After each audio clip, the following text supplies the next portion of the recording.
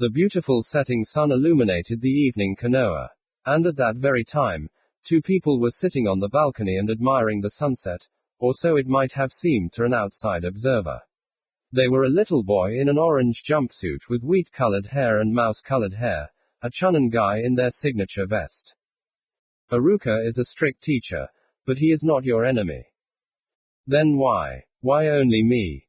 He wants you to become strong with all his heart. But it won't happen if he indulges you.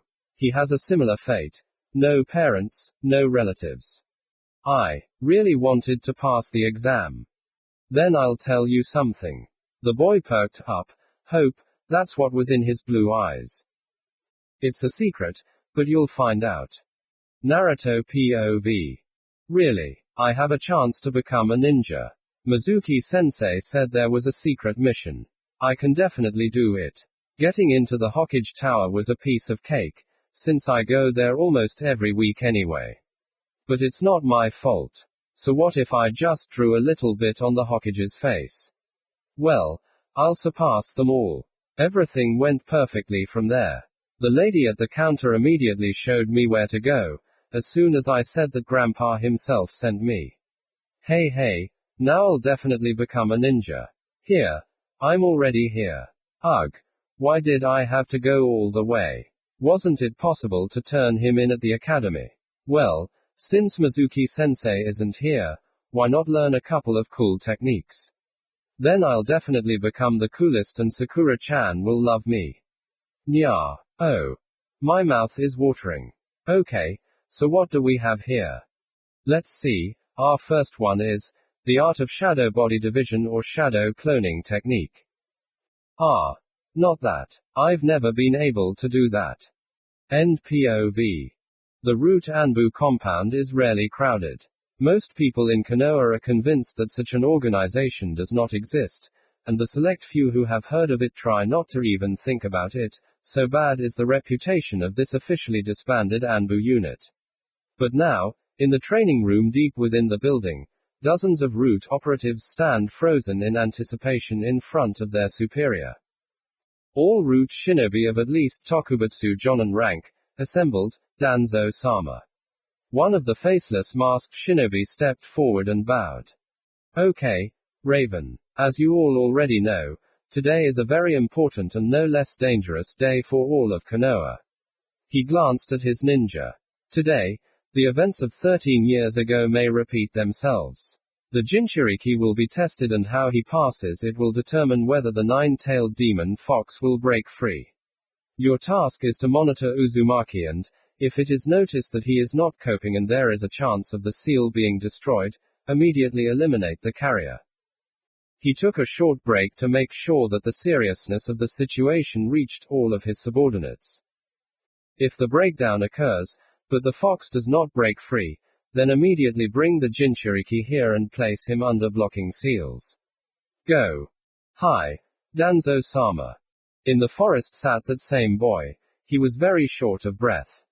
He sat holding a large scroll and had a very shabby appearance.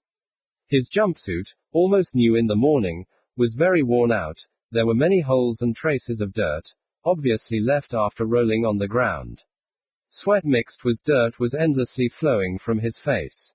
And then with another sway of the wind, which blew away a drop of sweat amusingly hanging from his nose, the Chunin appeared, slowly approaching Naruto. Phew. Got you. Hey. The look did not bode well. Naruto smiled involuntarily and began scratching his shaggy head. He. Hey. Have you found me yet, sensei? You're so fast. I only learned one technique. A slight look of surprise crossed the Chunin's face. Haruka-sensei, let me show it to you, and will you count me in the exam? After all, everyone who learned the technique from the scroll passed the exam. Ha, what makes you think that? And Mizuki-sensei told me everything. He told me where to find the scroll and this place. The next moment, kunai flew at Haruka, pinning him to the barn. Mizuki, and it was him, was sitting on a tree branch. Dozens of the root's best operatives, covered by the strongest illusions and henge, watched the battle of the teachers from the academy with tension. Of course, They were little interested in the fight of two mediocre chunin. They were closely watching the grimy boy with wheat-colored hair. I'll tell you who's been deceiving you all your life. No, don't you dare, Mizuki. Although all root operatives were almost completely emotionless, even they could sense the tension of the moment. Many of them had joined the force just after the nine-tailed incident 13 years ago, and they all knew what would happen if the fox was allowed to escape. Their hands gripped kunai and seal brushes until their knuckles turned white. But there was no doubt. If necessary, they would kill this little boy without hesitation. The spirit of the fox that killed Aruka's parents and destroyed our village lives within you. The nine-tailed fox is you. The shinobi in the raven mask gave the signal for readiness number 1. All the ninja urgently began to fold the seals for the techniques and prepare to call from the scrolls the last seals that remained from the Uzumaki clan and the fourth Hokage. No, I don't believe it. Everyone froze and seemed not to even breathe. One sign from the raven, and they would begin. A hand movement and 100 of the best root shinobi would complete their techniques. One hand pass. But they never got it. Sensei, how much more? Now you can open your eyes. Congratulations, Naruto. You passed the exam. Aruka Sensei. Somewhere beyond space and time, in a room without walls or ceiling, where the one who taught people ninjutsu spent eternity and was going to spend another, a boy appeared, with wheat-colored hair and blue eyes that looked at the world with hidden pain. Where am I? You are where you have already been before and where you will appear again. I hate riddles. That's the way you are, Ashura. Ashura. I don't remember. Is that my name? This is the name I gave you at birth. And who are you, Databio? Don't you recognize me, Ashura? The boy grabbed his tattered overalls, trying to catch his breath. He couldn't get enough air. I remember. I only remember the name. Indra. No longer a boy, he fixed his gaze, his deep, sea whirlpool-like, blue eyes, on the sage. I remember that I must help him. Fix something. I'm here to help you, Ashura. Help. I don't need help, I have to settle this matter honestly with Indra. I'm afraid you have no choice, I'll help you remember. No way. This is not my destiny anymore. I, Ashura, refuse and renounce the past. I feel that this time I will succeed. I believe in you, Ashura, as I always have. In both of you. Then. No. It is enough for my sons and the descendants to fight among themselves. But. Yes. Perhaps there will be much more bloodshed, and perhaps not. But this time your confrontation will end. One way or another. I will not accept my past and I will not let myself be pushed around. Not even by you. Now I will direct myself to the true path. Then I will grant you the future. Since you want to be independent of your past, let your future guide you, Ashura. But. Goodbye, Ashura. Chapter 2. The Hidden Leaf Village Hokage's residence was as crowded as ever at this hour of the day. Hundreds of people were coming to apply for missions, and shinobi were coming to report on their completion. Only one floor was completely empty, save for a few Anbu operatives watching the room from the shadows, and the Hokage's office itself. Only 2 people were in it, sealed with protective seals. So, how did it go? A dry old man with a short goatee in traditional white and red clothes and a wide hat of the Konoha cage looked attentively into the only eye of his interlocutor. Not bad. The boy was shocked, but the fox never showed itself. My men kept Uzumaki under constant surveillance and are ready to vouch that the seal of the fourth is still as strong as ever. That's good. We don't need another Jinchuriki like Suna, do we, Danzo? I still think that it should be given to me at the root. Then I could quickly make it into a weapon that would obey the village without question. No, Danzo. The Hokage pulled out smoking accessories from the drawer of the desk where he was sitting and began to fill his pipe. The village needs the guy not as a spineless doll, but as a shinobi who can, if necessary, consciously sacrifice himself for the will of fire. The old man raised his finger instructively. Do you want to continue the moral processing? The bandaged old man asked sullenly. Exactly. Voluntary service is always more productive than under duress. The Hokage took a deep drag, and then looked at his interlocutor again. Don't you remember that girl who served with Kakashi? Nohara Rin, I think. That's where the example of the true will of fire is, to sacrifice herself so that the monster wouldn't destroy the village. Could any of your dolls do that if they weren't ordered to? You're right, Hiruzen. I think if the boy is properly treated, he could become an even better weapon. That's why, Danzo, I am the Hokage. Your methods are too straightforward. Kill, break the psyche, plant a stash. Sometimes, by being more subtle, you can get much more. The old man with the cane only pursed his lips and squeezed his cane a little tighter. Come on, don't act like a young lady who's just entered a pub for the first time. Sit down already, the tea isn't young anymore. Does your back hurt? The Hokage smiled cloyingly. The bandaged old man sat down on the chair in front of the Hokage's desk, placing his cane next to him. Tell me about Uzumaki already. We didn't just get together for no reason. We need to discuss plans for him since he passed the test.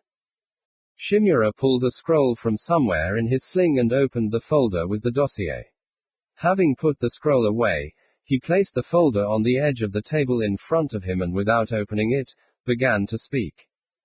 You already know everything. Uzumaki Naruto, now a genin, 13 years old. The characteristics from his teachers range from an evil little demon to just a confused lonely boy. It seems he didn't inherit his father's talents, so no special achievements were noticed behind him. He studied very poorly, often skipping classes. Taijutsu is surprisingly slightly above average, but far from outstanding, just an academic style. Ninjutsu was 0 until last night. Genjutsu is nothing at all. And what changed with his ninjutsu yesterday? The old man asked slyly, putting down his phone. The operatives report that he managed to study one technique from the scroll we slipped him. Shadow clones, to be more precise. And you say he has no talent. How long did you study it? Obviously not for a couple of hours. The Hokage chuckled, smelling of his pipe. What about the connections? Many residents avoid him and even fear him. And fear, as always, breeds hatred. He rarely hears a kind word from anyone, except that at Ichiraku Ramen he is always welcome as a regular customer. He has no special friends. Ordinary children do not want to play with him. But he sometimes meets with shinobi children, and they spend time together. These are mainly the heirs of the Nara, Akamaiki and Inazuka clans. It seems that they have some kind of views on the Jinchuriki. What about the people at the academy? Among other students, he singles out only 2 with his attitude. He has an unspoken rivalry with Uchiha Sasuke. Another headache. Hiruzen took a nervous drag on his cigarette. He feels some kind of crush on the clanless Haruno Sakura, who in turn is in love with Uchiha. Ha! It's like a love triangle. How serious is it? The Hokage clasped his hands and looked intently at Danzo. It's hard to say anything about Uzumaki, but for Haruno it's most likely not just a childish crush. Yeah. These kids are always such a problem. They're always fickle. He took another drag. Among the teachers, I only became close with Yumino Iruka, who, on your recommendation, took a closer look at Uzumaki. Yes, Naruto needed someone he could trust. Otherwise, he would have grown up to be a completely stuttering nutcase. He doesn't maintain contact with the children from the orphanage. That's basically it. What about emotional description? Shimura rummaged through the sheets of paper until he finally pulled out the last one, written by hand. Reckless and fickle. Has not shown any inclinations towards violence, rather the opposite. He is reserved and has a hard time making contact, subconsciously mistrusting all strangers. However, with friends he is completely open and always ready to help. I think that's exactly what's needed, right? The main thing now is to find him suitable teammates to whom he will become attached and will be ready to move mountains for Konoha. I'm thinking of assigning a few agents from Root. They'll be perfect. Don't make me laugh. Your emotionless dolls are more likely to scare the boy than to tie him to the village. He is Uzumaki. We need those who feel strong emotions themselves. Remember Mito-sama. Uchiha. They're rivals, and this can have a good effect on the development. Not only that, I think it would be nice to add some spice to their rivalry on the team. If you add a girl to them, Uzumaki will flatter himself to the max so as not to embarrass himself in front of her, especially in front of his rival. Uchiha won't be able to stand that someone is encroaching on being his equal. He considers himself a genius, and will also strain his veins. Sarutobi rubbed his hands happily. The last Uchiha and the last Uzumaki. Sounds good, huh? True. The Uchiha and Uzumaki Jinchuriki tandem can achieve a lot. But the rivalry should not go too far. Disunity in the team is unacceptable, so their sensei should be someone who can unite them despite the enmity. Besides, as you said, they are the last and it would be extremely unpleasant to lose them. Yes. It would be nice to have more Uzumaki, but what is not there is not there. The Hokage thoughtfully scratched his chin. I think I have one Jonin in mind. He is just an expert in such matters. You're not talking about Hatake, are you? He's emotionally unstable and dangerous. He can easily drive a Jinchuriki into a fit. You underestimate him. Kakashi is very sensitive in such matters. Who better than you to know what he went through and what conclusions he made? Is it decided then? Yes. The final team has been formed. Chapter 3. Despite the morning training, Uchiha Sasuke still made it to the distribution to the academy on time. Having habitually pulled a mask of icy calm and indifference onto his face, he sat down in his place and prepared to wait for the distribution to the teams. It's not that Sasuke treated his lessons with disdain and was often late. Far from it, he always took his studies very seriously and believed that there was no such thing as useless knowledge, so he always tried to remember even the most insignificant details. Previously, to become the best student in the course like his brother, so that the family would be proud of him. Now he had only one goal and any little thing could be useful in achieving it. Besides, he already knew most of the material, like history, geography or mathematics, at a decent level, as did most of his classmates who were studying in their clans at the same time. If you look at it that way, the theory didn't cause any difficulties even for clanless people like Haruno. The only exception in their class, someone who had gotten there in an absolutely unclear way, and who couldn't and didn't want to study, was the idiot Uzumaki. Imagine his surprise when, soon after him, this blockhead entered the empty classroom, and what's more, he had a Hittite lister on his forehead instead of his usual glasses. Sasuke expected him to pester him and brag about how he managed to become a genin and was even prepared to keep a disdainful mask on his face, but to his even greater surprise, Uzumaki just waved his hand and sat down next to him. Only now did he notice that this fool looked, to put it mildly, not very good. And it was not about his usual state of permanent horror on his head and dirty clothes. No, he himself looked bad. Huge bags under his eyes, apathy in his eyes, he simply sprawled on the desk, unable to sit up straight. Well, it looks like the extra test they gave him wasn't easy, so maybe he'll stop fooling around now. He only perked up a little when more scumbags Yamanaka and Haruno burst into the office. It wasn't that Uchiha was watching this idiot, but there was nothing to do, and he was sitting next to him and acting strangely. The idiot tried to mumble something about Sakura-chan, but these scumbags just ignored him and attacked Uchiha himself. Kami only knows what it cost him day after day for many years at the academy to endure all these fangirls. Scumbags who don't care about anything except the girlish desires definitely don't interest him. With all the commotion, he almost missed the sensei entering the classroom. We have divided you according to your capabilities. So all teams will be equal. So, The results of the division. In general, Sasuke didn't care who he ended up on a team with, as long as they weren't complete weaklings who would drag him to the bottom. Team number 7. Why is Uzumaki so excited? Uzumaki Naruto. I wonder if he knew or just guessed. Haruno Sakura. The blockhead looked at his new teammate with a smile. Knew. But she didn't appreciate his impulse, and to be honest, Sasuke understood her in some ways. Suddenly he realized that he did have a preference when it came to choosing a team. He really didn't want to be on a team with a psychotic scumbag and a lazy idiot. And Uchiha Sasuke. When he was told that he would become a sensei and would train a team of genin, he was, to put it mildly, not delighted, but as usual, he reasoned that he would conduct his test again, and when the team failed it, he would return to free missions with a calm soul. But when the Hokage herself said what kind of team it was, all hopes collapsed overnight. Training the Uzumaki Jinchuriki and the last Uchiha was not a request, but an order.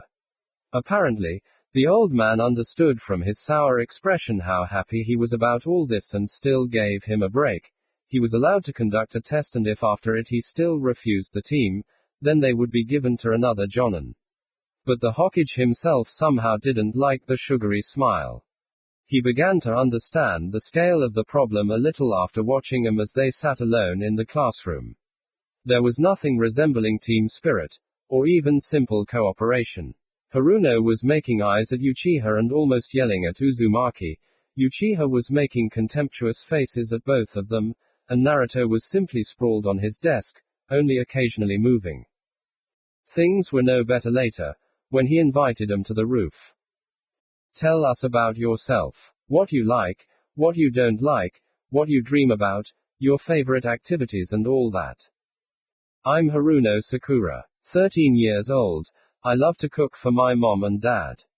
I dream of. She glanced at Uchiha, who almost raised his eyes to the sky in irritation.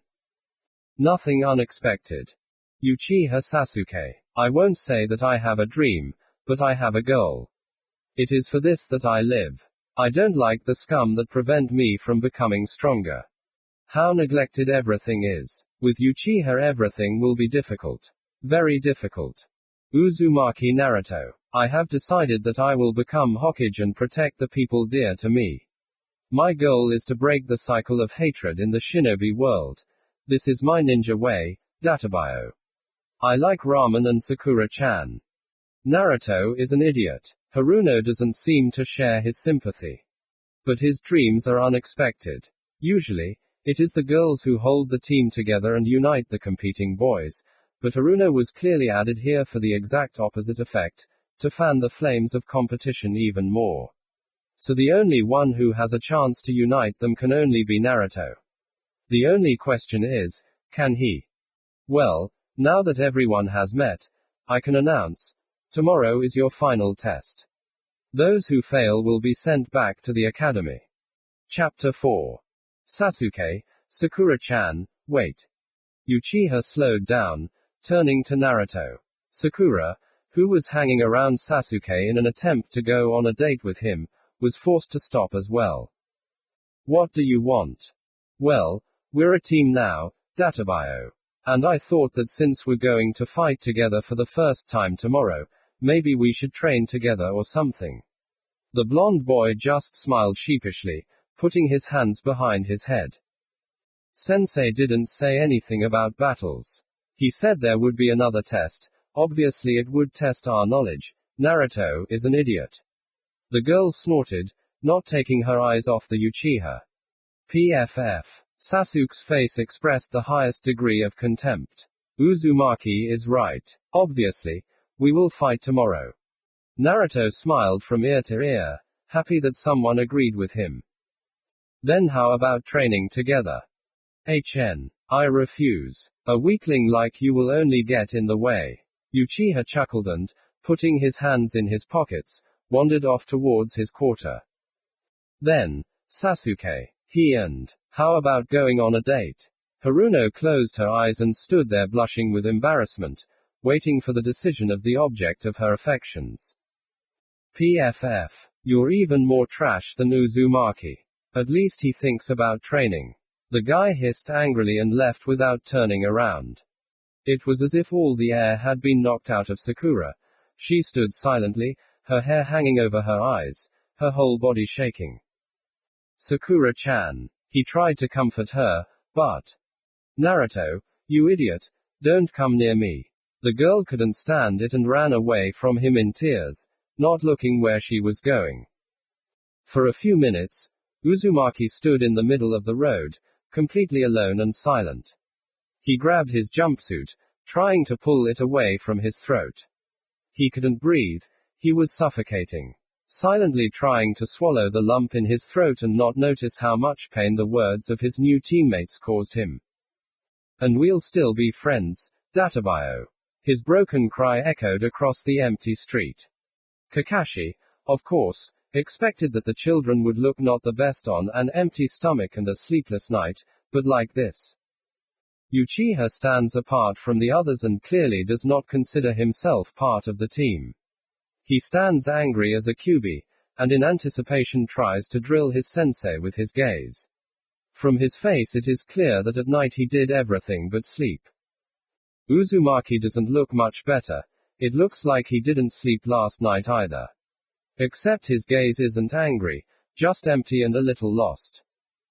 But if these two just don't look very good, then the girl is just awful.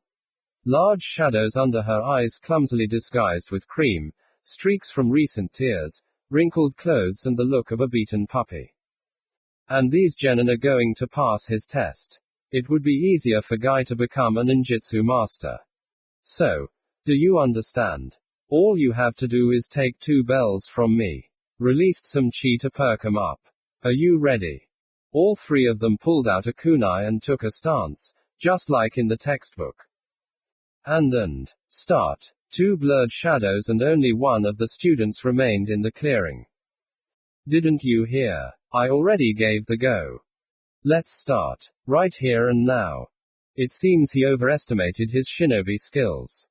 You don't even need to fight off Naruto's thrown kunai, just dodge it a little. This is clearly not his strong point. The jump and punch weren't as bad as he had begun to fear. At an acceptable level for a recent academy graduate. A jump off his footrest, followed by a block sequence of several combinations of classic leaf-style strikes. The blows weren't exactly technical, but they were strong. The guy just lacked speed and agility. Turning around to his back, a push, and Naruto flies and steps right on the trap. Now he is hanging by his feet from a tree. Hey, let go. In principle, his tie is acceptable. But this is clearly not what you expect from the son of the genius of the Third Great War, the Fourth Hokage. Frankly, Kakashi, even knowing in general terms about Uzumaki's life, was a little disappointed. And why didn't he at least use those same shadow clones? Didn't he think about it? Next Sakura. MMAR, that was too easy. Just showed a simple illusion, and she screamed and fainted. Yeah. The whistle of kunai brought him back to this mortal world. It seems the latter did not wait to be discovered, but decided to attack himself. It wasn't that hard to dodge. But he had set up a trap and shurikens were already flying to the best place to dodge. I think it would be a good idea to play along with him. From behind, I block him with a flying kick, and he, using my grip as a support for the blow, hits with his fist. Not bad. But I don't like his smile. Look where he's sticking his playful hands. He's already touched the bells. Time to break the distance. This maneuver was not easy for him. He is already breathing like a driven horse. However, I must admit that he has no shortage of speed. Kaiten. Gokaku no Jutsu. Too slow, Sasuke, but you have to give him credit. Not every genin can do that technique. But it's not dangerous for me. PSHH. What a surprise. I specifically chose a clearing with more stones. I thought it would hurt them more when they fell. Who knew that they were all Uzumaki under henge? He waited for the right moment when Sasuke distracted me with his technique and the clones rushed from all sides, removing the disguise. There's a fireball in front, dozens of clones behind and to the sides. Looks like I'll have to jump up. Jump. I see. There's a Naruto clone on the tree too. I threw a kunai while I was on the branch under the henge, so when I jumped it would cut the strings holding the bells. It would be even better if I threw it accurately. In the middle of a torn-up clearing with several burnt-out areas, all three genin were sitting and their sensei was giving them a dressing down. Bad. Really bad. You weren't thinking about the end goal at all, just stupidly rushing forward. In a real mission, you would have been killed. Hatake pointed his hand at the Uchiha. Sasuke, tell me, why couldn't you take the bells? We are too weak, the guy muttered through his teeth. True, but it's not just that. After all, I'm a jonin and much stronger than all of you. So the girl was different. What? Now he pointed at the girl. Sakura. I gave in to the illusion too quickly. The girl answered, clutching the edges of her dress and almost swallowing tears. That's true, but your main mistake is the same as Sasuke's. Naruto. I don't know. He just scratched the back of his head. The answer is simple, teamwork. Hatake raised a finger admonishingly. We must help each other. Sakura perked up. True, if you had acted together, you would have succeeded in taking possession of the bells. But it is too late to think about that now. We failed. Naruto looked at the ground gloomily. Almost. I'm ready to let you become shinobi, but there are only 2 spots planned. Kakashi threw a couple of bells to Sakura. You must decide for yourself which of you will return to the academy. But hurry, you only have a couple of minutes. I don't know. Sakura looked at the bells uncertainly. She glanced at Sasuke, then at Naruto. It's okay, Databio. I can't go back to the academy. It was physically obvious how hard it was for Naruto to say something like that. He was shaking, but he held on. Sasuke just clenched his fist and slammed it onto the ground. Don't be a complete idiot. You barely passed the exam this time, and there's no guarantee you'll pass it again. I was the best student in my class, so I can definitely pass the exams again. No, Sasuke-kun, it's me. My fault. I hardly did anything. I'm the one who has to go back. Sakura's eyes were filled with tears again. I can't admit that I lost just because of some weakling. It's all because I'm too weak. Are you done? So, who of you will return to the academy? I. Then, you all passed. Chapter 5. Despite the fact that only a few knew about training ground number 17 on the outskirts of the village hidden in the foliage, it was unusually rarely empty. For almost 10 years now, one of the most hard-working shinobi has been coming here to train day after day. He trains hard to prove to himself, his teacher, and the world that he can become a good shinobi even without the ability to use ninjutsu or genjutsu. But at this early hour, when not even all the birds have started singing yet, and the night chill is still in the air, he came here to do his morning training, but found that the training ground was already occupied. A guy in a beautiful, but not as beautiful as his green tights, orange jumpsuit was diligently training with one of the dummies, practicing various strikes. Ouch. Unfortunately, the dummy was mobile and could easily hit back. Don't give up. You can do it. In the name of the power of youth. The blonde genin flinched, snatching his kunai and jumping away from the dummy. I almost died, Databio. The power of youth burns within you. Your reflexes are on point.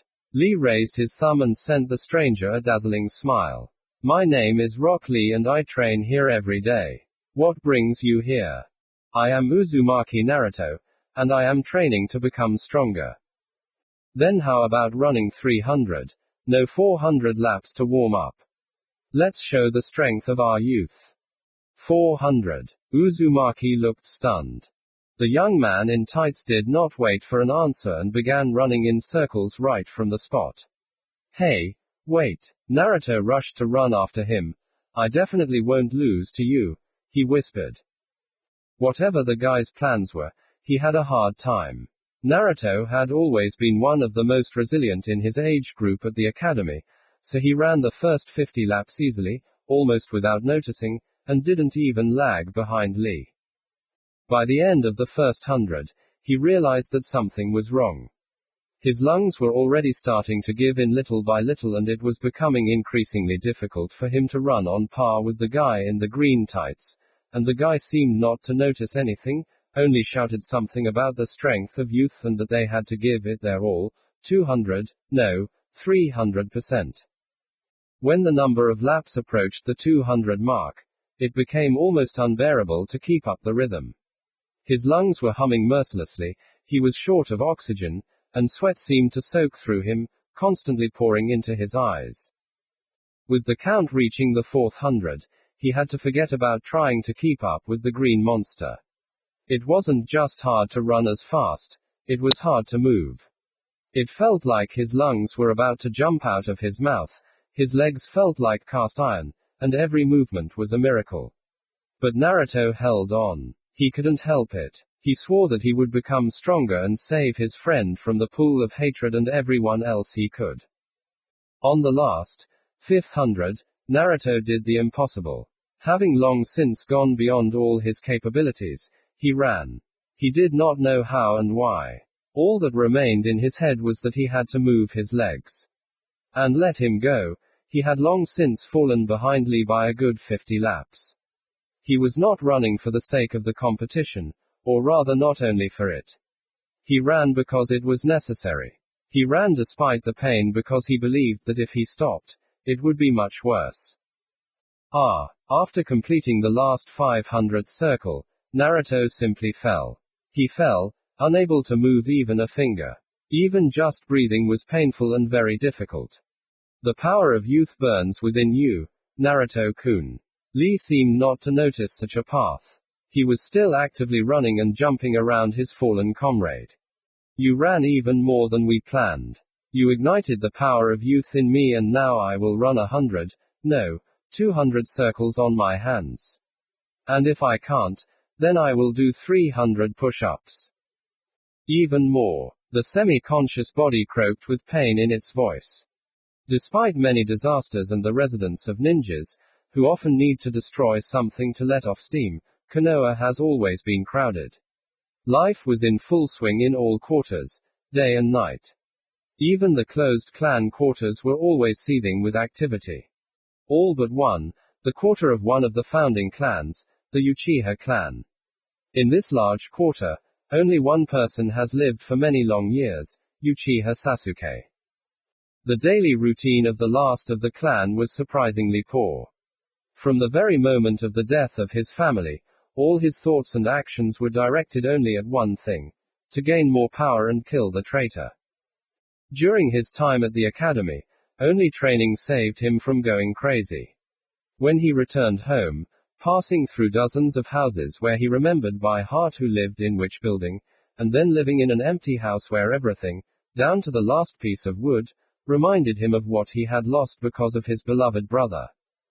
Every night for many years now he dreams of their faces, he dreams of riding on his brother's back. But it always ends the same. He sees his dead parents and his brother with a bloody sword. Only when he was exhausted beyond his limits could he hope to simply fall into bed and simply open his eyes in the morning for it all to start over again. The only goal in his life that gave it any meaning was revenge. His brother had to answer for his sins, and there was only one price to pay for them: death. And after that, he never thought about it. He was just scared to think what he would do next. For several days now, he and his team have been doing missions like weeding the garden beds or searching for a runaway cat. It was incredibly annoying. It seemed like every moment he spent on such things he could have spent training to bring the day of revenge closer. No, Sasuke was not a fool or a narcissistic bastard as many believed and generally understood why such missions were necessary. But He was scared. Terribly scared. It seemed that without training, without becoming stronger, he was giving up on revenge. Renounced his goal. But he did not know what to do without it. Only unconditional confidence in it protected Sasuke's heart from the claws of horror and despair. It seemed to him that if he gave up revenge, then it would be better to kill himself than to live in this world. On this day off he did exactly what he always did. He trained. Kaiten. Gokakyu no Jutsu. The seals are learned to the point of automatism and the fireball flies out in a split second, burning another dummy. Sasuke then does a somersault and a backflip, dodging an invisible enemy in midair, throwing 3 kunai at him and then throwing a dozen shuriken at targets along the edges of the training ground. Landing and again somersaulting with a kick in the air. The clan style of taijutsu had been honed more than once or twice. But the clan style mainly uses acrobatics and counterattacks at high speeds, so without the clan dojutsu activated it was not so effective. He really needed an opponent to spar with. Fighting with a shadow was useful, of course, but not nearly as effective as fighting with a live partner. But there was no one. After the massacre his brother had caused, Sasuke had only been visited a few times over the years. Most of them were by the Hokage, who dropped by to see if he, Sasuke, had gone crazy. Everyone had forgotten about the Uchiha. No one needed an orphan who was left without the influence of a large and powerful clan. His pride wouldn't let him go around asking like a beggar. He wouldn't lose the last respect that was left from the Uchiha name. Who would respect the clan when its members ran around begging for a few lessons? After all, the name is all that is left for his clan.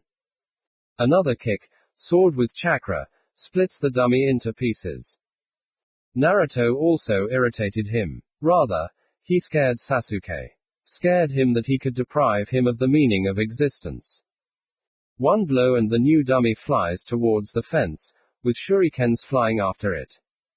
After all, if the lazy and talentless Uzumaki can surpass him, then it will turn out that everything that Sasuke has achieved, all his daily training to complete exhaustion, will be meaningless.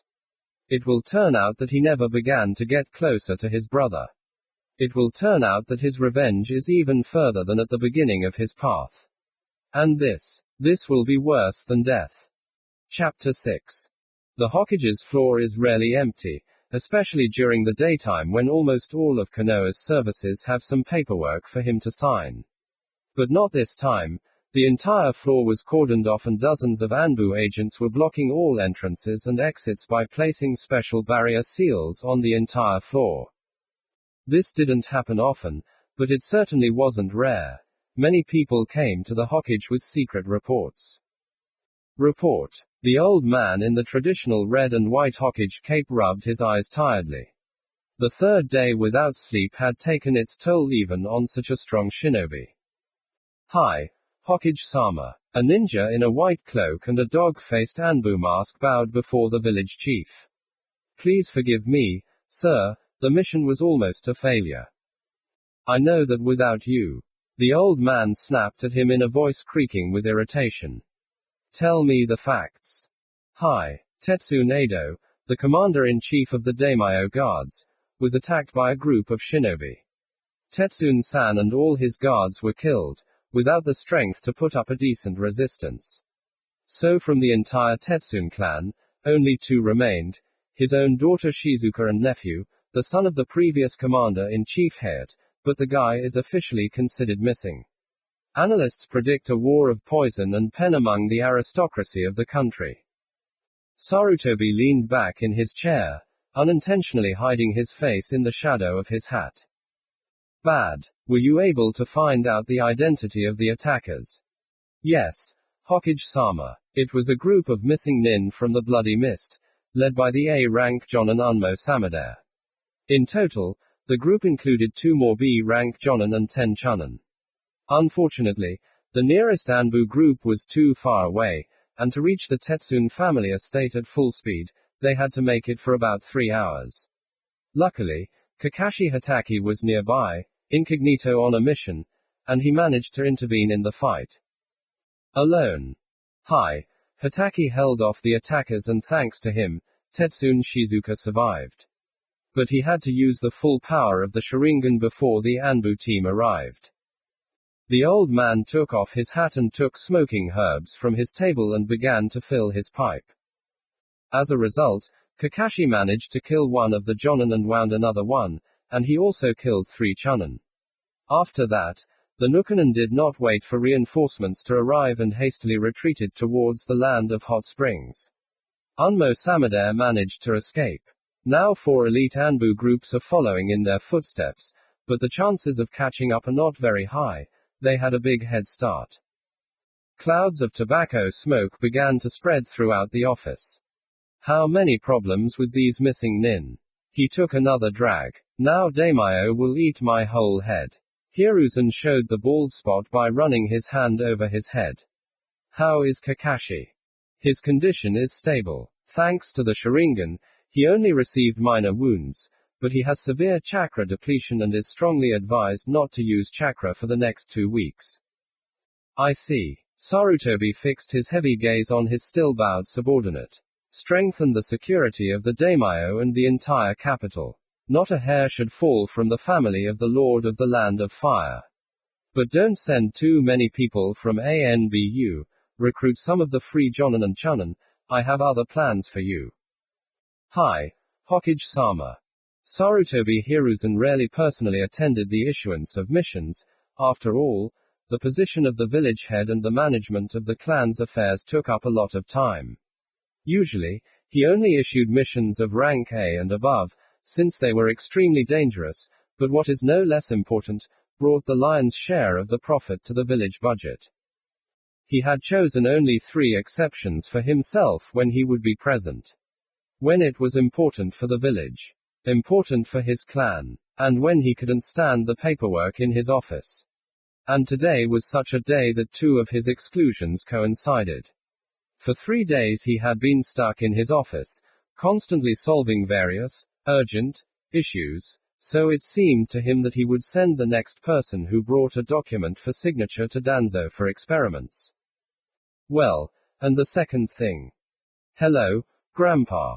Today, he was going to send the Jinchuriki and the Uchiha on their first C-rank mission.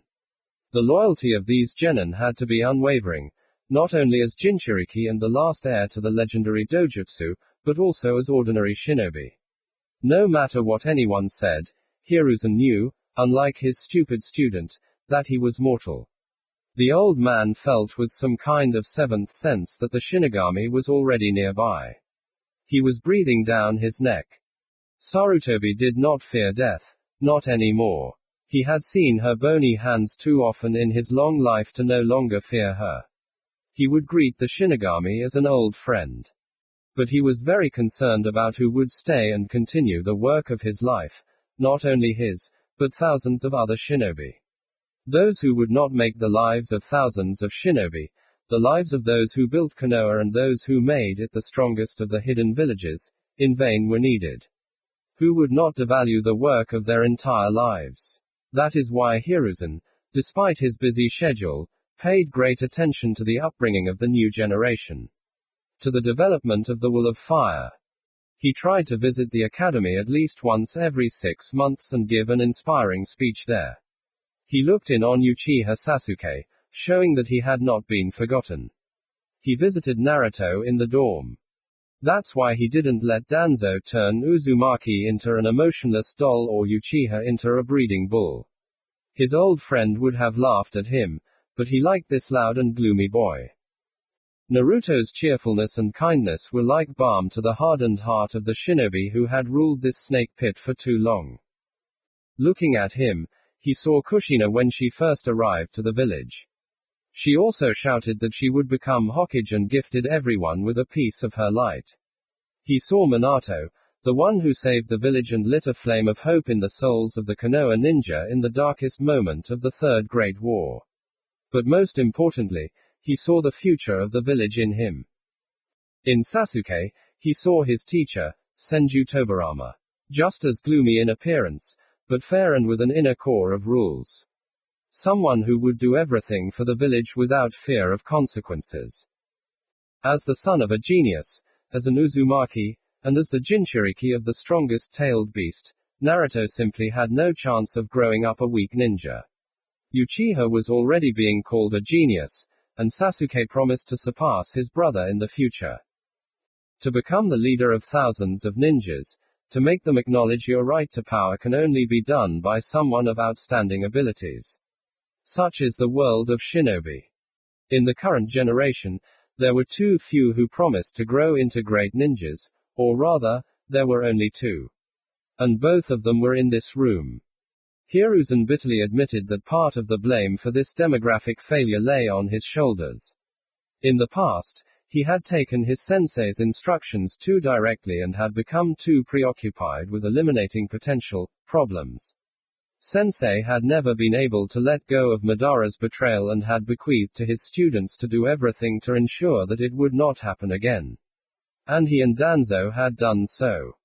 However, when the veil finally lifted from Hiruzen's eyes, it was too late to change anything. The Senju, Kurama, Hatake and even Shimura clans had not only lost strength, they were on the brink of destruction, with only one member left. Then he left. He left the post to the young and promising Minato. And he did not disappoint him, saving the village from economic collapse after the war and even pacifying the clans led by the Uchiha who almost started a civil war. But Minato was not destined to rule for very long. That night, Sarutobi lost his wife. And the village lost its Hokage, Jinchuriki, the rest of the Uzumaki clan, and a third of all shinobi in the village. All this broke him, and later, when it was necessary to pacify the Uchiha once again, he lost heart and let Danzo persuade him. Looking back, he understands that Fugaku would hardly have started an open rebellion, rather it would have been a secret attempt on his life. And now the entire village is reaping the fruits of his weakness. Only 2 children have a chance to become Hokage and lead the village. Hello, Mr. Hokage. We have come for new missions. Kakashi's voice brought him out of his reverie. Hiruzen leaned his elbows on the table and looked closely at Team 7. I don't even know what to offer you. Maybe a new weeding of the beds. Of course, Naruto began to object. Uchiha supported him and even the girl got tired of the same type of D-rank missions. No, just don't weed the beds again. But the question was not addressed to them, but to their sensei. I think my students are mature enough to do something more serious. The question wasn't whether the genin were ready, they had already completed dozens of missions and were ready to carry out missions outside the village. The question was about Kakashi's condition. He hadn't fully recovered from that fight with the missing nin from the Bloody Mist. And if they encountered something serious along the way, was he ready for battle? But it seemed he was already sick of watching the genins ruining the beds and chasing cats. Well, Hiruzen was ready to meet him halfway. Since your sensei decided so. Really? Hooray! The boy jumped up in a triumphant gesture. Naruto is a dumbass.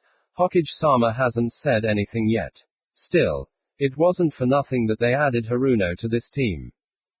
I just have a C rank mission for you. You will be guards.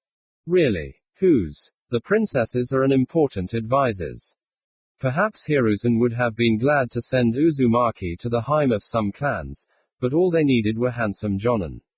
True, they had to pay for ordinary security almost more than for a B rank mission, or even an A rank mission, which was somewhat comforting. Invite the builder. The shinobi at the door only nodded and silently disappeared behind the door, to return in a minute. What the hell? They're just kids. The man, not very old but already slightly gray-haired, muttered and took a swig from the sake bottle. Hey, easy. On another day, this squabble would have been funny to watch, but not today. Introduce yourself. I am Tazuna, engineer. You will protect me on my way to my country, where I am building a bridge. I hope you will ensure my safety even at the cost of your own lives. Chapter 7. Night fell on the land of fire, only the moon, according to legend created by Rikudo Ootsutsuki himself, and dim stars illuminated the clearing in the forest near Konoha. On it, not even risking to light a fire, sat two people wrapped in the dark cloaks up to their eyes. Nearby lay their equipment, which gave away the profession, shinobi. Ah, this weather will soon kill me. I just had to sneak into the village, smash it to the brim at night, and that's it. And now we'll be stuck here for who knows how long, waiting for the old man. The guy with the Hittite of the hidden mist with two paired horns on spat in indignation. His interlocutor, the same shinobi as he was, wearing a Hittite of the hidden mist, but with one horn, only chuckled habitually. You're always like this. You're such a bore. Instead of supporting me, you just smirk. The boy continued to sharpen his kunai. Although, maybe you're right. Still, breaking into a hidden village is not like spoiling the girls in Kiri. Hey hey. This time the other guy reacted, putting down his kunai and giving him a sharp look. That's exactly why we ended up in such a hole, Meizu. If you had kept your cool back then and not gotten involved with that girl from the Yuki clan, we would still be serving Kirigako now. Come on, brother, who could have known that later we would be taken for sympathizers of the clans? He spread his hands in his defense. The guy with one horn on his Hittite just continued sharpening his kunai. The shinobi continued to prepare their equipment in silence for a while, kunai, shuriken, seal explosion, and lubricating their famous gloves with poison. Tell me, Meizu, don't you regret that we joined Momoki-sama? He continued his work without looking up at his brother. You're still worried about dragging me into this adventure of assassinating the Mizukage. Haha, don't worry, how can I let you go, such a bore? Meizu leaned back against the tree and looked up at the sky filled with stars. You know, I still dream about her at night. Yuki Rei. It's not that I care about her or anything, but I think that if a village burns such a sweet girl alive just because of her origin, then there's something wrong with this village. And you're, Momoki-sama, the guy mimicked his brother, was the first of all to decide to do something. So no, I don't regret it, brother. The brothers sat immersed in their thoughts. For a while only the sounds of night birds filled the clearing. Come on, Gozu, don't be a complete idiot. Why be sad? Life needs to be lived so that there's something to tell the Shinigami. Besides, we're shinobi, and who else but us, who walk on the edge too often, should take everything we can from life. And don't ask, we won't stop by on our way back to see your new flame in Fukuyama. His brother grumbled, but it was clear that the gloomy mood had left him. Have I already said that you are a bore? Have I? I'll say it again. How can you deny yourself the little joys of life? As far as I remember, they weren't that small. Vesco noted to Goza. The brothers couldn't help but laugh, and the tension that hadn't let them go from the land of waves itself gradually receded. POV Naruto Uzumaki. Grandpa Hokage gave us the exact mission I was thinking about, Databio. The mission in the land of waves is ringing in my head like a bell, and although the old man said that the mission would only be C rank, I think we won't get by with anything less than A rank. And I went outside Konoha for the first time. It was amazing. So many new things, and when we passed one of the local towns, I almost forgot that we were on a mission. And the guys completely agreed with me. Sakura ran and looked at almost every stone, and Sasuke, although he tried to seem like the same arrogant bastard, but I saw how he greedily looked at everything he could, while he thought that no one was looking at him. It wasn't that there was anything special here, it was probably an ordinary town of hundreds in the land of fire, but to us, those who had lived our whole lives in a hidden village, everything seemed new and unusual. And the town would have left only good impressions on us if Tazuna hadn't bought some alcohol there and immediately started drinking it. Ugh, not cool at all. And then, we entered that very forest. Why that very forest? I don't know how, but I knew that we would be attacked there, and I knew that it would be done from a puddle by water element ninja. To say that it didn't scare me would be an understatement. Iruka-sensei said that the greatest fear is the fear of the inevitable unknown. And he was right, databio. At first I thought I was just winding myself up. This had happened before, when I was afraid to go outside on my last birthday, thinking that a drunken crowd would attack me. Then I decided that this was not my ninja way, to cower under the bed, and overcame myself, going for a walk around the village. And strangely enough, no one attacked me. But when I saw the bridge exactly as I had seen it in my head, there was no time for jokes. But I wouldn't be me if I gave in to fear. I'm the future Hokage, databio. And I decided that since I knew we would be attacked and I knew where it would come from, I had no chance of screwing up. I would protect Sasuke and Sakura, and we would finally become friends. I was already thinking about what to throw into a puddle when it started to rain. Yes, it was raining. And now I couldn't take a step without stepping into a puddle. And how can I now determine which one is the one? And even though I was on guard, I missed the first attack. The rain was pouring down too hard and visibility was so-so, and these two ninja in cloaks moved almost as fast as Lee in our training. Kakashi-sensei. Two enemy shinobi attacked the teacher at great speed, swaddling him with the jagged chain, secured in special gloves for each, and then, pulling sharply, cut him into small pieces. That's what everyone thought, even those chain-wielding shinobi. That's what I would have thought too, but I don't know why, but I saw it.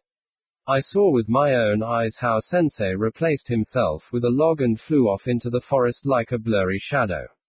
If only I could be that fast, databio. Now it's your turn. The two unhooked their chain and split up, deciding to attack us from different sides. I can hear Sakura running forward behind me, shielding Tazuna. To my right, Sasuke has entered into combat with the guy in the one-horned forehead protector. But all my attention is focused on my enemy.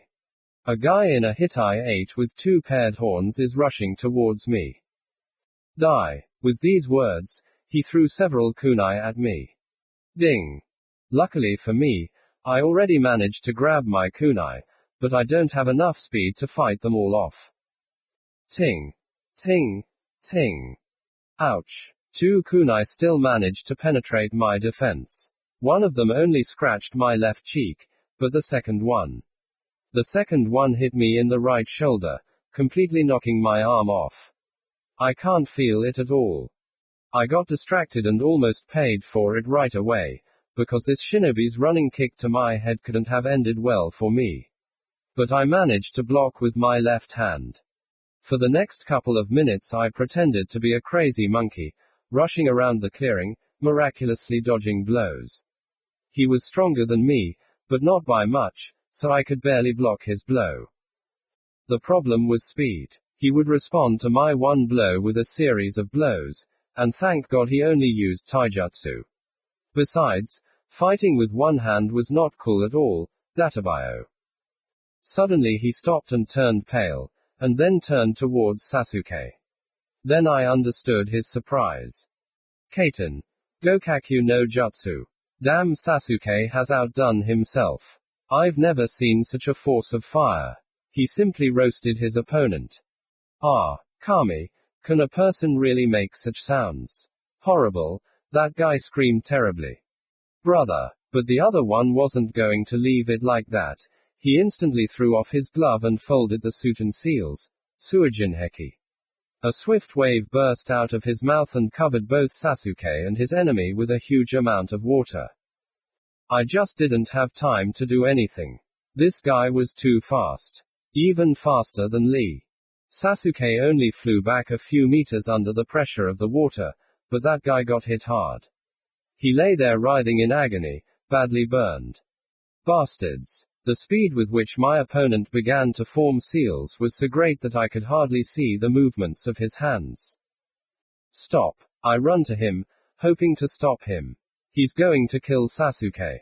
Uchiha is still trying to get up after the wave. It looks like he got hit pretty hard. Suda. But I didn't make it in time. But Kakashi-sensei did, stopping the creation of the technique at the last second with a kick to the stomach. Phew, we are saved. Chapter 8. Glory to Kakashi Sensei. Despite our wounds, we still decided to continue our journey to the land of waves. I don't know exactly why, but I feel like I have important business there. Sensei only bandaged our wounds and sent his clone to deliver the enemy shinobi to Konoha. And how did he even know my jutsu? Did he really steal the Hokage's scroll too? But if at the beginning of the journey everyone was having fun and interested outside of Konoha, now we are all fed up with this road. Databio. End POV. It's getting dark. Do we have to sleep outside again? Sakura expressed the general opinion. No one wanted to fall victim to mosquitoes again. No, this time we'll spend the night under a roof over our heads. Soon. Here we go. Sakura, look at the horizon. The young Kunoichi, frowning her thin eyebrows, peered into the horizon. There's a city there, Databio. But Naruto beat her to it. That's right, Fukuyama is a small transit town on the road to the sea. Traders usually travel here. Kakashi didn't want to sleep on the street either. And we'll spend the night there. Yes, Naruto. Soon the Konoha shinobi finally reached the city, but there was only one inn. Stay here and guard Tazuna-san, and I'll book us a room. And try not to get into trouble. Hi, Sensei. The genin responded in unison. The town did not make a positive impression. Dull, but more or less tidy streets, shabby houses, in some places the roofs were missing tiles. The only bright spot in this dismal town was precisely this hotel. At least you couldn't tell that it had lived in the times of the founders. AAA. Please have pity. This is all I have. Paradoxically, curiosity is in the blood of shinobi. So the next moment, 3 curious heads popped out from around the corner of the hotel. A blonde one, a jet black one, and a light pink one. And what they saw could not please them. In the middle of the shopping street, many people were crowded, watching the events in the center. A young man in plate armor that had seen better days towered over a vegetable vendor.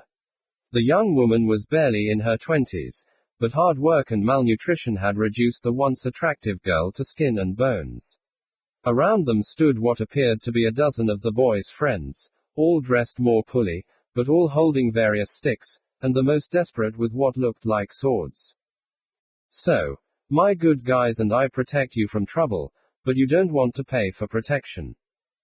But I gave it to you. The girl began to make excuses, but the guy interrupted her with a decisive wave of his hand. This is not enough. Come on, I'm sure you have more. We have nothing to eat as it is, please. Ha ha. You heard, guys. She's asking us. The friends around burst into laughter. Nobody is attacking us. We have nothing to defend ourselves from. Blow. The armored leader hit the girl in the face. Listen, baby, if you don't pay, then we'll come to you ourselves and see what valuable thing you have there. He grabbed the girl by the chin and brought her closer to his face, turning her in different directions, examining her. Guys, how about showing this scum where it belongs? A friendly obscene roar was his answer. If you can't pay in coin, you'll work it off. This will teach you a lesson. He spat obscenely and looked around the street full of people. There were many local men standing there, but not one stood up for the young tradeswoman. They all looked at the ground in shame. It seems to me or your little sister doesn't owe you anything, Databio. The appearance of the blonde boy did not go unnoticed. Everyone, absolutely everyone, looked at him as if he were the second coming of Rikudo Senin. But the leader was the most surprised. Hey, it's POV. And the day had started off quite well. The blacksmith had paid us well, and I was already looking forward to enjoying the well-deserved rest, but it was not to be. The boys were not satisfied again. Kami, how many years has this been going on? 3 years have passed since I decided to run away from the capital and my evil uncle. Well, this is clearly not the future the father expected for the second son of an ancient family. At first, everything went well. I was respected in the wilderness. Here, for many years, no one had laid eyes on the authorities, and a man in armor, even in such an old one as mine, was already taken for a blessing. All sorts of shady characters quickly began to stick to me. I thought it was cool. Now I had my own warriors. I dreamed of how I would return to the capital surrounded by my small army. Kami has a sense of humor. Then someone suggested collecting tribute from a local town. I decided that this was also cool. Now I myself am like a small daimyo. I will become the head of the city. Everyone will respect me. But when I suggested paying the required amount to the capital, they did not understand me. Moreover, I realized that if I did not explain myself now, then I would definitely never see my uncle or cousin again. I had to wriggle out of it, said that it would be better to pay part. Otherwise the evil guards of the daimyo would come and hang us all. I told them a couple of tales about how I saw what they do to embezzlers.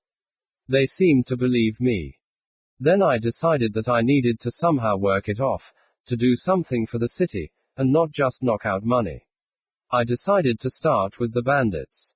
Kami, the way they looked at me, I thought just a little more, and my mortal soul would go to the clean world. But they again bought my idea about getting rid of competitors. Then there was the idea of a hotel.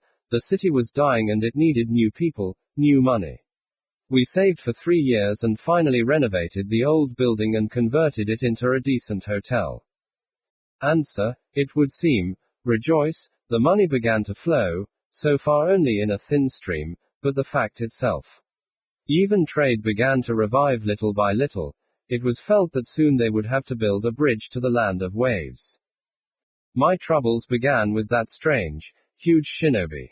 All the shinobi I had seen before were not very tall and thin like a praying mantis. But this one was almost 2 meters tall and weighed almost twice as much as me. And then there was that protector with the oil symbol. We tried to please him. The best food and the best wines. And he got drunk. He got drunk and destroyed half the hotel. He destroyed it and ran away without paying. Everyone was furious, but I managed to calm the guys down, and we all chipped in for the repairs. And as usual, everything went wrong. First the guys decided that since they had taken their hard-earned money, others should pay more. But they had nothing to pay. People were already poor. I tried to explain to them that the richer the people who pay taxes, the more of these taxes go to us, that we need to wait a little until the city becomes richer. But they did not understand me. For them, making the peasants richer was tantamount to making them poorer. I saw the greed burning in their eyes. If I did not lead them to collect the additional tax, then they would go themselves, and I would stay here forever. It seems that my authority as that cool capital city guy in armor no longer worked as it should after 3 years. So I had to drag myself and collect additional money from the people. I tried not to get close to the really poor, so as to leave them at least something to survive. Everything was fine. The blacksmith was quite wealthy and was able to pay to more or less quench their thirst for money. I was already going to take them to our house, drink sake, and tomorrow they would not remember anything, as usual, entrusting everything to me. But she came across. The girl who fled the water country a year ago. Although we didn't have the money to help her properly, but I still don't know why, but somehow she reminded me of my cousin who stayed in such a distant capital. Although there was nothing in common in appearance, there was something similar in her movements, her conversation and her character. I decided to help. We gave her a house that was left by a deceased herbalist, and patched up the roof and walls as best we could.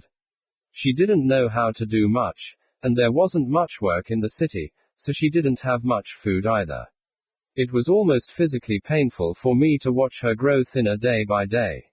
When I noticed how her cheeks had sunken in and that all her clothes were hanging on her like a sack, I couldn't stand it and started carrying a bag of groceries at night and leaving it in front of the door so that she could find them in the morning. I had to do everything secretly, otherwise the guys wouldn't have understood me. and so we met her at the most inopportune moment. In fact, she very rarely paid taxes. Most likely, she simply had nothing to pay with, which I tactfully turned a blind eye to when I made my monthly report. The guys started shouting at her to pay her taxes and not be useless. That everyone pays, and she should too. But she refused, shouting that it would be better if the Shinigami took all of us, the rootless creatures. It was very offensive. But my guys were even more offended when a couple of minutes before that we forgave a small penalty to a berry merchant. I saw their eyes. They were furious and ready to do any crazy thing even if they regret it tomorrow. Besides, we had already managed to drink sake, so I decided that we needed to let off steam as soon as possible before it came to blood. So, my good guys and I are protecting you from trouble, and you don't want to pay. But I gave it to you. It seems she finally realized what an unpleasant situation she had gotten herself into. She looked away and started babbling something. But the guys are already at their limit. Besides, she hasn't paid anything for 2 months. I know that, because I keep track of the treasury myself. That's not enough. Come on, I'm sure you have more. A little white lie. The additional tax can't be more than the basic tax, so she'll pay even less this way. We have nothing to eat as it is, please. Ha ha, you heard me, guys. She's asking us. They need to let off steam. Let them laugh. Laughter will take away the anger. Nobody attacks us. We have nothing to defend ourselves from. That's right, nobody attacks us, because we fight with someone here almost every month. The guys' eyes are bloodshot. They all remember how Koji died in the last skirmish. A cheerful fellow who always raised our spirits. Hit. It's better that I hit her and not so hard than that others beat her to death. Listen, baby, if you don't pay, then we'll come to you ourselves and see what valuables you have there.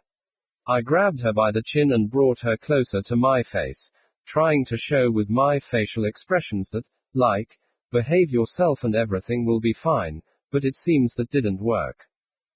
Guys, how about showing this scum where it belongs? The friendly cry of the guys whose sense of injustice had not yet passed was my answer. If you can't pay in coin, you'll work it off. This will teach you a lesson. Work in the hotel kitchen for a couple of days, earn a couple of coins. The girl is cute, you'll see who she'll marry and another headache will disappear. I looked around the street full of people. The people around seemed to agree with me. The locals, unlike her, remembered what kind of chaos had been going on here before we arrived. Someone was even nodding approvingly. It seems to me or your sister doesn't owe you anything, Databio. Your mother. Some short guy in an orange jumpsuit. There were just a couple of details that really bothered me. And if he could still find a kunai, then he probably wouldn't find a protector. Who the hell are you? Kid, do you even realize who you're dealing with? KSO, we need to do something immediately. I am Uzumaki Naruto, the future Hokage. Who? What? Kami, Hokage. Who is this anyway? Have you completely lost your fear? You need to turn on the fool. Fools don't get beaten. Right. Ah. Boss, he has a ninja protector. Oh. Come on, I didn't notice. What kind of ninja is he? Just look at him. He probably stole a bandage somewhere and now he's walking around scaring people. Arata, who's pulling your tongue? Let the girl go. You are not the daimyo's men or shinobi, so she doesn't owe you anything. The guys laughed. No one believed that this kid could throw everyone here. On the other hand, unlike me, they hadn't seen how a tiny girl threw 2 big men at the reception at daimyo's. The people also looked at the not-so-boy strangely, like a fool. Run, fool. Where are you going, fool? Shut up. He hissed at her. Maybe they will listen to me after all and everything will work out peacefully. Her. Or what? She didn't pay and now she's our property. Arata, I'll definitely kill you. While I was incinerating Arata with my gaze, one of the guys punched her in the stomach, causing her to fold in half, freeze in an inaudible scream, and fall to the ground. Now I'm definitely going to meet my father in the pure world. End POV. Naruto's features, always bright as day, darkened. Something in his expression changed subtly. The bandits took a step towards the fair-haired boy. Uzumaki's speed always left much to be desired, which very often affected battles. In battles with other shinobi, of course, but the bastards coming towards him were not them. And what else can you call them when they dare to beat up his little sister? Many people didn't even have time to look away. Something yellow flashed, and the first of a dozen flew upward from an uppercut. What? This time Naruto didn't wait. The first fight taught him a lot. I am Uzumaki Naruto. Remember this name. 2 more bandits fell, scraping their fingers on the ground. He didn't even have to dodge. The difference between a genin and a non-shinobi is quite significant. So after a couple of heartbeats, only the leader of the bandits remained on his feet. Guys. His gaze darted from one face to another, his accomplices. He was clearly afraid that the same fate awaited him. Sensei asked me not to get into trouble, and I wanted to resolve everything peacefully. Peace. There is surprise, disbelief and anger in the eyes. And then he too flew away from a direct kick to the chest. The blonde one just looked at him in bewilderment, scratching the back of his head questioningly. Naruto, I asked you not to interfere. Kakashi-sensei had already returned and was now standing with his students and Tazuna, looking displeasedly at Naruto and the dozen bodies of varying degrees of moaning around him. Ah, they started it themselves. It's not my fault, Databio. Hey, I believe you, Naruto. Are you hurt, little sister? Naruto turned to the girl. He was slightly disappointed and absent-minded. Upon closer inspection, her hair was not scarlet. It was only faded copper-colored hair, which brought on some kind of vague sadness. She dropped abruptly to her knees and lowered her head in respect. Thank you, kind sir. The entire team number 7 was surprised. But not Kakashi and Tazuna. Who are you talking to? He turned his head around, looking for who she could be talking to. To me. Hysterical notes appeared in his voice. Please accept my sincere gratitude. Unfortunately, I have nothing to repay you with. Forgive me. And she shrank in anticipation of the blow. Don't worry, Naruto was just trying to help. Please stand up. The girl looked up at the extremely embarrassed Naruto, then at the all-understanding Kakashi and stood up uncertainly. What is your name? Aki, sir. No need, we're just traveling shinobi. Yes, Sister Aki, we are on a mission. Naruto. Sakura didn't like that very much. Blow. Why Sakura-chan? What were you thinking when you attacked him alone? What if there were shinobi among them? Sorry Sakura-chan. Naruto said sadly. Sasuke just chuckled cheerfully. Oddly enough, he was in solidarity with Naruto. If it weren't for that idiot, he would have gone and beaten him up himself. And he was also amused by Sakura's squabbles with Naruto. Next time, think with your head. Okay Sakura-chan. Still sad. Kakashi-sensei, what's up with the hotel? Sasuke decided to clarify, because he still shuddered at the memory of the local mosquitoes. Sorry, but the hotel is closed for renovation. As I was told, huge shinobi with white long spiky hair and dirty jokes passed by here.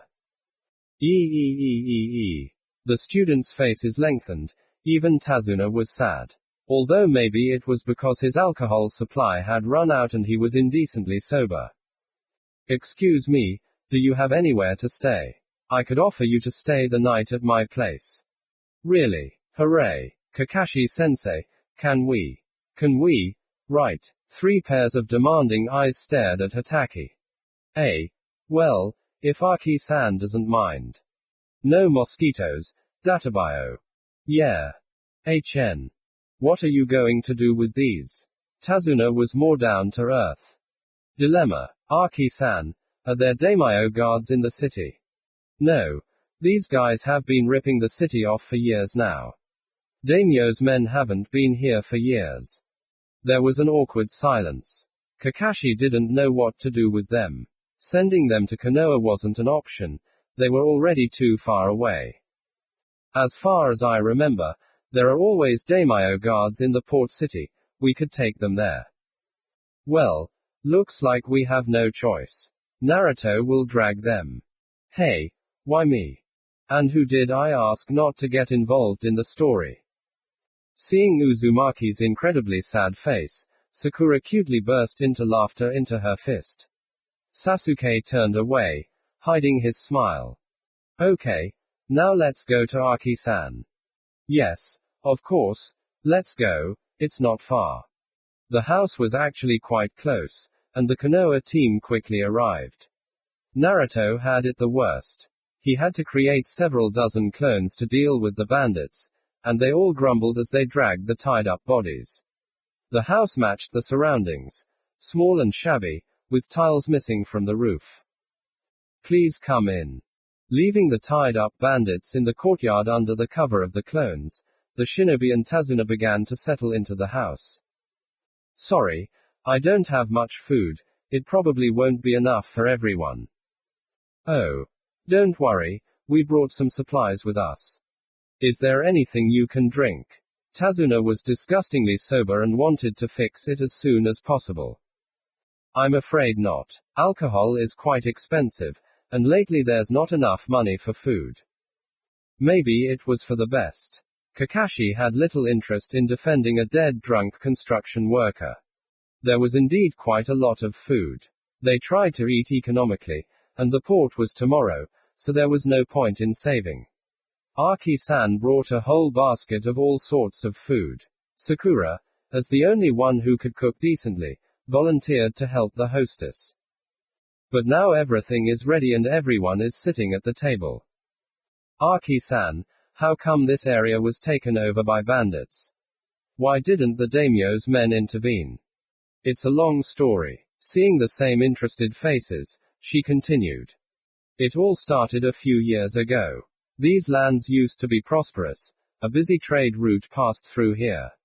Goods flowed day and night. Everyone was prosperous, but everything changed overnight. Mostly trade was with the land of water and the land of waves. She nervously began to straighten her skirt, trying to smooth out the non-existent folds. Don't worry, everything is fine. Yes, I was not born in these parts. I came here in search of salvation from the war. The civil war in the land of water. God knows what's going on there. Shinobi are at each other's throats like mad dogs. Then she realized that she was sitting surrounded by these very same shinobi. Sorry, I just need to get it off my chest. It's okay, we understand, go on. Everyone listened to her attentively. The genins simply caught her every word. For them, living in the relative information famine of the hidden village, news from the big world was like rain in the middle of Suna. Ah, yes, shinobi fight among themselves, many have died. I heard many famous clans have been destroyed. But that is, in the hidden village of the land of water, rivers of blood still flow. And while ninjas kill each other, there is no one to monitor the safety of the country. Our daimyo of the land of water is weak, he has few supporters. Theft and deception are everywhere. Bandits have bread on the roads, you can't go anywhere without running into a toll collection for passing on the road. She sniffled. The land of water is an island state, and to get somewhere you need a boat. So all the docks, all the barges and even the most run-down boats were captured by various gangs. They robbed everyone blind, and it is not a fact that even if you give them the last, they will transfer you to another island, and not to the clean world. The girl bit her lip, trying to hold back her tears. I was lucky, my whole family was killed in one of the battles of such gangs for some boat. At that time, one of the last merchant ships from the land of fire, guarded by shinobi, arrived at the port. I had nothing to pay the captain to take me from there. And then, big, bitter tears fell like beads from her brown eyes. even though she was still biting her lip. But, everything is fine now. Kakashi had to hug her, and she happily cried into him. When the tears finally passed, she continued, although no one was asking anything of her anymore, but she needed to speak out. Although trade with the land of water ceased, everything was more or less the same while they were trading with the land of waves.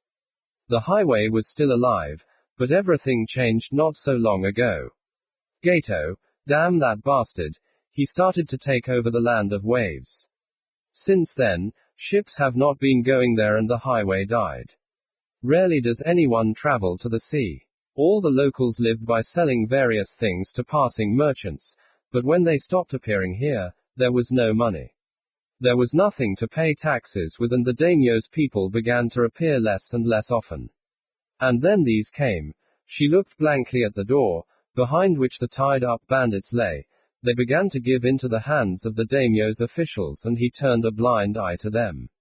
They began to fleece the already poor people. That's my story.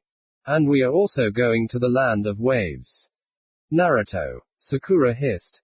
It's actually a secret. Really? There's nothing else to do there.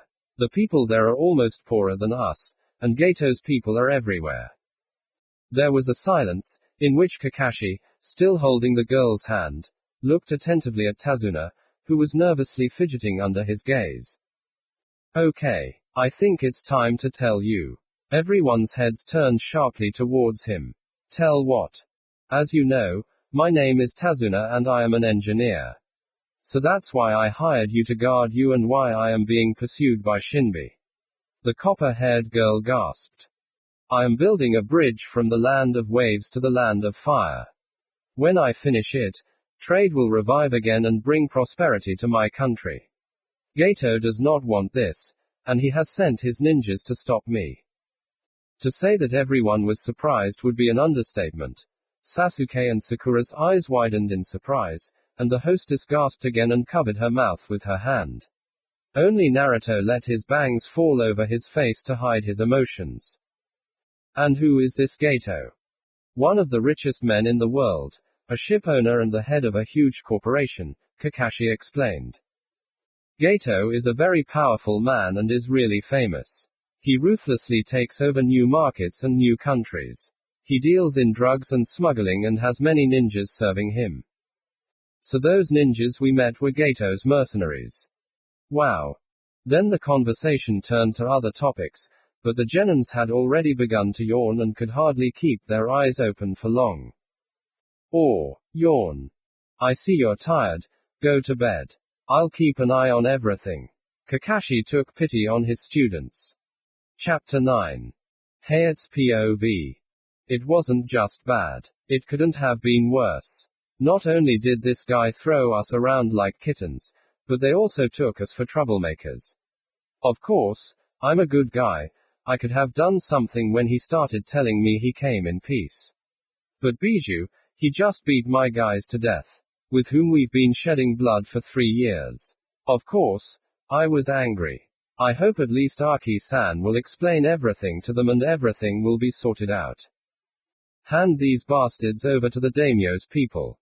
Calm down, Naruto. Or maybe not. On the other hand, you can hardly expect kindness and compassion from someone you hit a couple of hours ago. Bang! The whole building shook. Oh my, are they fighting over there? We need to get out of here immediately and preferably as far away as possible. The gods are clearly watching me because this guy didn't search me and I still have a knife in the folds of my clothes. Ugh. It's hard to reach for your belt when you're all tied up tightly. Where do they even teach you that? It seems like I've found it. Triple A. Oh my, someone woke up. It's definitely not possible for us all to run away together, and how can I explain to them that I'm not tied up? But there was silence, only heavy and intermittent breathing. It seems like everyone is asleep. Well, I felt it. Oh. That's it. The rope finally fell under my pressure. Now I need to wait until the house is quiet, everyone goes to bed, and then. A couple of hours of tense anticipation later. Oh. This was a task worthy of the best of shinobi. Just try to quietly crawl out of a crowd of bodies in various degrees of bruises, without waking them up, while wearing armor where every bija plate is trying to jingle loudly. And then also unlock a bolt locked from the outside. Horror. The cold night air washed over me. The stars. And the quiet sounds of the night city. Ugh. It's beautiful here. You can feel the coziness of a small town. And the kind hands of its owners. Hey. Okay. We need to get ready. But. Where should I go, exactly? To the capital. Crawl to my uncle like a beaten dog in the hope of forgiveness and salvation. It was, of course, a sweet family reunion, but it was hardly realistic. Run to another city. Start all over again. And if the shinobi come there too, should I run away again? No. I looked back at these groaning and whining guys. Here they are, my family. We have been spilling blood side by side with them for 3 years now and building something decent out of this lousy town. Where will I go if, as soon as the guys and I disappear, all sorts of scum will return here? They will kill, rob and rape. How can I abandon those who need our protection? No, this is not my path. End POV. In the darkness of this cool night, near the barn with the doors to the barn wide open, a guy was sitting on a stump. Next to him lay his old and battered armor. He was sitting, leaning back against the wall of the barn and tossing a knife. As if trying to find a sacred meaning in it. Can't sleep. The guy winced and didn't catch the knife, so it fell without any problems. And it plunged right into the stump he was sitting on, almost cutting off something so important to every guy. Kami, you can't scare me like that. What a funny situation. But the ash-haired shinobi didn't smile. He was extremely serious. Why didn't you run away when you could? He looked back and glanced at his comrades sleeping in the barn. How could I leave them? They trusted me. So it's okay to rob people, but it's not okay to abandon your comrades for the sake of your own skin. What? He looked at the shinobi in bewilderment. We didn't rob anyone. So, extortion on the market was simply a loan. We were collecting taxes. He widened his eyes in anger. So now this is what it's called. We are the official tax collectors of the daimyo's court. Well, Aki-san said that you are giving a bribe to some official. What nonsense. To bribe an official in the capital, you need much more money than this entire town gives in a year.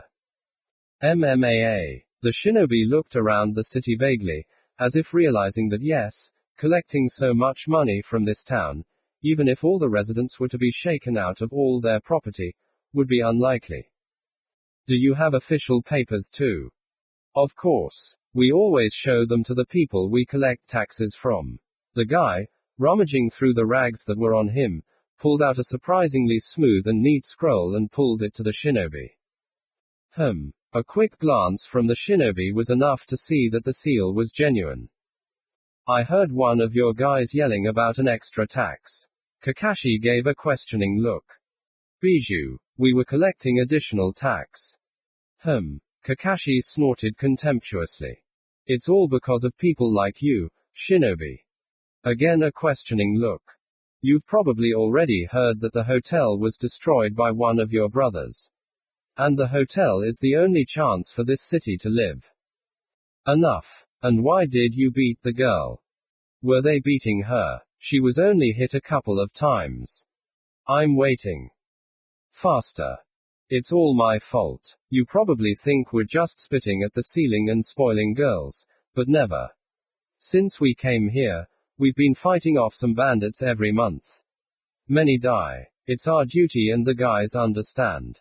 But shouting that no one needs protection and that we should all go away with our unnecessary protection is too much. I couldn't stand it and hit her. She's still indignant about the fact that she has nothing to eat. I didn't notice she had mountains of food. Tell me everything about this girl. Hayat glanced at the dark window of the house. She appeared here a year ago. One long and very fascinating story later. So that's how it is. I suspected something like that. I hope you're not offended by my student. Even though I ordered him not to look for trouble, he's so hot-tempered. No. What are you, Shinobi-san? I think we can make a small donation to the city treasury to restore the hotel. After all, your guys suffered a lot. And in Kakashi's head there was a white-haired shinobi in a protector with an oil symbol, carrying around the hotel. Thank you, Shinobi-san. And one more thing, Hayate-san. Next time you want to hide your identity, I recommend hiding your metropolitan accent and communicating on equal terms with shinobi. Good night. POV Naruto Uzumaki.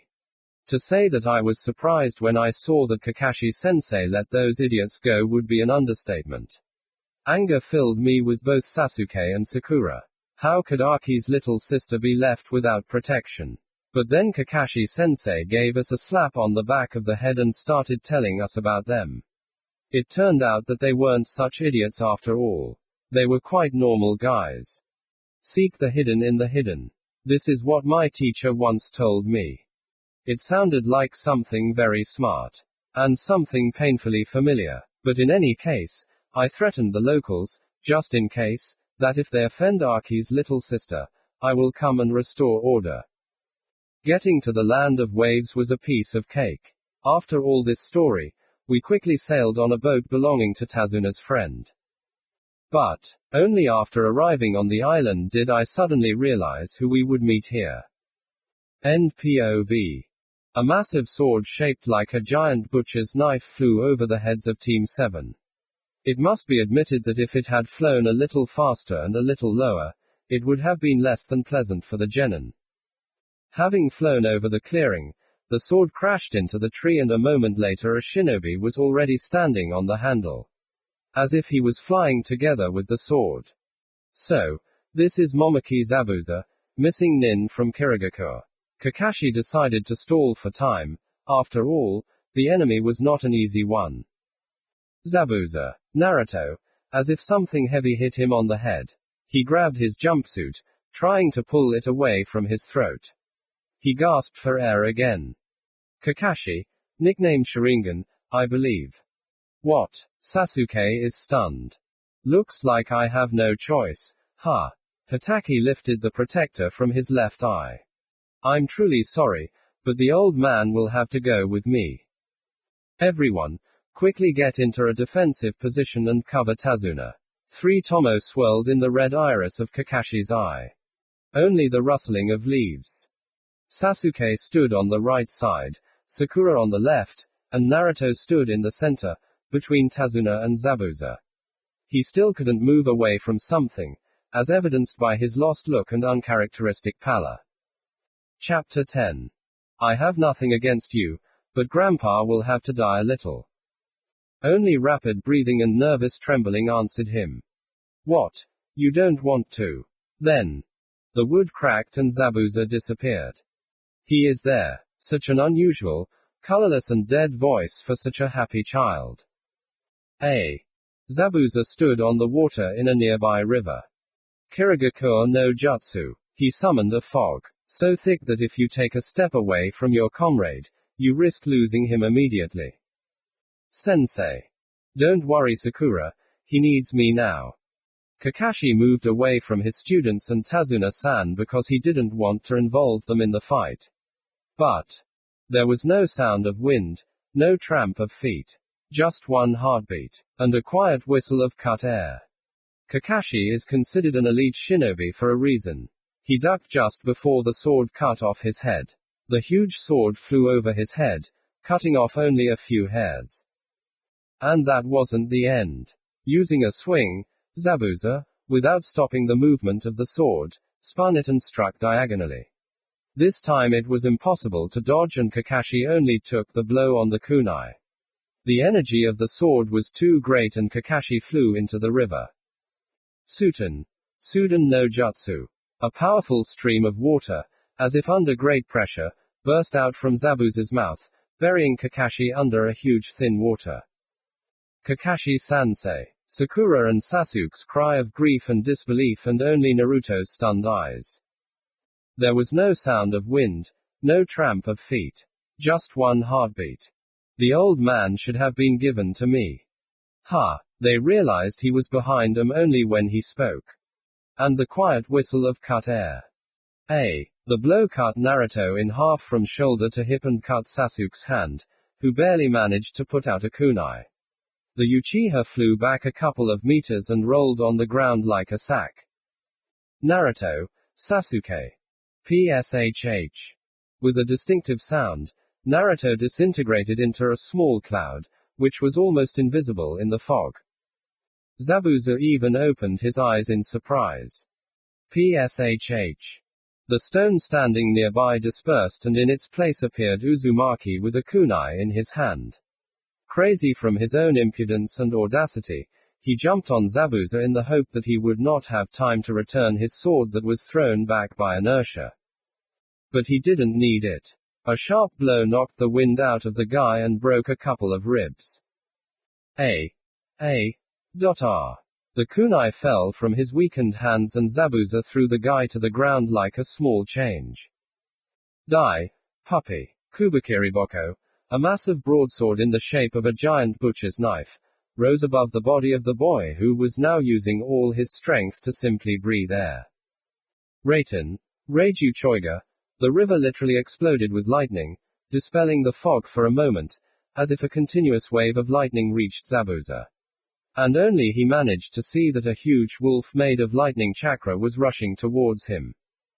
The Nukanen screamed in agony. And exploded into boiling water and steam, some of which hit Naruto and scalded him.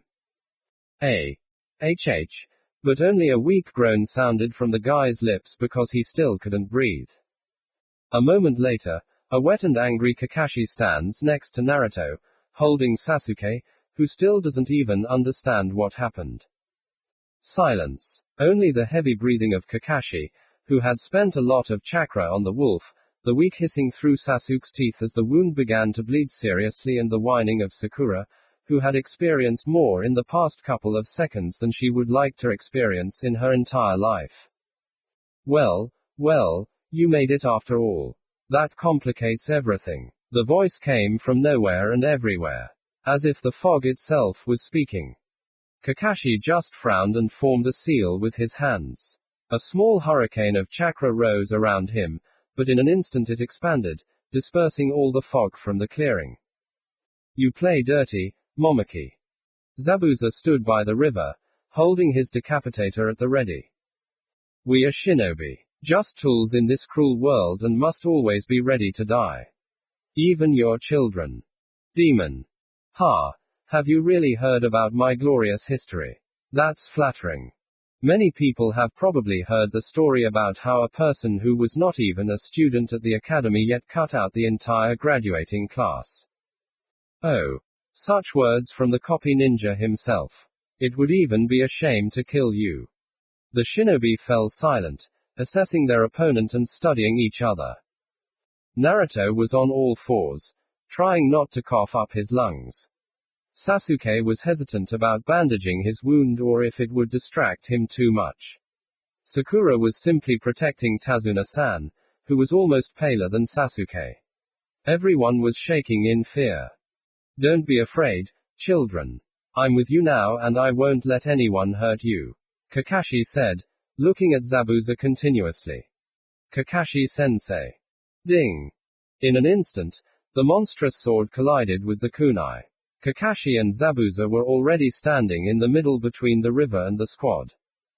Kakashi deflects the sword with his hand and Zabuza can't do anything because of the monstrous inertia. First blood for Kakashi. A slight cut ran across the shoulder of the missing nin, who sat down to duck at the last moment. The sword comes out of the ground with a nasty squelching sound and flies diagonally at Kakashi, but he dodges. Zabuza slams the sword into the ground and uses the massive handle as a support for his hands, hitting Hatake in the chest.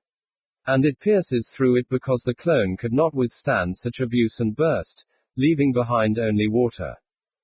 Where is he? Zabuza looked around. Right, left, behind.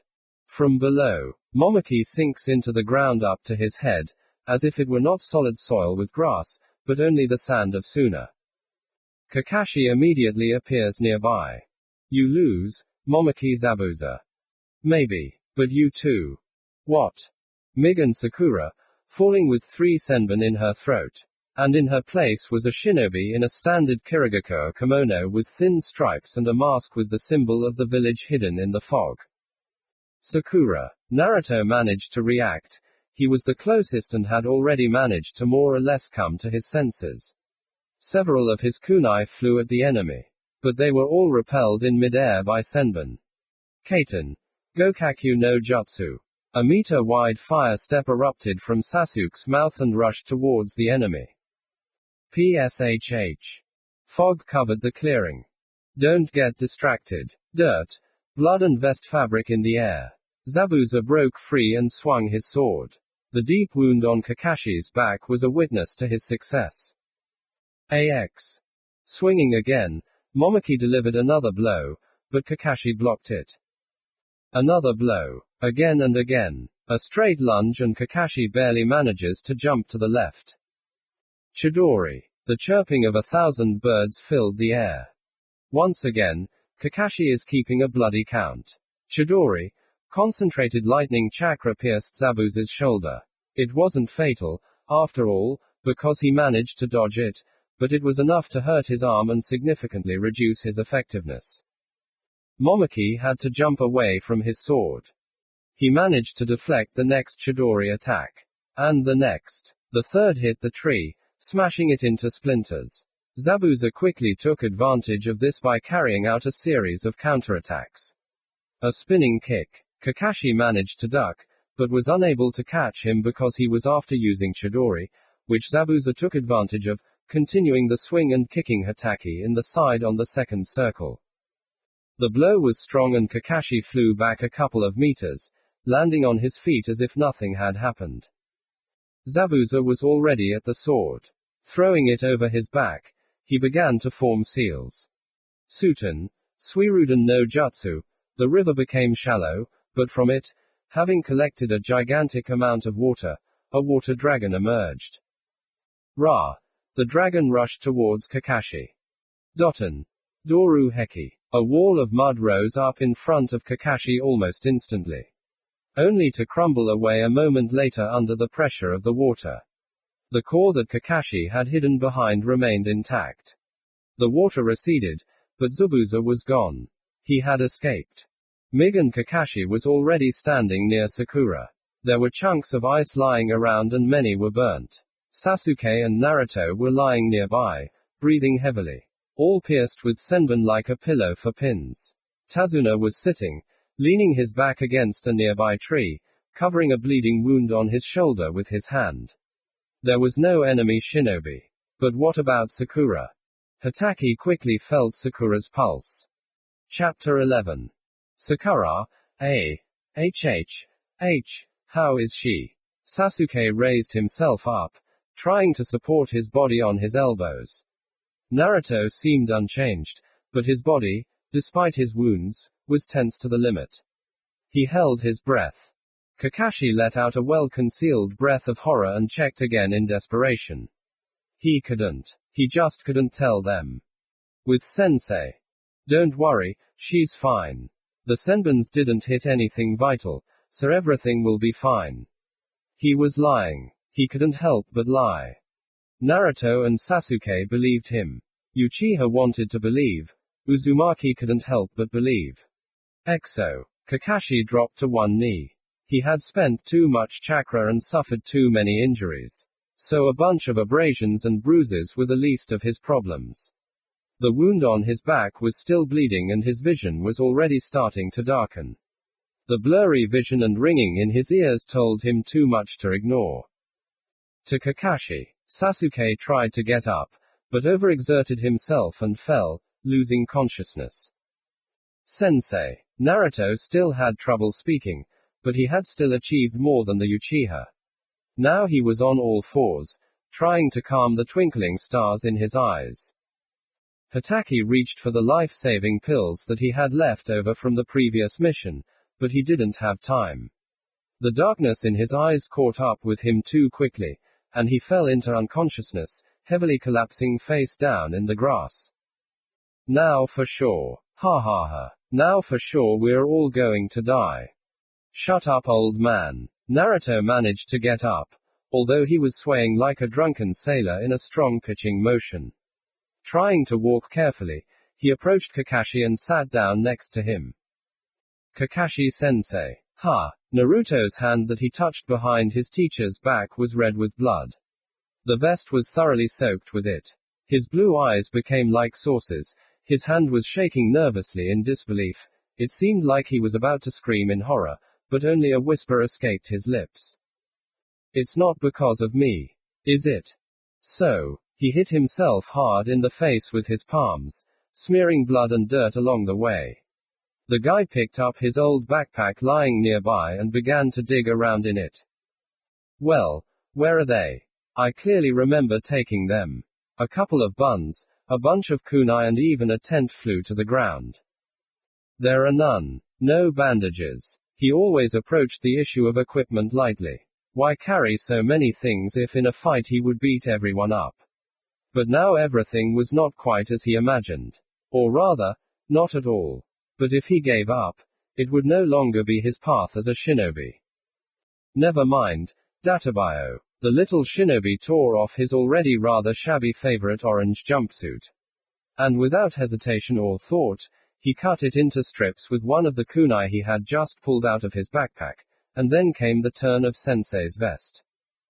The wound underneath was long, but Kami's glory did not seem deep.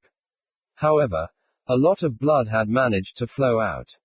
Tazuna watched with his mouth open as Naruto, huffing and puffing, bandaged his teacher with trembling hands, feverishly trying to remember what they had been taught at the academy. He bandaged it clumsily, constantly disturbing the wound, but he still remembered something. That day, Choji had been munching on chips too loudly, and he hadn't been able to sleep.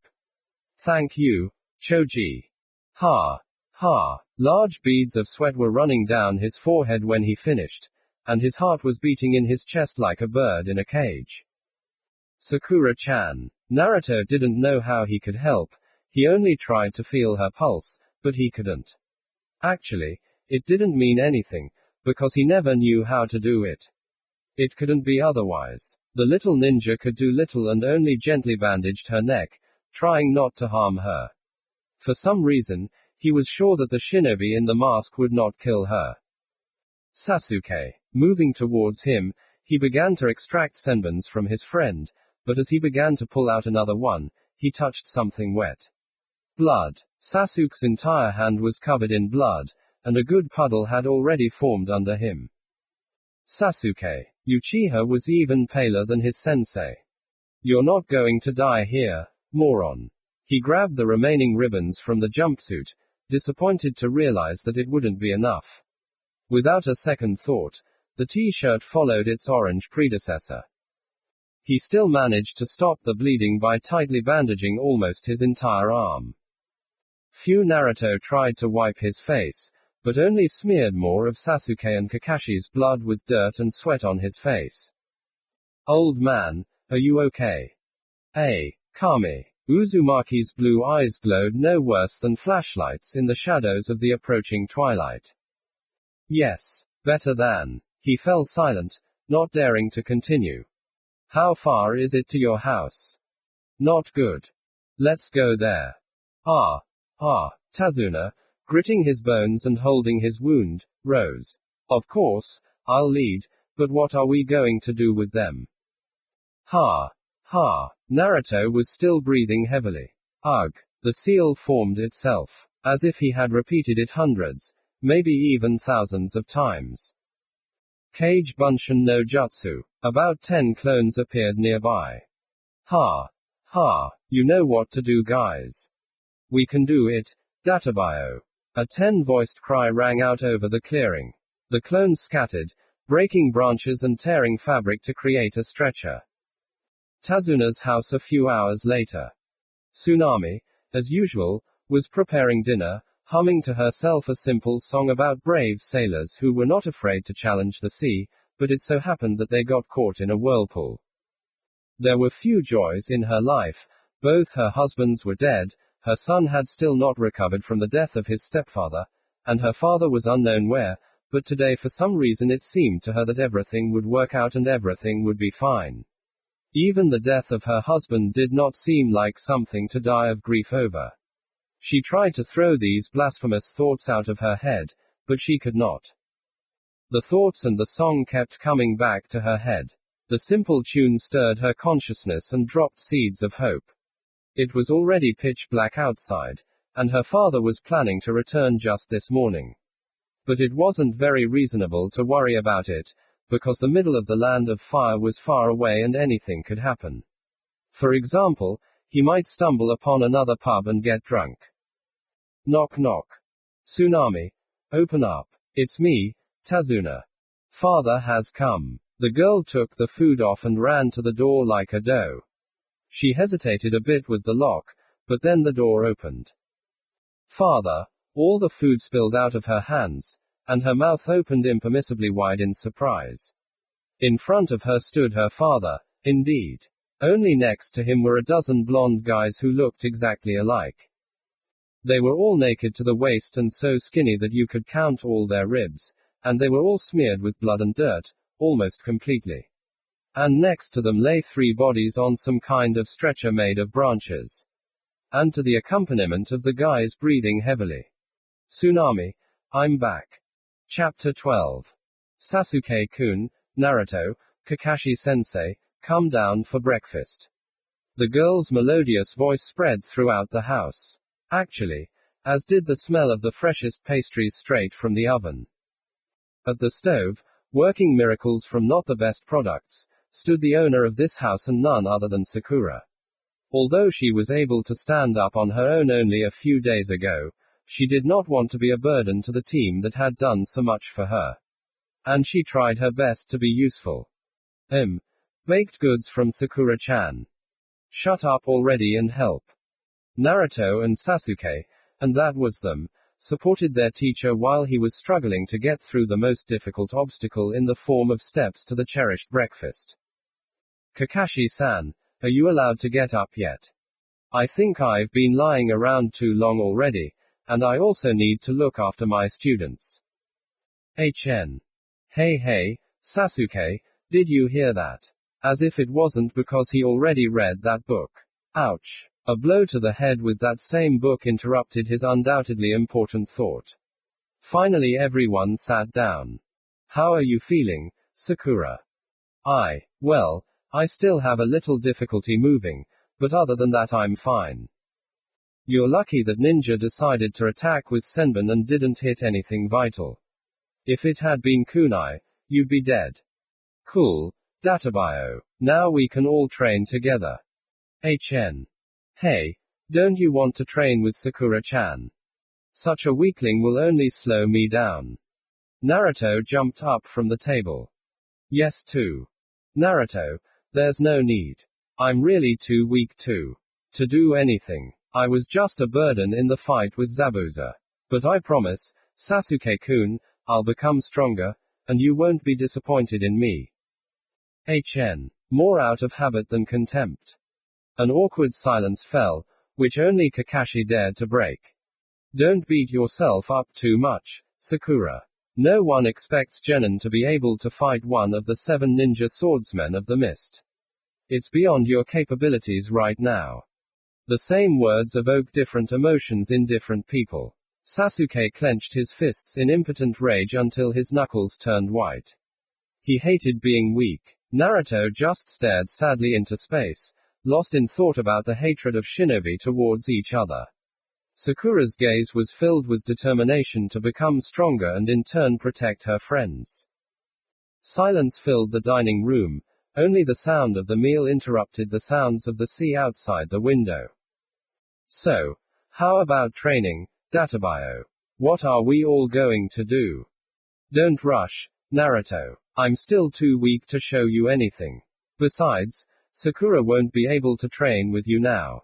She needs special exercises to restore her body's sensitivity and improve her muscle flexibility. What about us? Even though I can't teach you, Sasuke, you still have things you can do on your own. Endurance training, I remember you collapsed after a couple of fireballs and accelerations with chakra. You clearly lack yang chakra. And me, sensei, what do I have? But you, Naruto, have the advantage in the other direction, i.e. a clear predominance of yang over yin chakra. Then what will I do? Same as Sasuke. Train your stamina. But you don't want Sasuke to surpass you in endurance, do you? Never. I can easily beat a weakling like him. We'll see. Surely after an hour of training you'll collapse and beg for mercy. If looks could kill, the world would be without the last representatives of the Uchiha and Uzumaki clans in Konoha. Sensei, so what should I do? I'll tell you what exercises to do and I'll watch you to make sure you do everything right. That's probably the only thing I can do right now. I'm going to train. I'm the first to go. Naruto and Sasuke ran out into the street. And your students are full of enthusiasm, aren't they, Kakashi-san? An hour later. Naruto and Sasuke were still running circles around the clearing. Don't you want to admit defeat? What do you mean? You'll still beg me for mercy, Databio. 3 hours later. Hare. I suggest other exercises. Hare. Yes, I agree. Thousands of circles, hundreds of push-ups and other exercises later. It was already getting dark. The sun was setting. Sasuke and Naruto just lay next to each other on the grass, arms spread out to the sides, unable to even move. Sweat had long soaked through their clothes, and not even once. I won. I made a circle. More. Shut up. I did 2 push-ups. More. They lay there for a while longer, trying to rest. Sasuke. What do you want?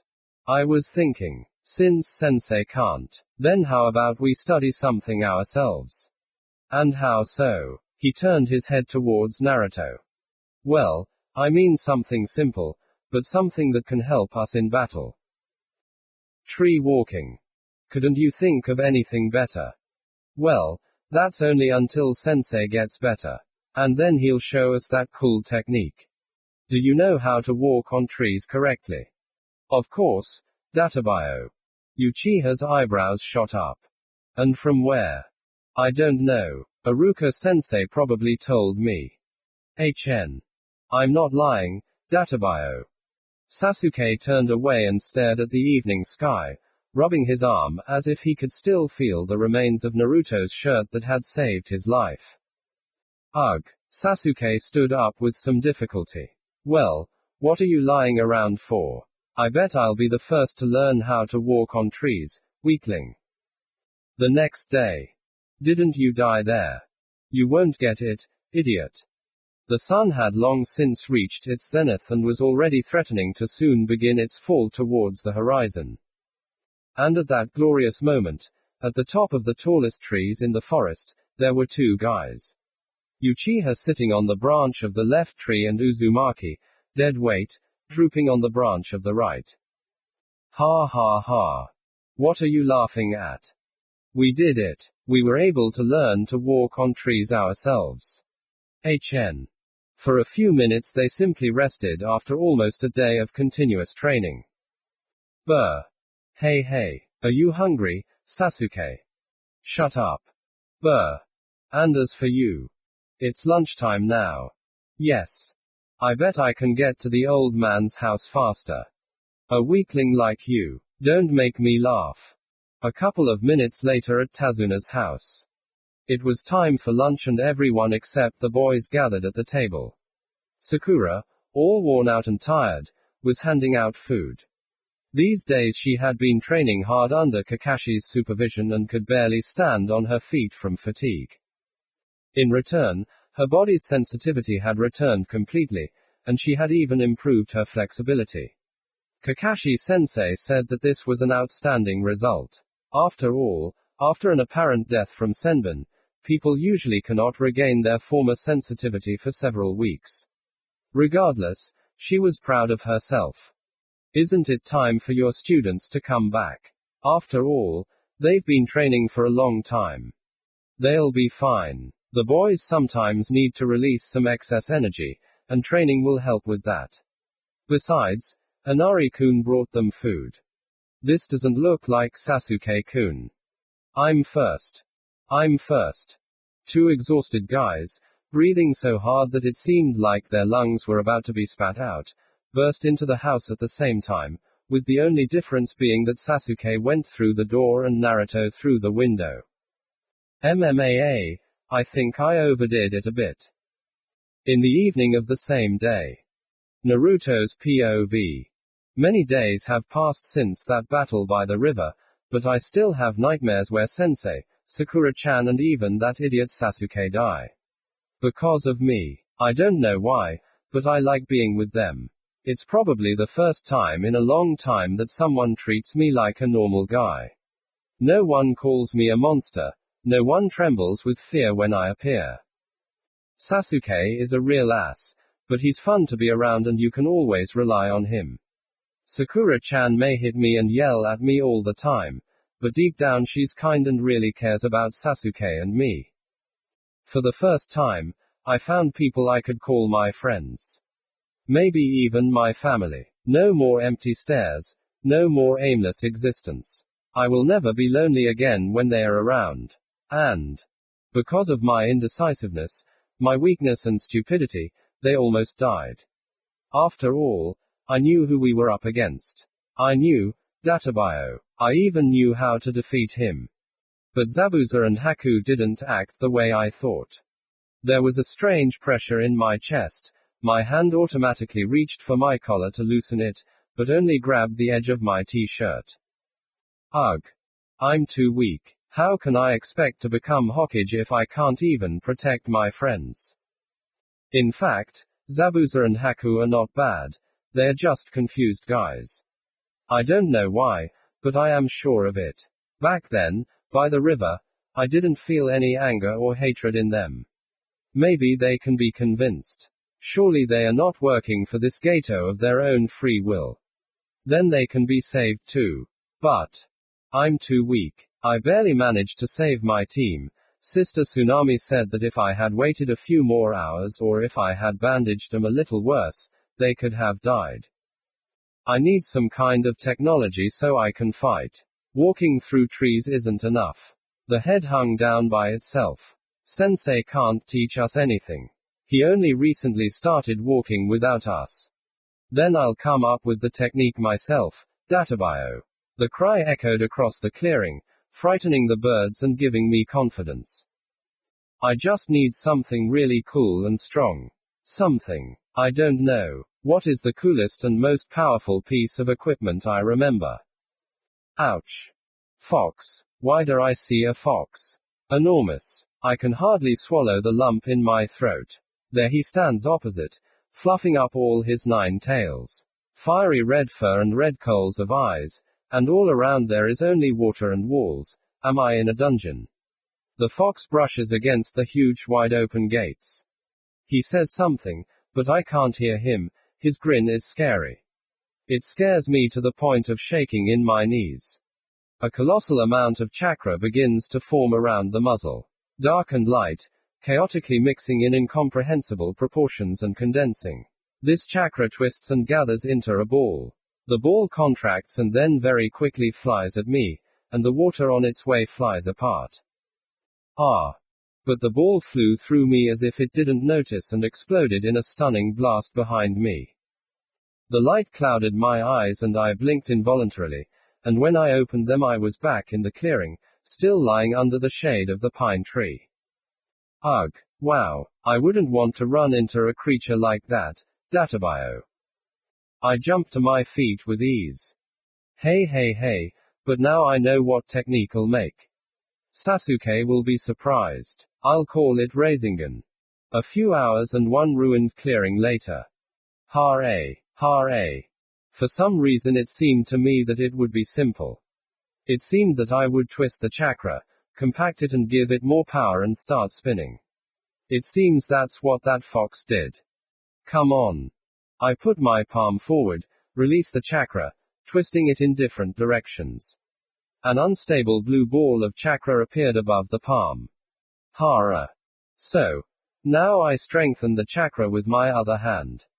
A small hum of chakra appeared, pressing on my ears, and those threads of chakra that I could not hold, flew across the clearing, destroying what little was left on it. Quadruple A. I'll hold this damn chakra. The hum gets louder and louder until it covers my ears.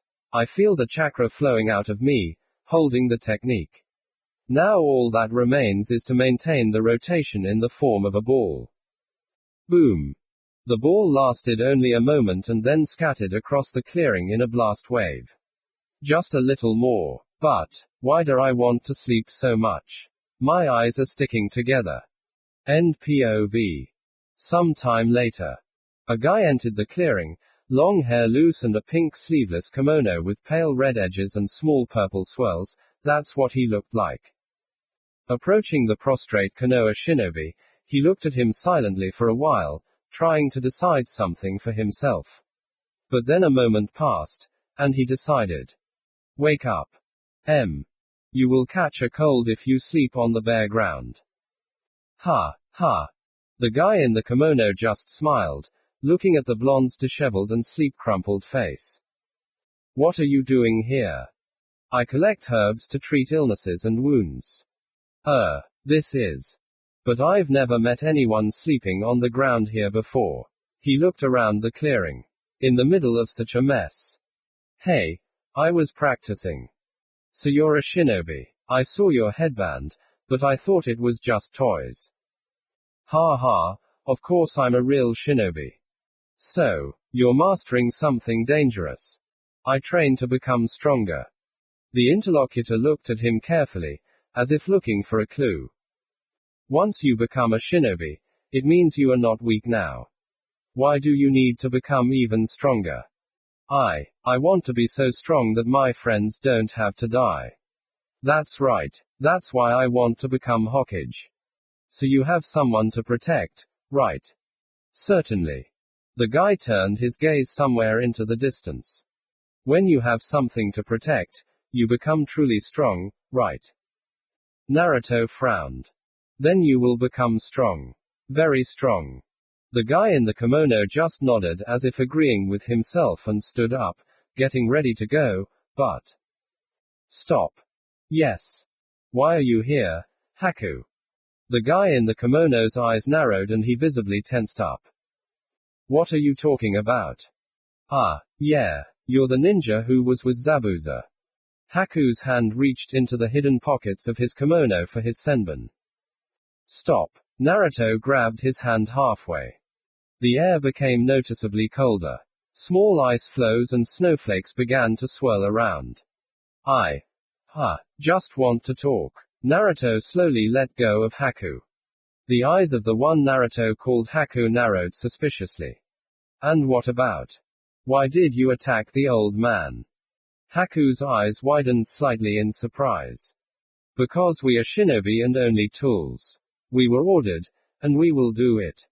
That's not what I asked about, Databio. Haku tilted his head to the side in question. Why did you join that bastard Gato? You're a shinobi from Kirigakure. Why are you interested in this? I don't want to add to the hatred in the shinobi world. I don't want to fight if it can be avoided. I'm afraid you won't succeed. Why? Zabuza-san will never back down. He fights for his ideals. And I fight for him. Then tell me about his ideals. Why do you need this? It will be harder for you to fight if you feel good feelings towards the enemy. Maybe I can change his mind if I can understand him. Haku just smiled. What do you want to know? I heard you are from the land of water. Why did you leave there? Zabuza left and so did I. Why did he leave? What do you know about him? Well, I heard that he was called a demon because he killed all the academy graduates and because he is one of the 7 shinobi swordsmen of the mist. That's all. Phew. I don't think this will be a quick conversation. Haku exhaled and sat down opposite his forced interlocutor. Neither he nor Naruto saw how someone with black hair and eyes like saucers somehow came to his senses and instantly hid behind a nearby tree, whispering curses to himself at one empty-headed fool. I think it would be appropriate to ask, have you heard of the fourth Mizukage Yagura? No. You see, Zabuza-san was born in a difficult time and place. He was born during the reign of the fourth Mizukage. Although all kage are not very merciful in one way or another, Yagura can give most of them a run for their money in cruelty. It was under him that our hidden mist village became known as Bloody Mist. It was he who came up with the new graduation exam, where in order to receive the headband of a genin, you had to kill your comrade. What a bastard. The village began to be unsettled and discontented. Those whose children died during the graduation exam began to hate the Mizukage. This could not continue for long, and that was when he, Momoki Zabuza, appeared. And what did he do? Naruto swallowed. Zabuza-san hated the current order as soon as he understood it, and even before he became a student at the academy, he went to the graduation exam. And killed them. He killed every single one of the graduates. That's when he was nicknamed the Demon of the Hidden Mist. Because of Zabuza's actions, the exam was cancelled, which is why the graduates stopped killing their best friends.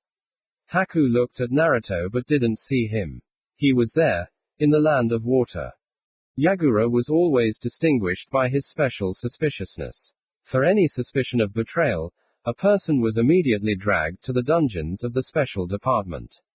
People began to disappear and not be found. In addition to everything, the mutual hatred of people with an improved genome and everyone else increased. People were afraid of those who could do more than others only by birthright, and one day the cup of hatred overflowed. Haku met Naruto's gaze. Thus began the civil war in Kirigakure. All people with special abilities were killed, not even children were spared. At the slightest suspicion, husbands killed their wives, and mothers their children. Uzumaki loudly swallowed the lump that had formed in his throat. Zabuza-san decided that Yagura was to blame for everything. He was the one who incited people to hate each other. So he decided to organize a coup d'etat and take power into his own hands. As one of the 7 swordsmen, as a famous shinobi and a charismatic leader, he was very attractive to many as the new Mizukage. But he was betrayed, and during the attack on Yagura, they fell into a trap surrounded by Anbu units. And what happened next? Few managed to escape. The shinobi died one after another without even the opportunity to resist. Death would have overtaken everyone, if not for the bravest of those who followed Zabuza-san. The heir of the Hozuki clan, Hozuki Mangetsu, also one of the 7 swordsmen and the only friend of Zabuza-san. He stayed and at the cost of his life held back Yaruga and the elite Anbu squads. Then Zabuza-san swore that at any cost he would return and finish what he started together with Mangetsu, overthrow Yagura and return prosperity to Kiri. Yagura declared a hunt for the few survivors, and the land of water, already torn apart by constant civil wars, became impossible to stay in. So we set out to travel the world in the hopes of earning enough money and attracting strong shinobi to our side so that we could one day return to Kiri. That's how Gato hired us. There was an awkward silence. Naruto didn't know what to say. Embarrassed by the picture unfolding before him, Haku needed time to recover from returning to the past. Sasuke sat behind the pine tree, afraid to even breathe and give himself away. If he cares so much about people, then why did he decide to kill innocent people? What did Tazuna-san and all the people of the Wave Country do wrong? They are starving under Gato's oppression. He doesn't care about all people, not at all. He only cares about the fate of the people of the land of water. But this is wrong. Maybe so, but you can't help everyone. Zabuza-san takes care of his own country as best he can. Then, why did you tell me all this? Isn't it a secret? A ringing laugh spread across the clearing, and Haku covered his laughing mouth with his hand. Not at all. Everyone in the land of water knows this. I think if you asked nicely, your sensei would have told you the same thing. Naruto sat there, silent. He didn't know what he could say to dissuade Haku from attacking old man Tazuna. He felt that no matter what he said, Haku would go after Zabuza. Then, next time we meet, I will change your and Zabuza's minds. I believe that you can find another way without killing innocents. That is my way of a shinobi. Haku smiled and then stood up and began to get ready to leave. Well, I'll wait for our next meeting and hope that it won't be the last.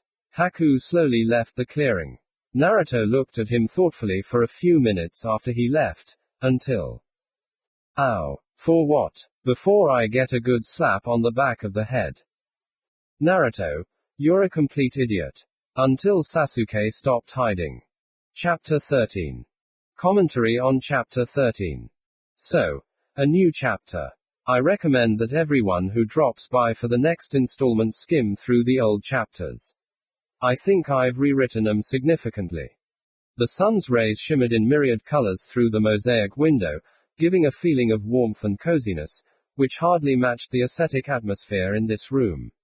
Although it would not be entirely appropriate to call it an ordinary room, high walls and a lot of free space, that's how it looked. By the wall there was a rack with a variety of weapons from ordinary kunai and shuriken to a couple of katanas and other weapons. So there was no doubt about the profession of the owner of this wealth. Another mannequin was cut in two and shattered into pieces. The shinobi who wears the kirigaku or forehead protector turned sideways is Momoki Zabuza. He was the one who trained here. Dozens of mannequins had already been destroyed, but that was not all. With speed faster than most shinobi could follow, Zabuza burst into the row of mannequins, Kubakiriboko singing his song in anticipation of being sprinkled again. Swing. Another one. Strike, and without stopping the movement, cut another dummy. In less than a heartbeat, all the dummies were shattered into pieces, and the shinobi was standing on the other side of the training field. I see you're feeling better already. The door closed surprisingly loudly, but there was no sound as it opened. Damn it, Hataki. I'll beat the crap out of him. Haku, and it was he who came in, quietly shuffled to the table with a couple of flasks and potions, carrying with him basket of herbs. How's your arm? Have you restored it yet? Momoki swung his terrible sword, then again. And again. And now he had it spinning in his hand at great speed, so that a small whirlwind was formed. Even after the wound healed, my hand still felt wobbly. He stopped spinning the sword. Well, you'll have to be patient until we find a suitable Arionen. The young man reached the table and began to crush various herbs and mix them into potions.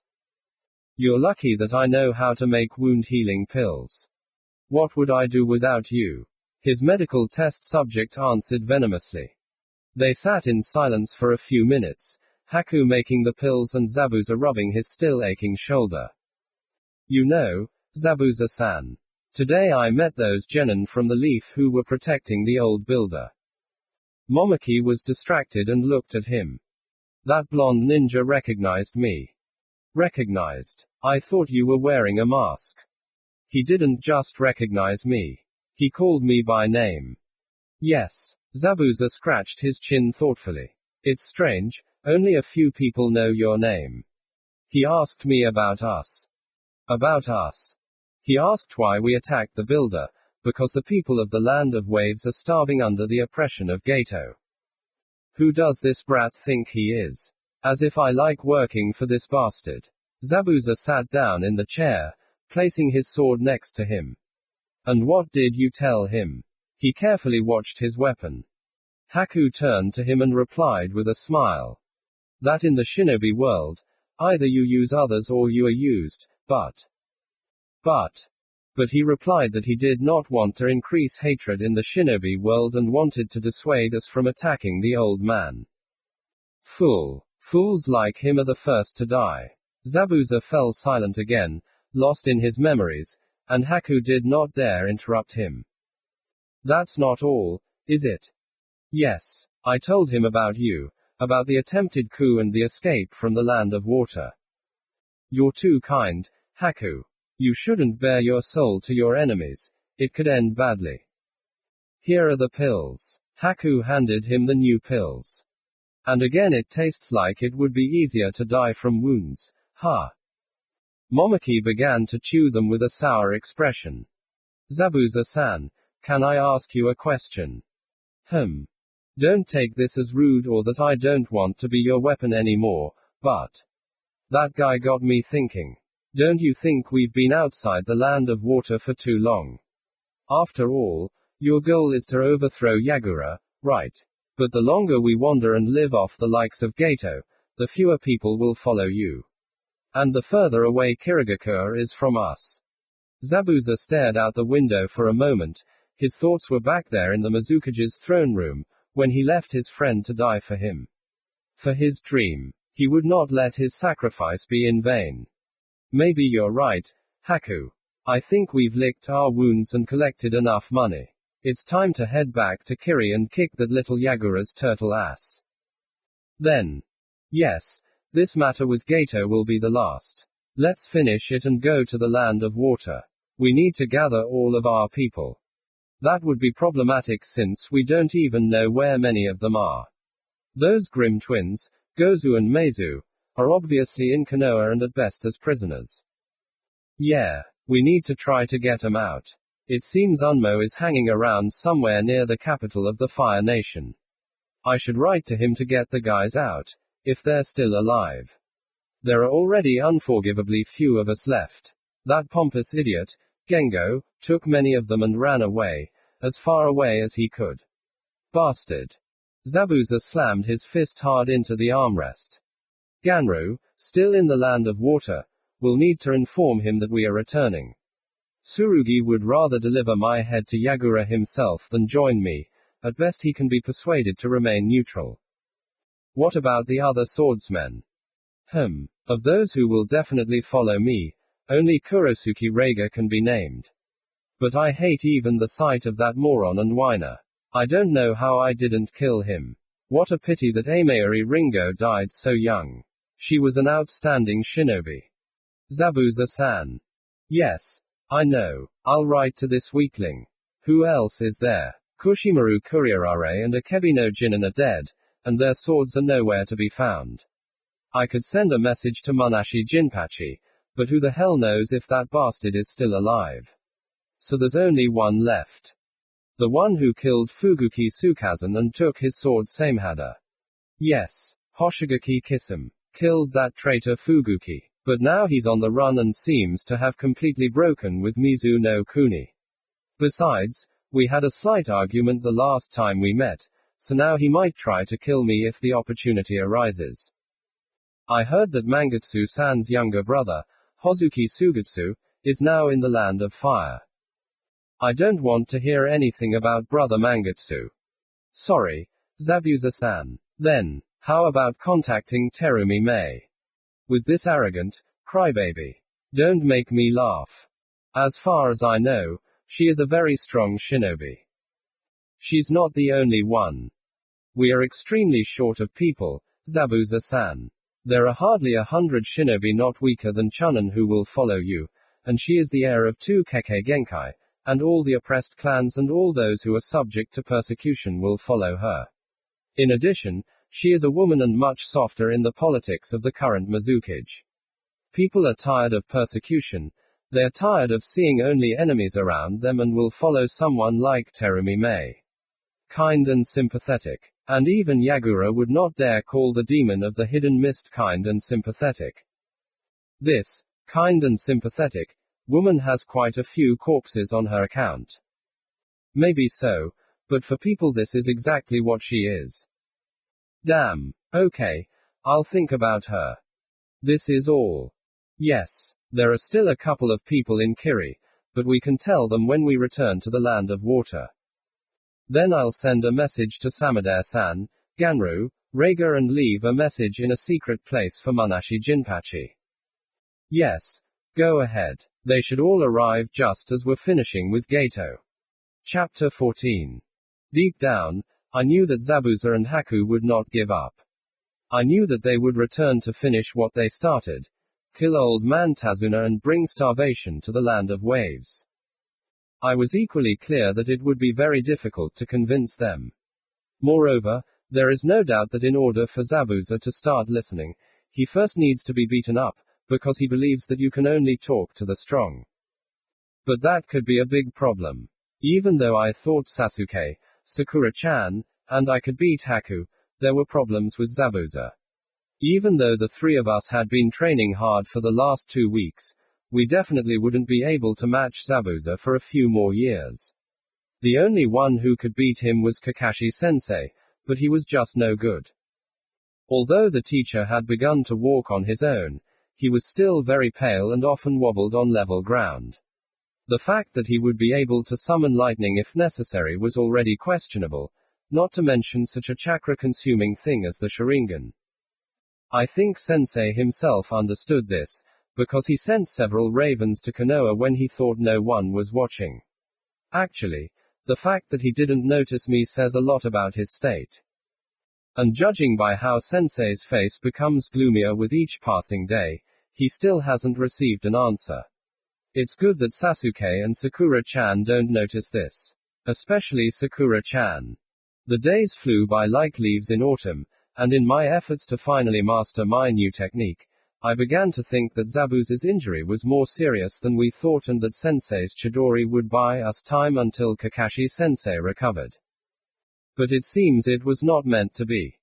Well, it seems that luck is on our side today. Haku. Zabuza showed up later than we all expected, but much earlier than we all hoped for. And the worst part is that it happened just when I finally managed to convince Sensei that Zabuza definitely wouldn't show up today and that he needed to rest, and went off alone. I think Sensei just gave in when he couldn't argue anymore after he ate a handful of his pills. Sasuke and Sakura stayed to train at the old man's house. It looks like there's only one boy here, Zabuza-san. They even decided not to hide. Right in front of me, Zabuza with his terrible sword sits on the edge of the bridge, and next to him stands Haku in his mask. Hey, anyway, my mission is to protect the old builder. I grab a kunai and stand between them and Tazuna. What a brave little pup. Where's your mentor, huh? Zabuza glanced around the bridge with a carefree expression. None of your business, Databio.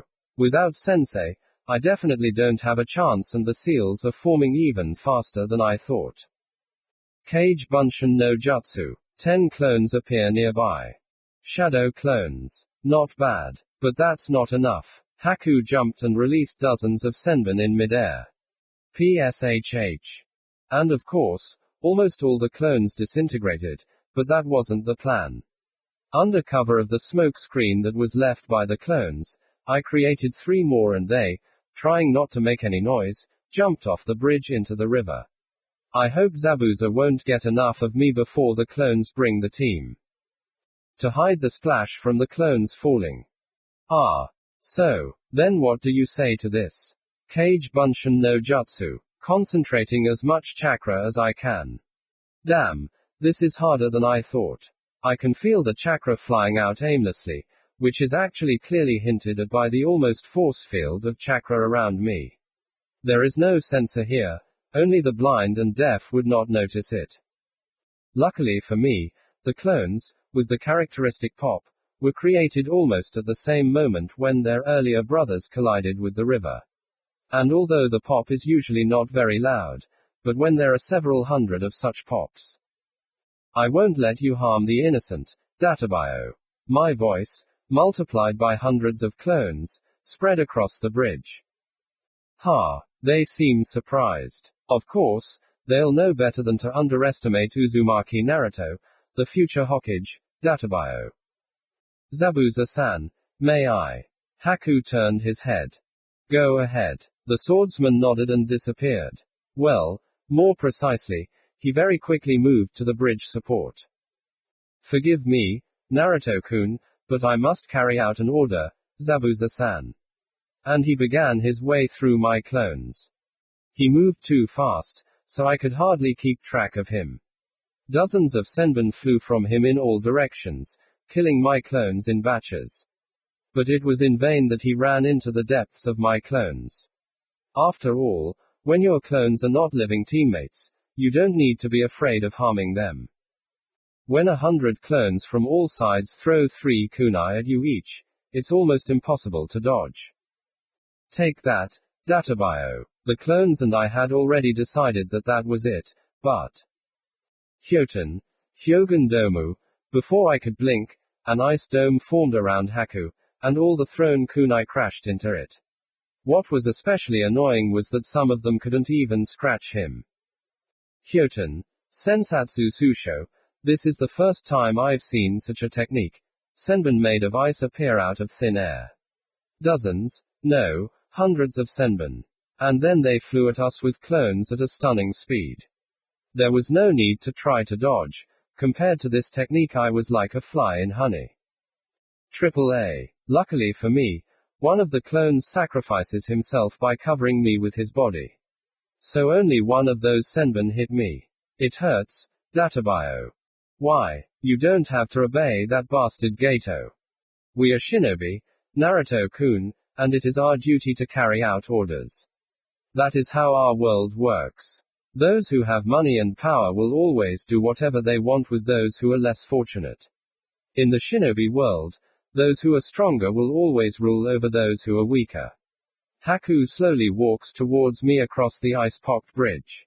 Now the remaining clones and I no longer look so impressive.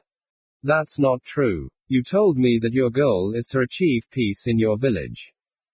Yes. And we will step over anyone who stands in our way, boy. Zabuza got tired of sitting idle and decided to wag his tongue too. But why? Is there no way? Haku approached quickly. Even too quickly. I could barely keep up with him with my eyes.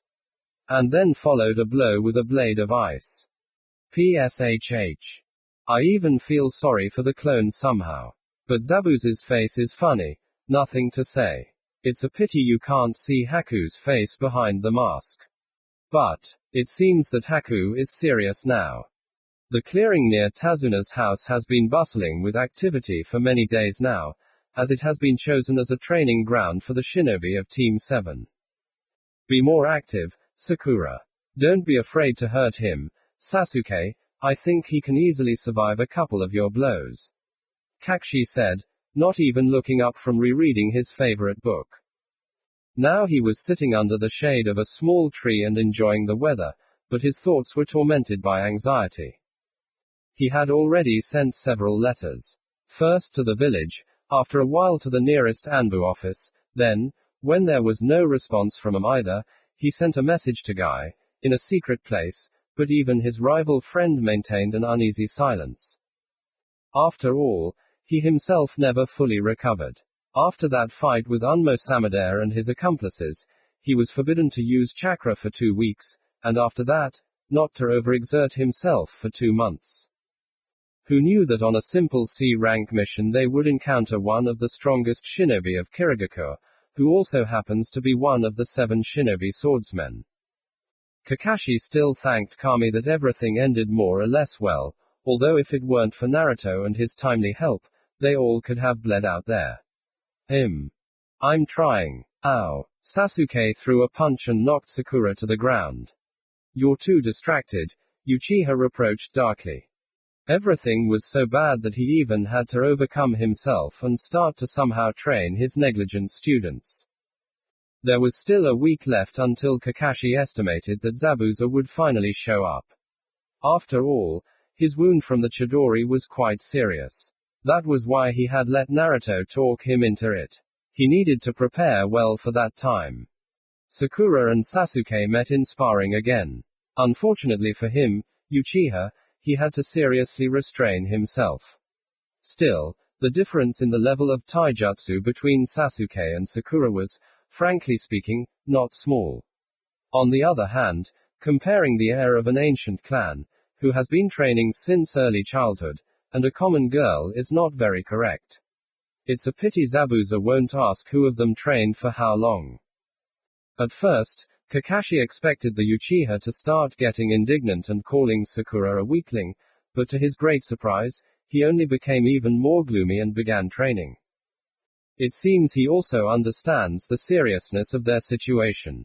Or he simply realized that he has no one else to spar with. And everything would have been fine until Kakashi felt someone approaching him quite quickly. The book immediately changed to a kunai and the students were hidden behind his back. But everything turned out to be even worse than he expected. 2 Narutos flew into the clearing, dragging an unconscious Tazuna on their backs. The clones were scary to look at. Soaking wet, covered in mud and seaweed, breathing like exhausted horses. With Sensei. Original. On the bridge. Zabuza. PSHH. Both clones disappeared in a puff of smoke and Tazuna, no longer supported by anyone, fell like ballast onto the grass. Suddenly, Kakashi realized to his surprise that this was one of the worst moments in his already difficult life. I don't know how many minutes have passed, but for me time flows just like when I'm waiting for ramen to cook. Hundreds of my clones were created and destroyed, and we fought with Haku, and at the same time I tried to somehow influence them. Show that killing an innocent is not a way out. But as I thought, no one will listen to the weak. And after Haku chases me, even I myself won't be able to call me stronger than both of them. Suddenly, Zabuza, who had been sitting calmly on the support, raised his head and looked back at the forest at the beginning of the bridge. I think it's time to finish. And he instantly moved to Tazuna, who was still hiding behind my clones, which Haku, kindly, had not yet finished off. It's time to die, old man. The huge sword rose above the old man and my clones and, with a whistle fell, cutting the builder into 2 unequal parts from shoulder to groin, and at the same time scattering the clones. PSHH. What? He's a clone too. But when? With the 3 you sent to your sensei. Bastard. Zabuza yelled. Oops. It seems he noticed that I sent out clones. But he didn't notice that I replaced Tazuna with another clone. Ha. Don't underestimate Azu. Ow. It hurts. Something wet and red on my hand. Is that blood? In front of me is only Haku's mask. I want to laugh. But his blade of ice in my chest makes it difficult to breathe. How cold. Chapter 15. TCH. You're at it again, Haku. The swordsman moved to his student. Excuse me, Zabuza-san. The guy just bowed his head humbly. Okay. Never mind. There's someone approaching us. Haku glanced at the lying body of the blonde Konoha shinobi. No. Not his friends. There are many more of them. Zabuza tightened his grip on his sword and moved it into a comfortable position. Get ready, they're already here. The guy pulled out his senbons and tensed up, preparing for battle. A dozen shinobi in Hitai 8 with the symbol of the hidden mist village suddenly flew out of the forest onto the bridge. This team looked a little battered, but experienced eyes could not hide the fact that they were facing experienced and dangerous shinobi. They were all ready to engage in battle at the first need. In fact, it seemed like they had just gotten out of a fight with someone. Some of them were even covered in fresh blood, and most of them were wrapped in bandages. You're a bit fast, Unmo. Zabuza smiled with all his shark mouth, even though it was hidden under the bandages. The shinobi finally reached them with Haku standing in front of them in a semicircle. Zabuza, you old devil. The leader of this group of shinobi stepped forward, uncharacteristically for Kiri, dark-skinned and with dark eyes in the form of a Jonin of the hidden mist. I never thought I would miss your impudent mug so much. He shook the swordsman's hand firmly. Haku, you little brat, how you've grown. You're unrecognizable. Hello, Samadare-san. The boy bowed humbly. And still looks like a girl. Ninja laughed good-naturedly. Momoko-sama, we finally found you, one of the squad shouted. Found it? Didn't you receive a letter of summons? Zabuza looked at him, puzzled. No, but we received a very generous offer to bring your head. And not only us. Your price in the bingo book has skyrocketed in the last week. Now you are on par with S-class shinobi in price. Samadare patted Momoki on the shoulder. I'm even jealous. Yes. But why all of a sudden? Zabuza was unpleasantly surprised. Someone named Gato has tripled your price, so by now every hunting party from Konoha to Kiri should be on your trail. Bastard. Zabuza began to emanate a noticeable amount of ki, so much so that even Haku, who had spent most of his life with him, was forced to take a few steps away from him. After all, he hadn't been given the nickname of the demon of the hidden mist for his pretty eyes. Relax. You don't have to strain yourself anymore. We finished him off as soon as he had the audacity to approach us with this proposal. TCH. Good. The key became noticeably smaller and everyone could breathe easier. But in any case, you were in the land of fire. How did you get here so quickly? Oh, it was quite an epic. We fought the Leaf Anbu and then destroyed the commander-in-chief of the Fire Country. We even almost ended the Hataki clan by almost finishing off the copy ninja Kakashi, but reinforcements from the Leaf arrived too fast and we had to flee again. Well, did you really need to stir up a hornet's nest by killing their commander-in-chief? Ha! You should have seen how he squealed when I gutted him. Beauty, you should have appreciated it. Samadare spread his arms in admiration. That's what I was saying, Zabuza-san. Haku slyly noted. What is he talking about? Shinobi looked questioningly at the young man. And yes, you said something about the letter. What is it about?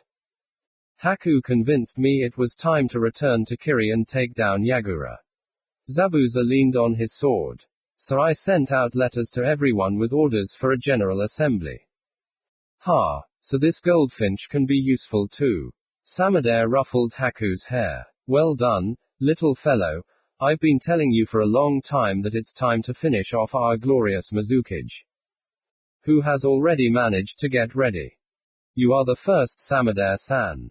Haku carefully removed his hand from his head. But the letters with the order were also sent to Kurosuke Reiga and Munashi Jinpachi. Is Jinpachi still alive? I thought he died a long time ago. Unmo began to scratch his chin thoughtfully. In any case, I think we need to get out of this country. Since my employer is dead, I have no more business here. Let's go to the land of water. They should be waiting there. If we're lucky, all of our people will already be there. Momoki herself decided to come back. Yes, this is our Momoki-sama. The shinobi of the squad seemed to soar in spirit. The doom of those sentenced to death was replaced by the hope of revolution. They were about to leave when. So, who is this lying around here? Samadare walked up to Naruto's body and flipped him over onto his back with a kick. Hey, Konoha's little rat. And still alive. It's my second birthday today. And Zabuza's coming back and I'm going to kill the leaf brat. Samadare Unmo's big dark eyes filled with madness. No need. Haku jumped out to cross the Jonan's katana. Ha! No need to scare me like that, Haku-kun. I could have lost my temper. And then Zabuza would have lost his cute little weapon. Unmo started patting the guy on the cheek until he pulled him back. You could have just said that it was your prey. I am a man of principles, you know, judging by the ice. You defeated him, so. It's up to you to finish him off. He handed the sword to the guy. The young shinobi was confused and only looked helplessly at his opponent. No, then get out of here. Unmo pushed the gentleman away and raised his sword. Haku only hung his head gloomily. Stop, Unmo. Zabuza's voice stopped the blade a millimeter from Naruto. What else? Jonan cast a look full of rage at the swordsman of the mist.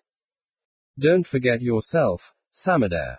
Zabuza growled, raising his blade and releasing his famous ki again, not yet with much force, but everyone already tensed up again.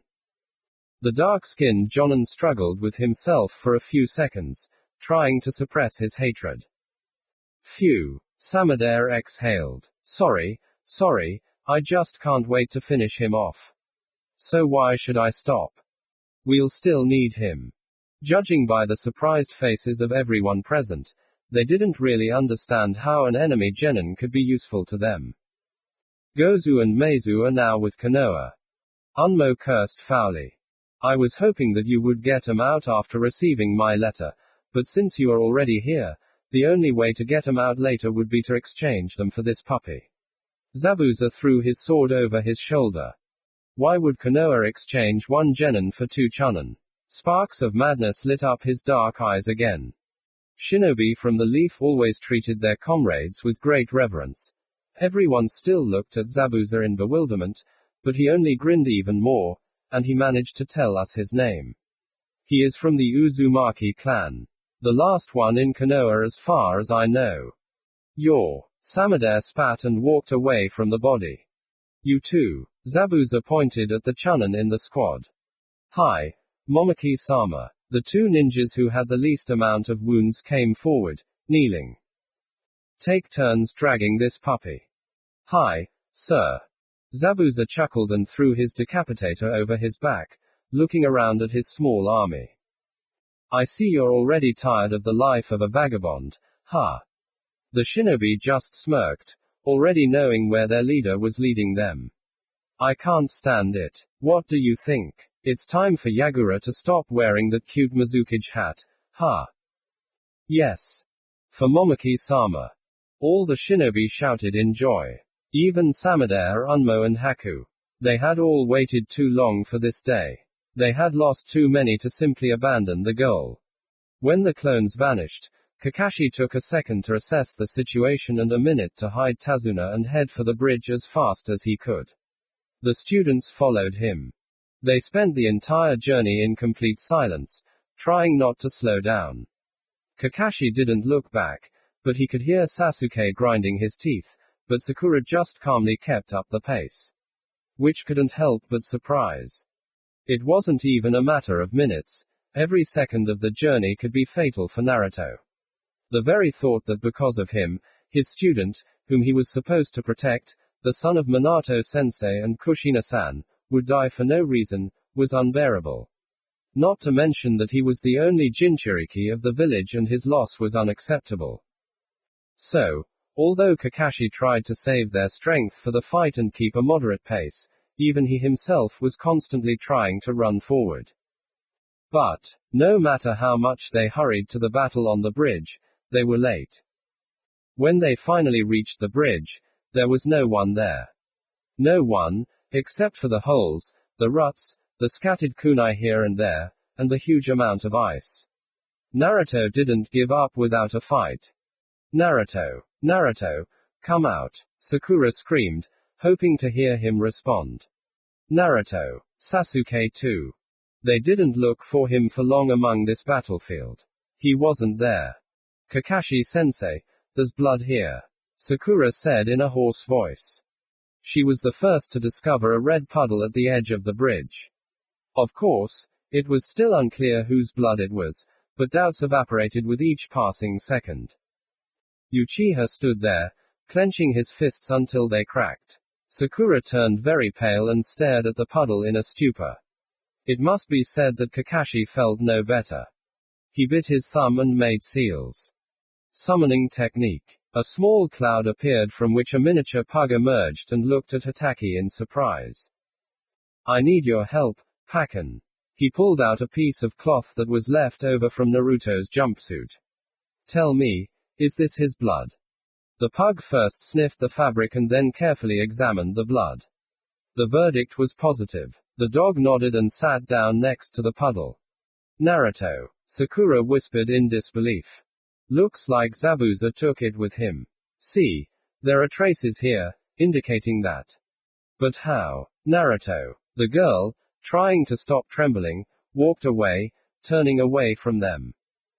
For the first time in many years, Hatake was once again at a crossroads, with several paths where none was right. He had to choose from bad and worse. There were really only 3 courses of action. Return to Konoha with the rest of the team, hide the team in the land of waves and go rescue Naruto alone, and Sensei, Sasuke said, hiding his face behind his hair. I'm going after Naruto. 2 eyes glowing with Sharingan with 2 tamo burned a hole in Kakashi. A chill ran through Kakashi when he saw Sasuke's eyes. It was no secret to him when an Uchiha awakened their Sharingan, and it was not something that made him happy as a sensei. But what Sasuke proposed was the third option, to go with the whole team after the young Uzumaki, but the mission was too dangerous, and he was far from sure that he could protect the students. Sakura just looked at Sasuke. She would follow him wherever he went. Well then. You know. Kakashi looked at the students. Those who fail a mission are trash. But a long time ago, a friend of mine told me that those who abandon their comrades are worse than trash. They won't abandon their comrade. Not this time. But why did they take Naruto with them instead of killing him on the spot? Blackmailing their team into giving up Tazuna. That's not like Zabuza. The only sensible reason why someone like Zabuza would capture a simple genin and not kill him on the spot is that he knew Azukami was a Jinchuriki. Most likely, the fox's chakra went out of control during the fight, and Zabuza is no fool and immediately knew who he was. Momoki is one of the leaders of the Kiri civil war, and his main goal is to overthrow Mizukage Yagura and obviously take his place. But Yagura is the Jinchuriki of the three tails, so dealing with him will be oh so difficult. Therefore, Zabuza decided that he would pit one-tailed beast against the other. Clever, I must say. In the worst-case scenario, the Kyuubi will try to reseal, but even this requires lengthy preparations, and nowhere except in the land of water will Zabuza be helped in this matter. So Naruto still had time. They would save him, no matter what it took. The seals formed quickly, and the blood on his finger hadn't stopped yet. Summoning technique. We need to notify Konoha immediately, and if regular crows can't deliver the message, then his dog definitely can. Another of his ninken emerged from the haze of technology. A reddish dog with long, floppy ears. Guriko, I have a task for you. The dog looked at Kakashi carefully. You need to deliver a message to Konoha as soon as possible. But only to the Hokage or guy personally. Do you understand? The dog nodded. And Kakashi quickly wrote a message on the scroll, sealed it with a simple seal. He had neither the strength nor the time for anything else, and attached the scroll to the dog. This is very important. Hurry as fast as you can, Guriko. To which the dog only barked and jumped off to carry out the task. Pakken, can you lead us by Naruto's scent? The pug just nodded. Okay. Sasuke, Sakura, this could be dangerous. I could hide you in the land of waves, and you can wait for reinforcements from Konoha in safety. Sasuke's Sharingan began to spin very quickly. He was clearly determined. Sakura. Everyone looked at her. We won't abandon Naruto, the girl said barely audibly. Then, let's not waste time. Pakken, lead the way. Chapter 16. To say that I was surprised to find myself in that huge corridor of thousands of pipes full of water would be a lie. I knew that sooner or later I would return here. I could not help but return. Naruto. Come here, Naruto. A loud voice echoed through the corridor. My head was still in a fog, but I reached its source. The huge gates that sealed it inside me. Naruto, I've been waiting for you for so long. I remembered Kurama. I ran to the gate as fast as I could. Kurama would help me. But. The huge claws missed me by only a few centimeters. I was completely frozen with fear, and Kurama. No, the nine-tailed demon fox was going crazy in the cage. Come to me, you vile bug, come to me so I can tear you to pieces. His roar made my knees buckle. It's scary, Databio. Kyuubi furiously beat his whole body against the gates of his prison. From his terrible blows it seemed that the whole surrounding world was shaking, but the gates only creaked and did not think to give in to the fox's fury. Hit. Again and again. Kyuubi did not give up trying to get out of the trap he hated. Come here and I'll eat you, little man.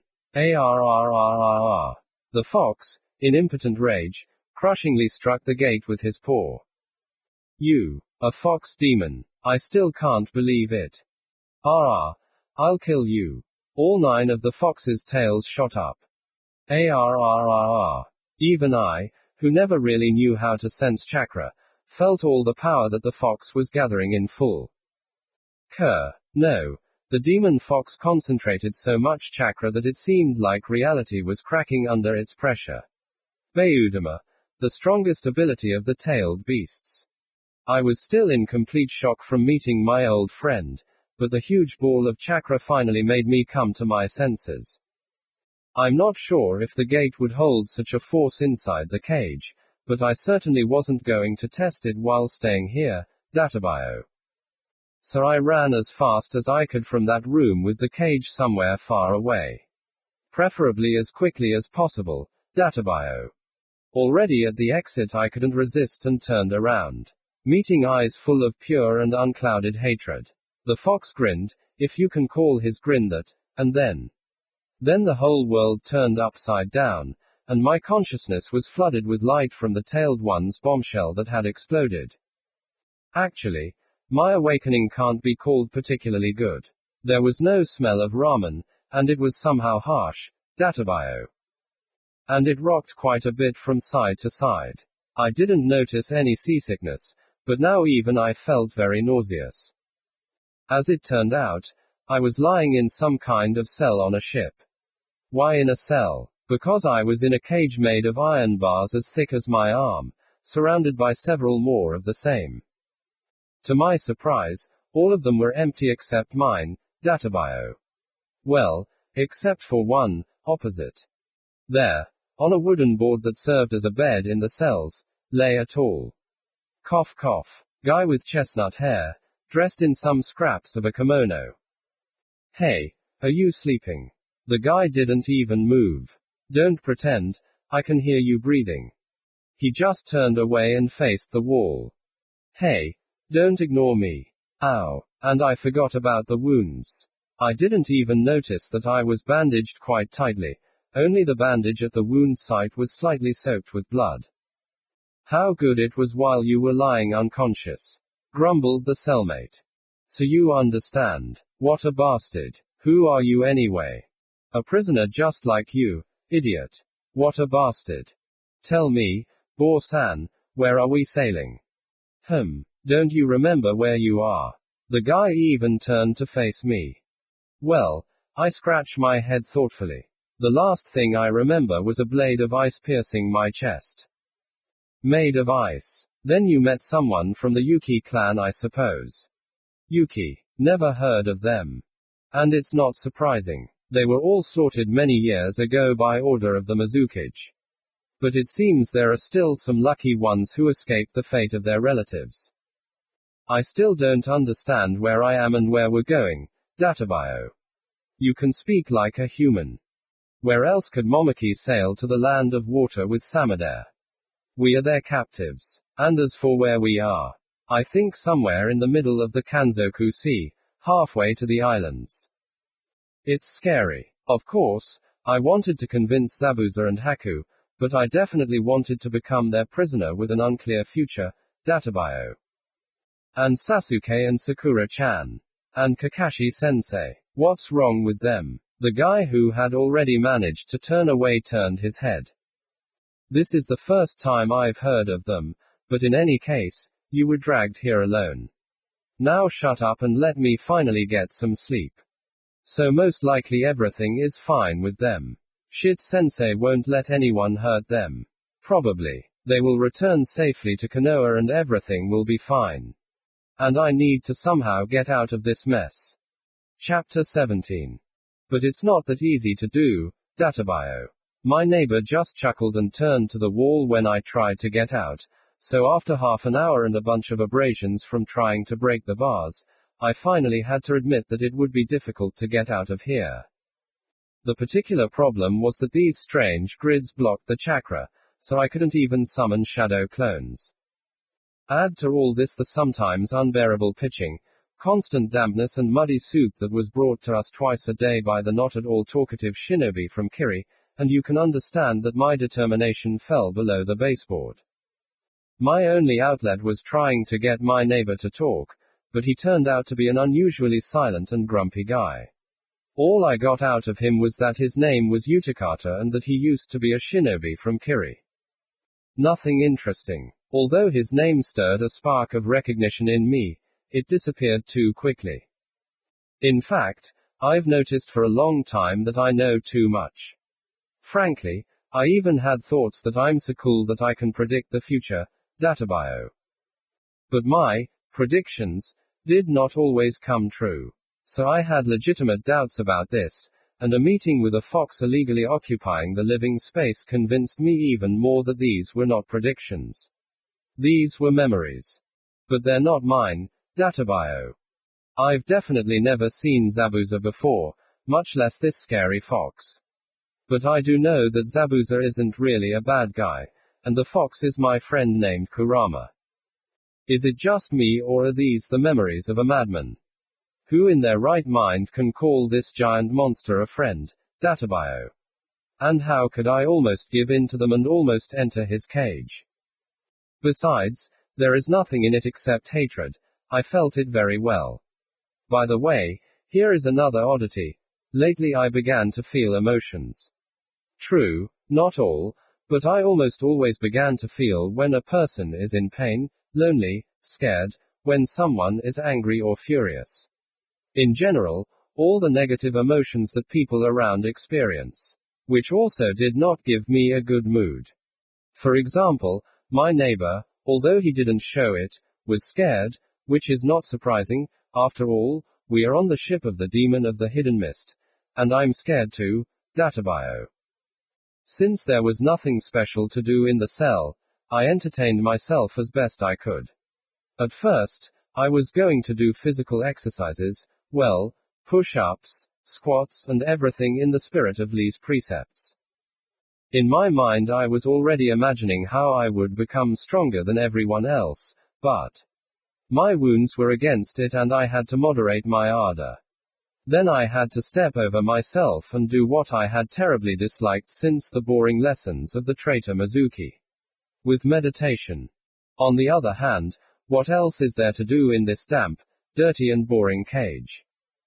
So, although it was almost impossible to use chakra, it only concerned external influence.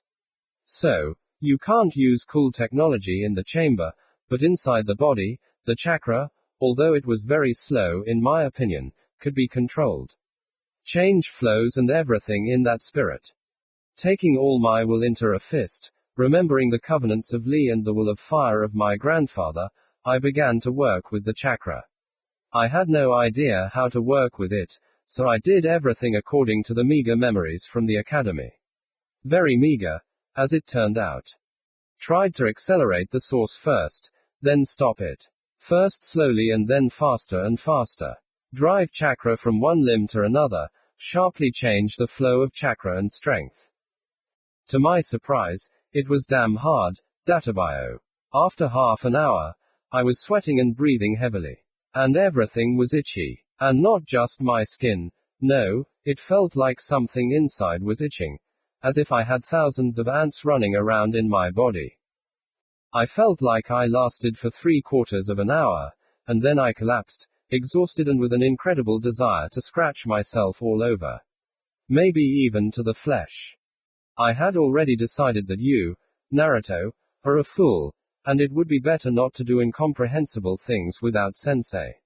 I decided, yes. And then 2 hours later, when I had more or less recovered, I again got tired of just lying on the wood, and I began to meditate again. In general, I didn't spend my time happily, but I didn't let myself get bored. After all, falling from exhaustion and with a terrible itch every half hour for an hour is not eating 3 super large ramen. Time flew by and soon I noticed that my thoughts were jumping during meditation, and the work with the chakra was happening almost by itself. Now I have no time for jokes. Because the last action that somehow allowed me to distract myself from boredom disappeared, databio. And of course thoughts themselves flowed to something I didn't want to think about. Where do these memories come from? Why do I feel emotions? And why do I consider the 9-tailed demon fox a friend? There are many questions, but the answers are like those at the final exam at the academy. With all this chaos going on, I didn't even notice how 3 days had flown by, and we finally reached her land of water. The guards finally descended into our modest abode, 3 shinobi in rather shabby clothes with their faces covered and in the signature vests of the Chunin from Kiri, as I had already managed to understand. They moved absolutely silently, and to do something like that on a ship, where every piece of wood underfoot creaks as much as it can, is very difficult. I wouldn't have noticed them if I hadn't felt emotions. Fear. Although you wouldn't know it by looking at them, their most dominant emotion was fear. I couldn't imagine what these guys were afraid of until they stopped at my neighbor's cell. Their fear grew, and with it their anger. Wow, it seems my cellmate is a strong shinobi, since they are afraid of him even in chains. I hope you will show some sense, Utakata, said the central one of the 3. Then, the one on the right opened the door, making some seals, and then went inside. All 3 of them were clearly emitting anxiety. Surprisingly, Utakata calmly stood up and followed his escort upstairs with his chains rattling, keeping an absolute indifference on his slightly dirty face. The central one followed him from behind, watching the prisoner's movements. And now it was my turn. The last of these shinobi made exactly the same passes with his hands and the door of my cell opened. Hey! And then he unceremoniously grabbed me by the collar of my shirt and almost pushed me forward. He pulled out a chain from the pouch on his belt, similar to the one on Utakata, but much thinner and almost without inscriptions. And of course he put this chain on me, tying my hands, but fortunately leaving my legs free. Go, the bastard said briefly. Why so rude, Databayo? But I only got a slap on the back of the head. So I decided not to tempt fate and finally go to the surface. I was damn tired of sitting in the ship's hold for days. At first I thought that the bright sunlight would hit my eyes and that would let me know that I had come out on deck, but it happened completely unexpectedly. It was not much lighter outside than in the hold, and there was fog all around. Despite this, the first thing I did when I came out into the open air after the musty cell was to take a deep breath. The clean air with the resinous smell of pine pleasantly filled my lungs. But even outside the ship I couldn't see anything. Solid fog, Databayo. There were only a couple of ninjas on the deck, who took a few glances at me and continued to collect some things, obviously intending to drag them to land, but otherwise the ship was empty.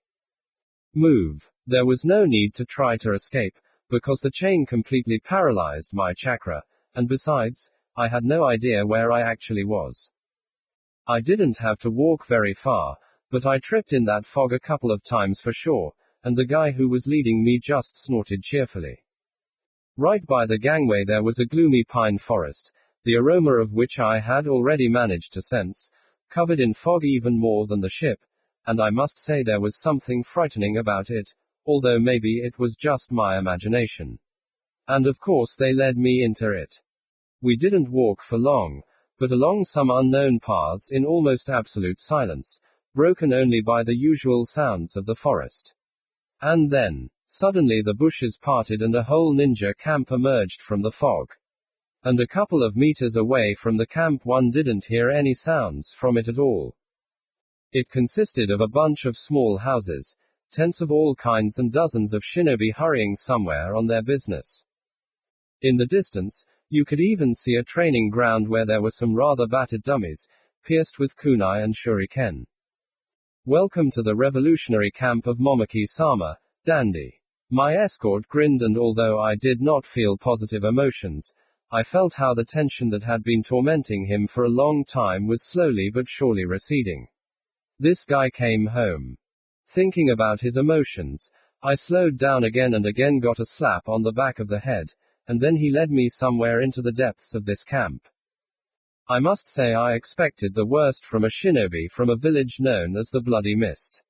But to my surprise, while I was being led through the camp, if anyone looked at me, it was only briefly, continuing their business. No one even tried to kick me. Then they put me in a cell, which was a one-room building with a roof, and one of the walls was completely missing.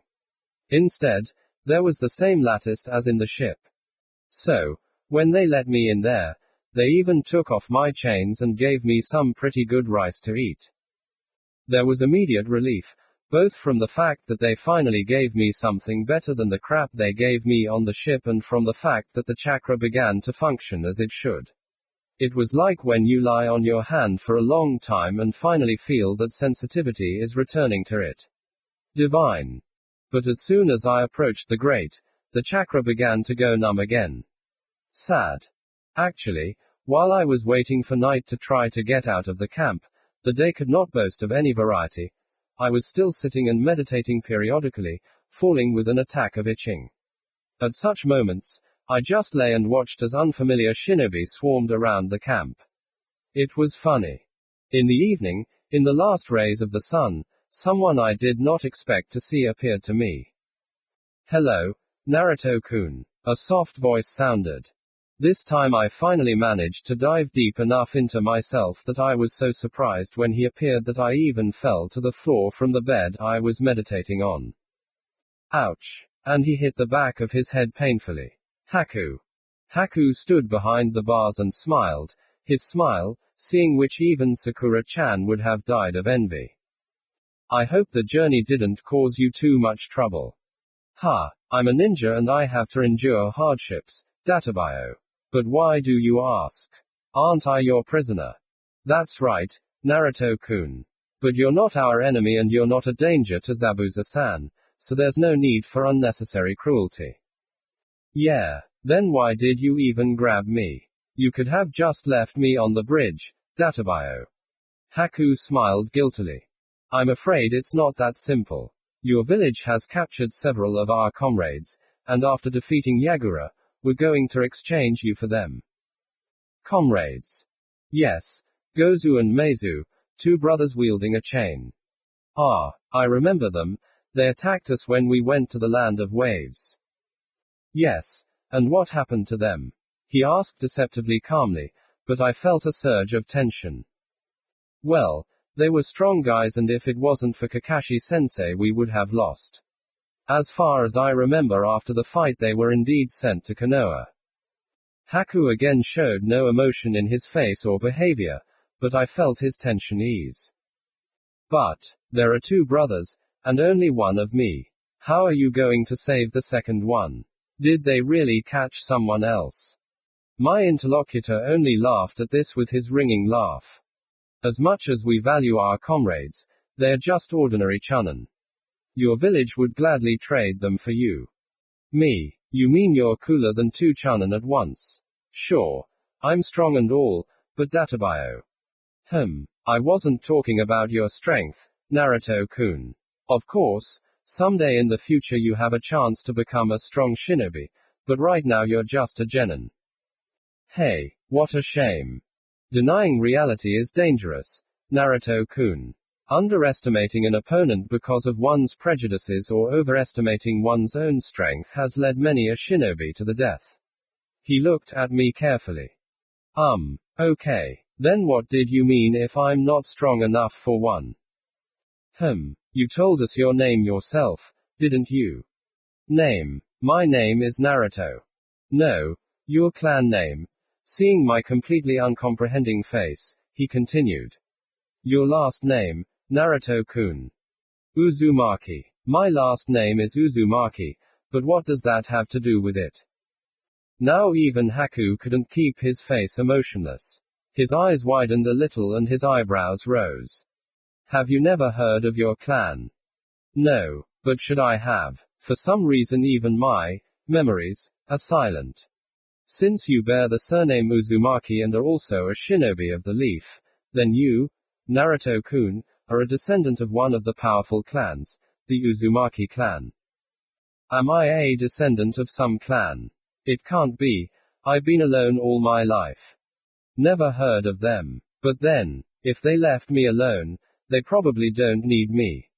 The pain of loneliness when you come home and the only thing waiting for you there is unwashed dishes. Day after day. Alone. If I have relatives who left me alone, Then I don't want to have anything to do with them either. You really don't know anything. I flinched as if I had been hit. Haku simply began to resonate with pain, loneliness and longing.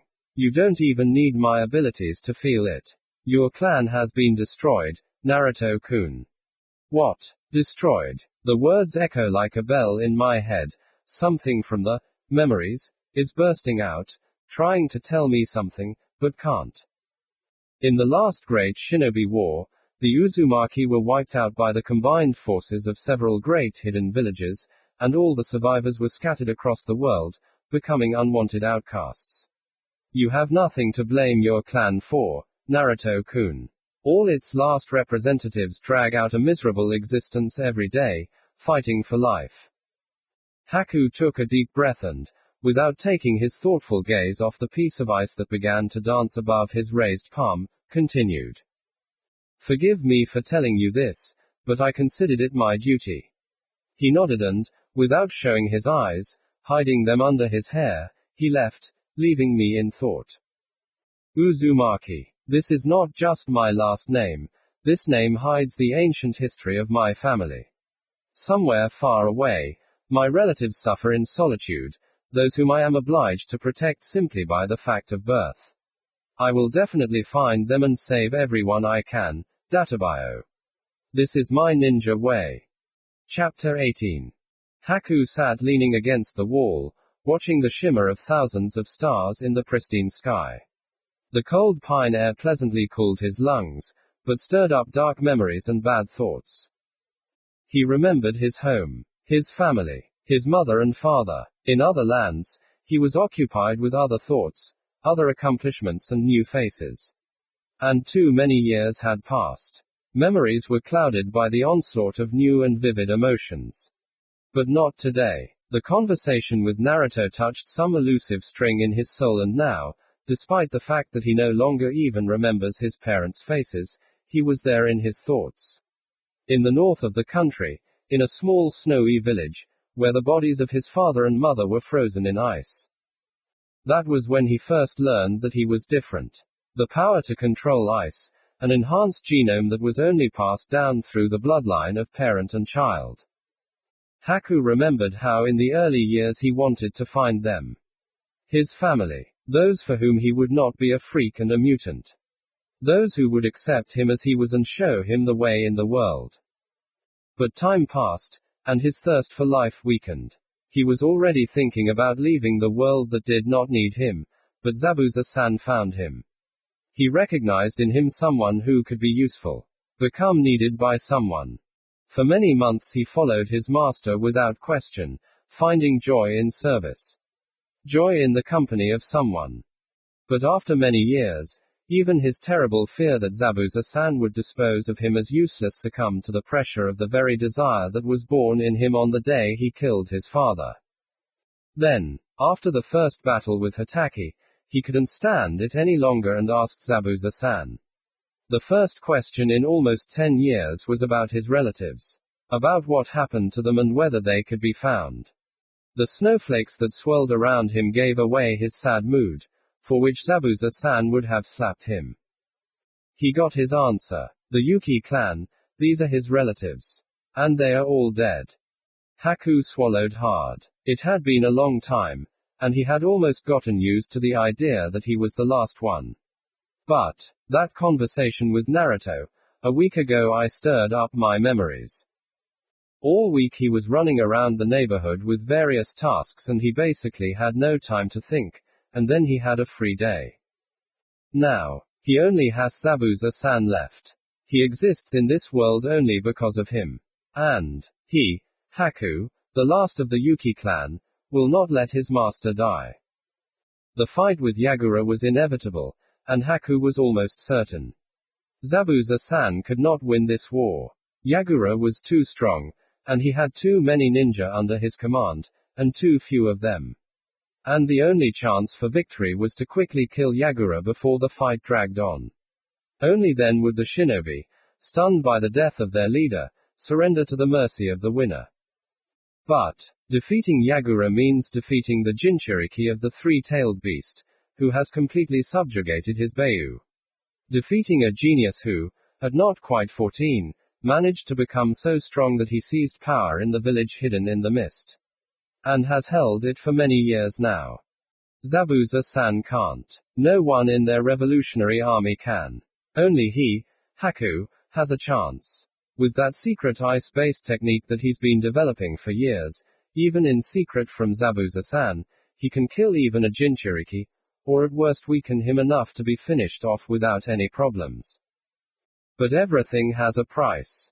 And this technology, with such large-scale use, will have only one life. And he will gladly pay this price to save his master.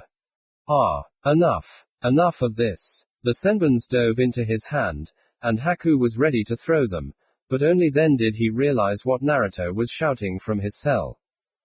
Are you awake, Naruto-kun? Haku stepped out from behind the wall and looked through the bars into the cell, intending to find out what had alarmed the prisoner. Uzumaki sat in the middle of the room, his legs folded in a lotus position, looking at him defiantly and even angrily. You. He angrily pointed his index finger at him. You're just driving me crazy. Me. It was very unexpected and even a little offensive. Still, he liked this boy with his cheerfulness. And who else was sitting behind my wall? Naruto jumped up in anger and ran almost right up to the bars. Did I disturb you? Sorry, I was lost in thought. I'm leaving now. Haku was about to leave, although his heart felt even worse after Naruto-kun's rebuke. After all, he thought he had found someone who could understand him. But it seems he doesn't need him either. Stop. I didn't let you go. Now Haku was seriously surprised. After all, who is the prisoner here? Come on, let me out. I urgently need to do something. Haku was simply speechless. Hurry. This is something very important. Please, Haku. I swear, as soon as I'm done, I'll go back to the cell. Come on, Databayo. Not believing himself, Haku began to fold the seals opening the chamber. Strange apathy and understanding. That he was stronger than Naruto and if anything happened he could easily return him to prison and some strange feeling like a premonition that simply screamed to let him out.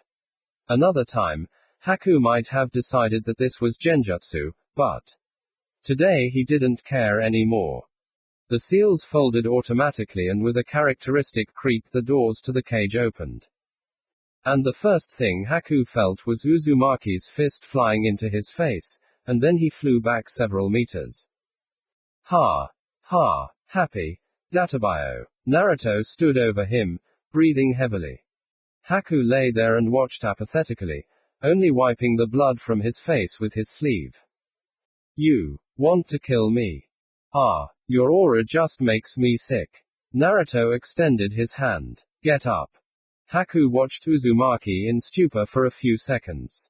He still didn't understand what he was trying to achieve. But he still took the hand and rose to his feet. I see you still haven't come to your senses. Then let's go. Naruto grabbed his hand and dragged him somewhere to the far side of the camp. Surprisingly, he didn't even think about hiding. They walked right through the center of the camp and here and there Haku noticed shinobi who had taken a break from their work to see what all the noise was about in the middle of the night. Many even, secretly, followed them. Just in case. The destination of their journey was revealed very quickly. A training ground on the northernmost outskirts. Okay. Naruto led them to the center of the camp. Now I'm going to beat all that crap out of you that's keeping me awake, Databayo. Haku could only look at the guy in surprise. The fact that he wanted to fight was surprising. But. No buts. Defend yourself. Naruto punched him in the face, but Haku didn't want to. The blow sent him to the ground again. Come on. You fought much better on that bridge. That time I fought for someone I care about. Zabuza. Naruto scratched his head thoughtfully, and then a sly grin covered his face. An idiot's grin in Haku's opinion. But aren't you fighting him now? He responded to Haku's uncomprehending look with another punch to the face. Defend yourself. Another punch, But Haku just lay there passively, not trying to defend himself. Or I'll beat you. Another punch. Until that very moment when, punch, you become useless to Zabuza. Uzumaki's fist was stopped right in front of his face. It's too early. Zabuza-san still needs him to defeat Yagura. It's his duty. A kick and Naruto flies a good 7 meters, and Haku shakes himself off and gets up. I can't die, not yet. The chakra concentrating seals formed by themselves. Ha. Ha. It's better, but still not enough. Uzumaki's fingers formed a strange seal, crossing the index and middle fingers. But it's okay, I'll beat all this crap out of you overnight. Kage Bunshin no Jutsu. Almost 3 dozen clones appeared around Naruto, which caused genuine surprise not only to Haku, but also to the spectators who had gathered at the noise and were now watching from the shadows. After all, Naruto was sitting in a cell with a chakra-suppressing wall, and right now his control must be very poor, and if even so he was able to summon so many clones. I'm coming, Databio. Dozens of clones rushed forward in a single impulse. Chapter 19. The cold night wind carried the sounds of claps and battle cries of one noisy boy, but the ninja who was now sitting at a table covered with papers was of little interest. Being a master of silent killings, he had a hearing close to perfect and, if he wanted, could hear and understand everything that was happening in the camp. You're not going to interfere, Zabuza? Asked the dark-skinned shinobi sprawled on the next chair. No need. Haku had long needed someone to knock the bad thoughts out of him. I still regret that I can't finish off this Konoha degenerate. Zabuza froze for a moment, but almost immediately returned to reading the documents, only slightly moving his terrible sword closer to himself. What do they write on the papers? Samadera asked lazily, cleaning his nails with a kunai. Nothing good. The swordsman was in the worst possible mood. Not only did he have to deal with all this paperwork, but these papers also didn't tell him anything good. At this rate, our supplies will last for about 2 months. And I'm only talking about food. Kunai, shurikens, seal explosions, all of this will evaporate after a couple of serious battles. Well, we're used to fighting with just a katana in our hands. He lovingly held his sword, which lay on his lap, within easy reach. Zabuza just tiredly rubbed his temples. The rebel's worries took up all his time, and in the last 3 days he could only snatch a few hours of light sleep.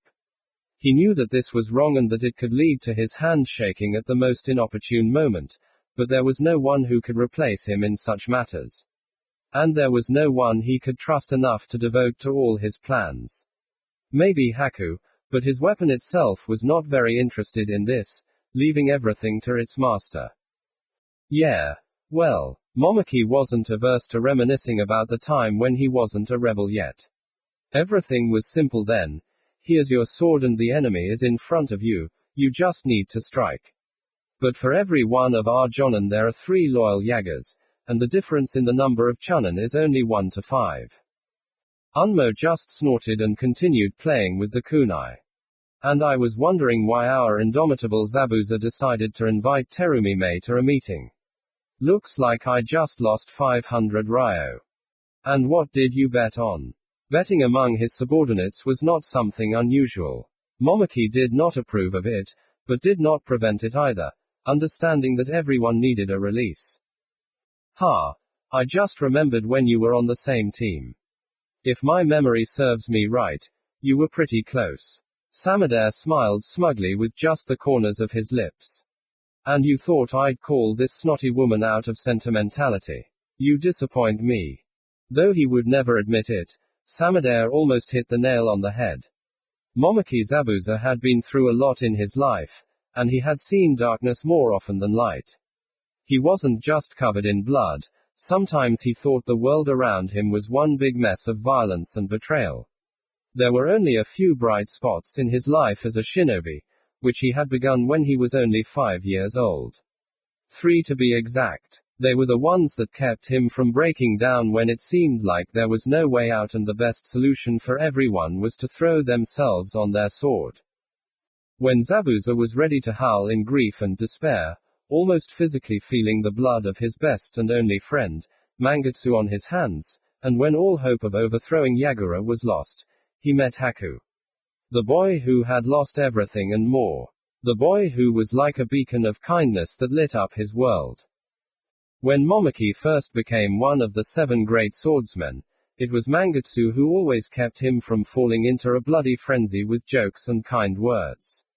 Now they call him a demon, and everyone thinks it's because of his monstrous ki, but only a few of those who are still alive remember the terrible things he did back then. Bayu, damn him, he still enjoys killing, but now killing has become more of a work of art for him, while in the past he reveled in the blood of those killed by his sword, Kubakiriboko. Both of them, Haku and Mangetsu, became very important people for him. Those for whom he still continued to hold on and fight. But, before them, there was another one. The one who became the team leader of the newly minted killer of his entire class who had just graduated from the academy. The one he hadn't even told Haku about. Zabuza didn't want to involve her in his rebellion until the very end. Selfishly, he didn't want her bright image of a cheerful, endlessly kind and positive red-haired girl that remained in his memory to be destroyed.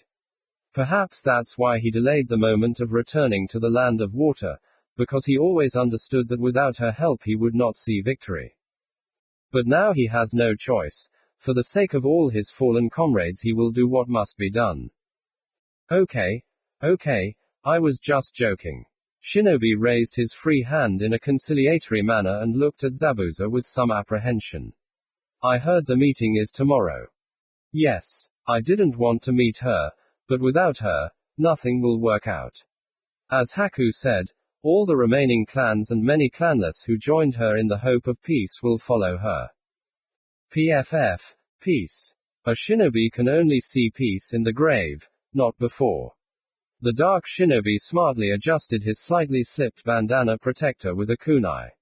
So how long do you say she has a shinobi? Until Rhaegar arrived, they had about the same number of shinobi ready to fight as we did. TCH, parity is bad.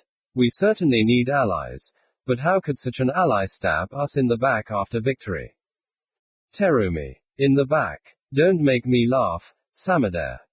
Who knows, you haven't seen each other for many years, and people change with time.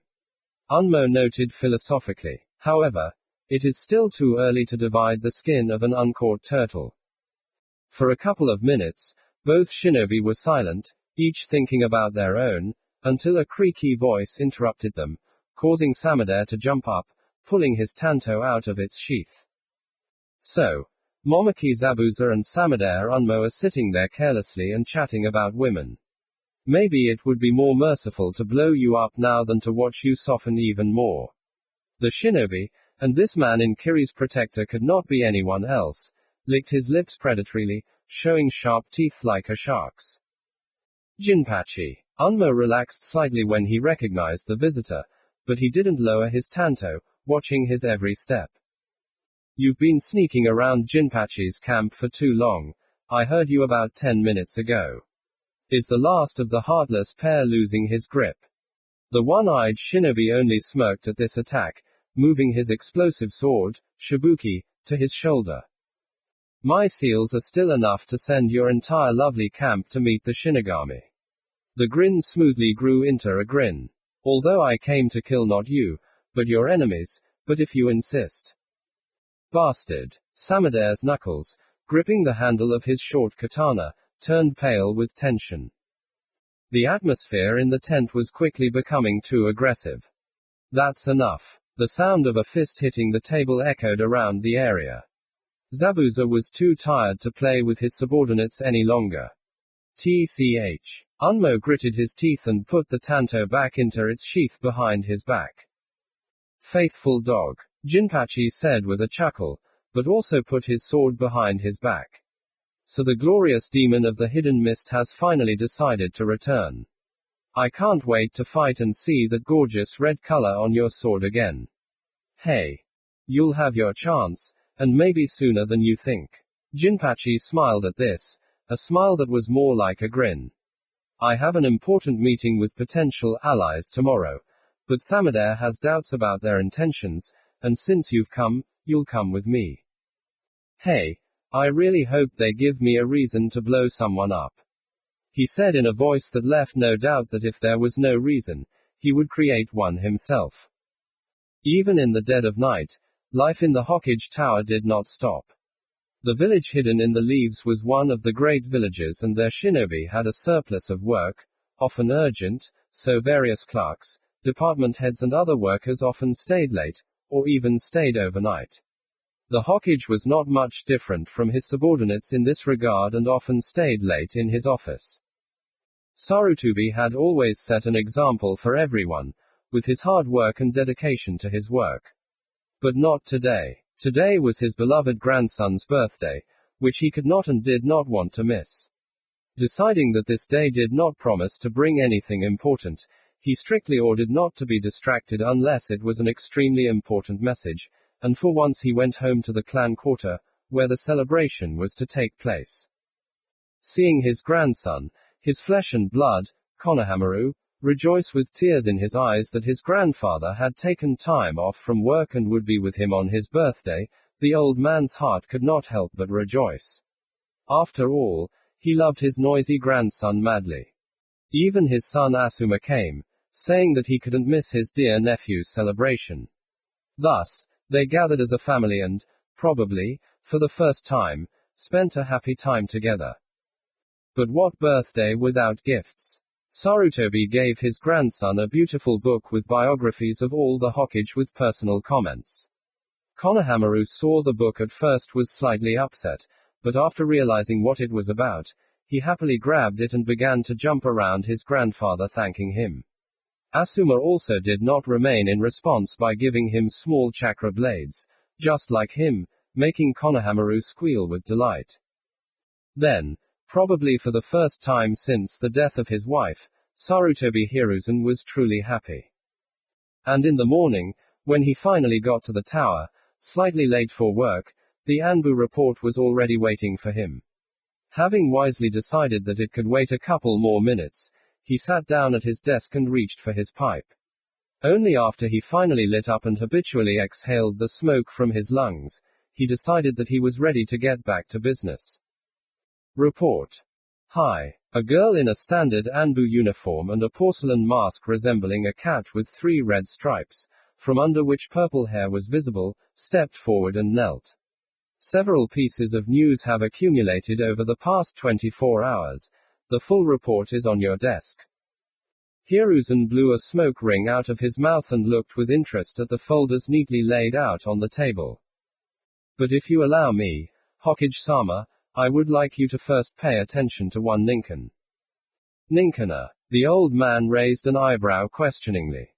Hi. Yesterday, right after your order, a Ninken arrived with a Konoha forehead protector around his neck. He brought a message, but no matter how hard we tried to read it, the dog flatly refused to give it to us. We weren't sure who it belonged to, so we carefully examined him for traps, but he was clean. We only finished a couple of hours ago, so we decided to wait for you. Bring him. Hi.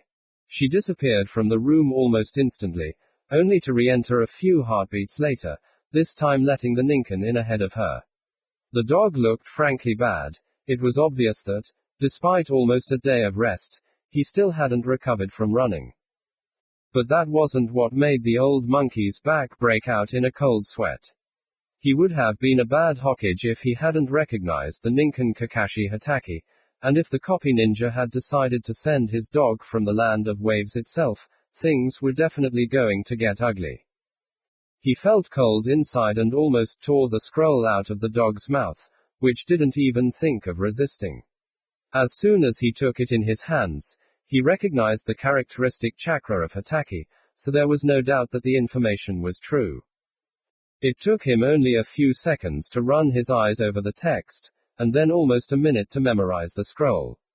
He remembered everything, even the handwriting and the appearance of the paper. Obeying the jutsu, the scroll burned in his hands, leaving only a little ashes. Such information should not fall into the wrong hands. The news was bad. Or rather, the worst since the Uchiha massacre. Obeying an old habit, Hiruzen sat back down in the chair and took a couple more drags on his cigarette. It was too late to send pursuit. Zabuza had a big head start. The Ninken had been getting here for at least 4 days, plus another day of waiting when he ordered not to bother him. The old fool. However, he couldn't send many shinobi to the land of water. Not only would it weaken Konoha's defense, but it could also easily result in a new war, which he really didn't want. There was no choice as such. His best shinobi was already there, so it was worth sending the one he could most easily cooperate with. Yugao. The girl slightly flinched at the sound of her own name. What I'm about to tell you is top secret. The Hokage told her the essence of the mission. Take your entire Anbu squad. Your specialization in tracking and support will come in handy. Hi, Hokage-sama. Although she tried not to show it, the Hokage's keen eye saw that she was very worried. This will be an S-rank mission. Remember, retrieving Uzumaki is an absolute priority. Now go.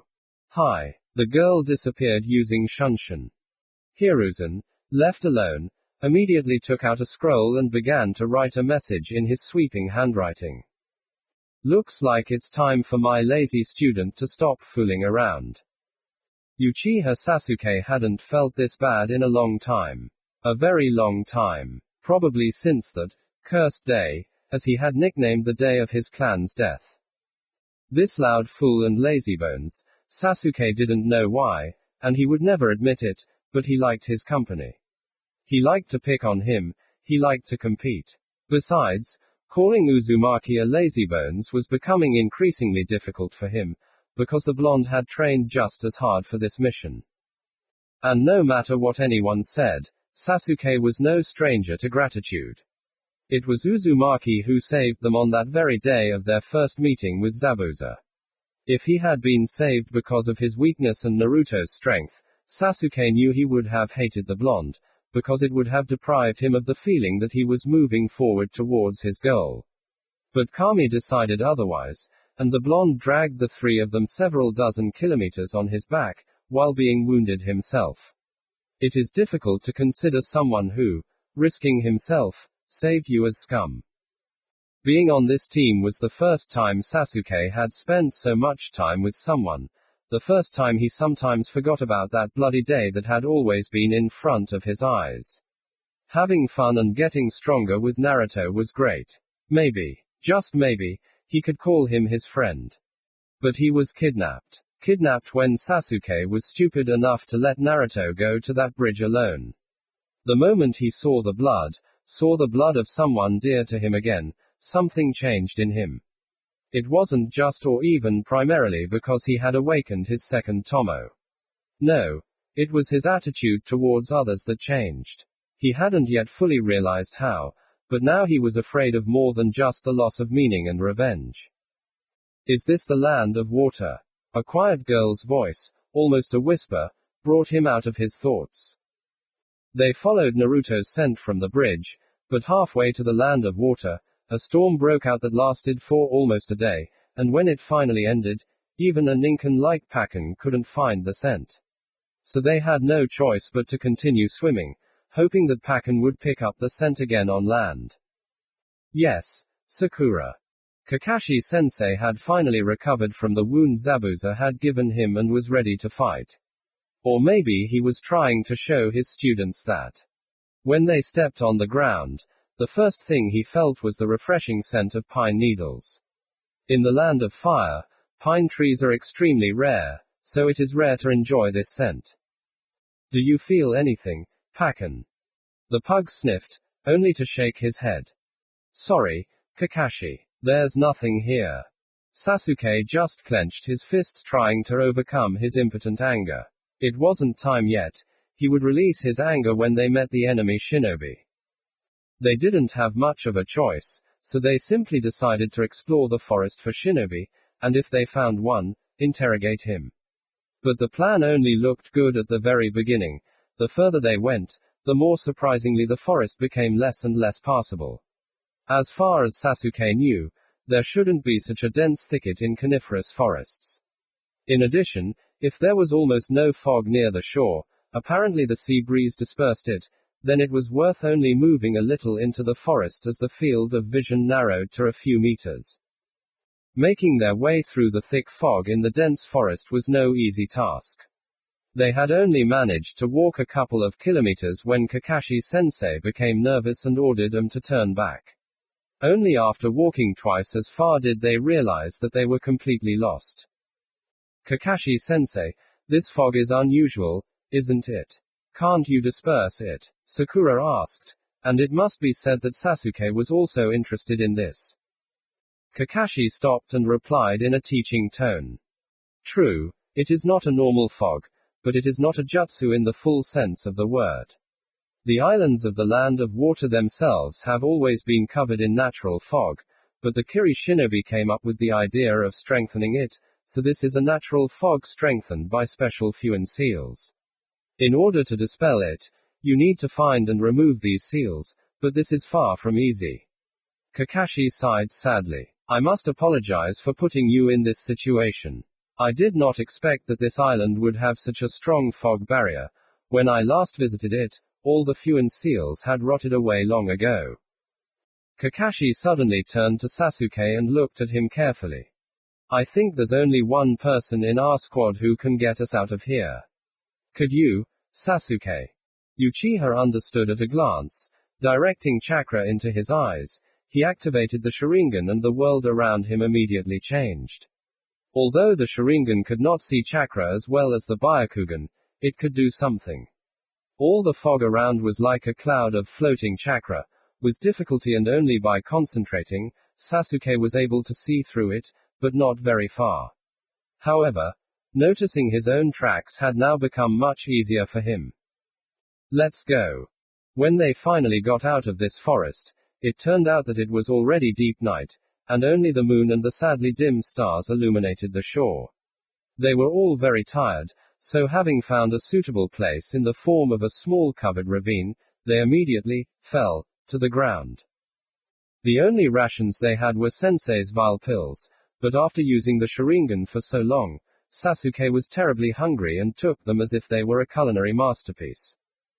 What shall we do next, Sensei? We'll continue searching, Sakura, but today we're all tired and need some rest. So tomorrow at dawn we'll head into the forest again. We'll get lost again. I guess not anymore. Pakken, you're ready now, aren't you?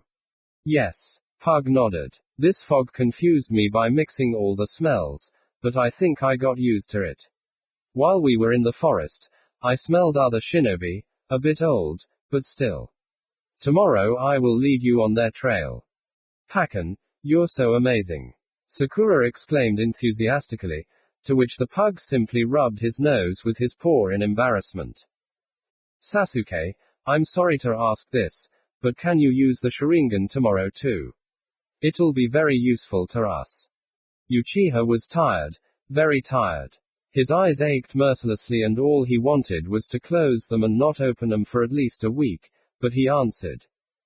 Of course. Okay, then Sasuke and Pakken will lead us tomorrow.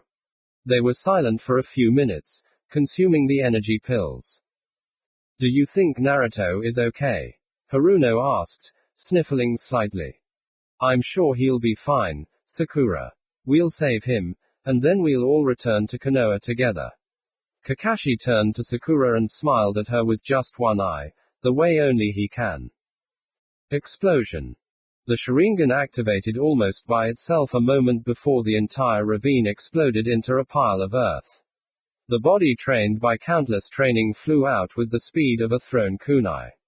Thanks to his eyes, he saw how the sensei grabbed Sakura, who did not even have time to understand what was happening, and overtook him. Suton. Shockwave. Sasuke managed to see a dozen Shinbi with Kiri's forehead protector release a collaboration technique before a huge wave almost covered them. Doton. Great earthen wall. Kakashi managed to put up a wall 3 times taller than him before the wave washed over them. Pakken. Protect Sakura. The pug only had time to nod when the water flow dried up and enemy shinobi pounced on them. But two kakashi rushed towards them, calling on lightning. Ding!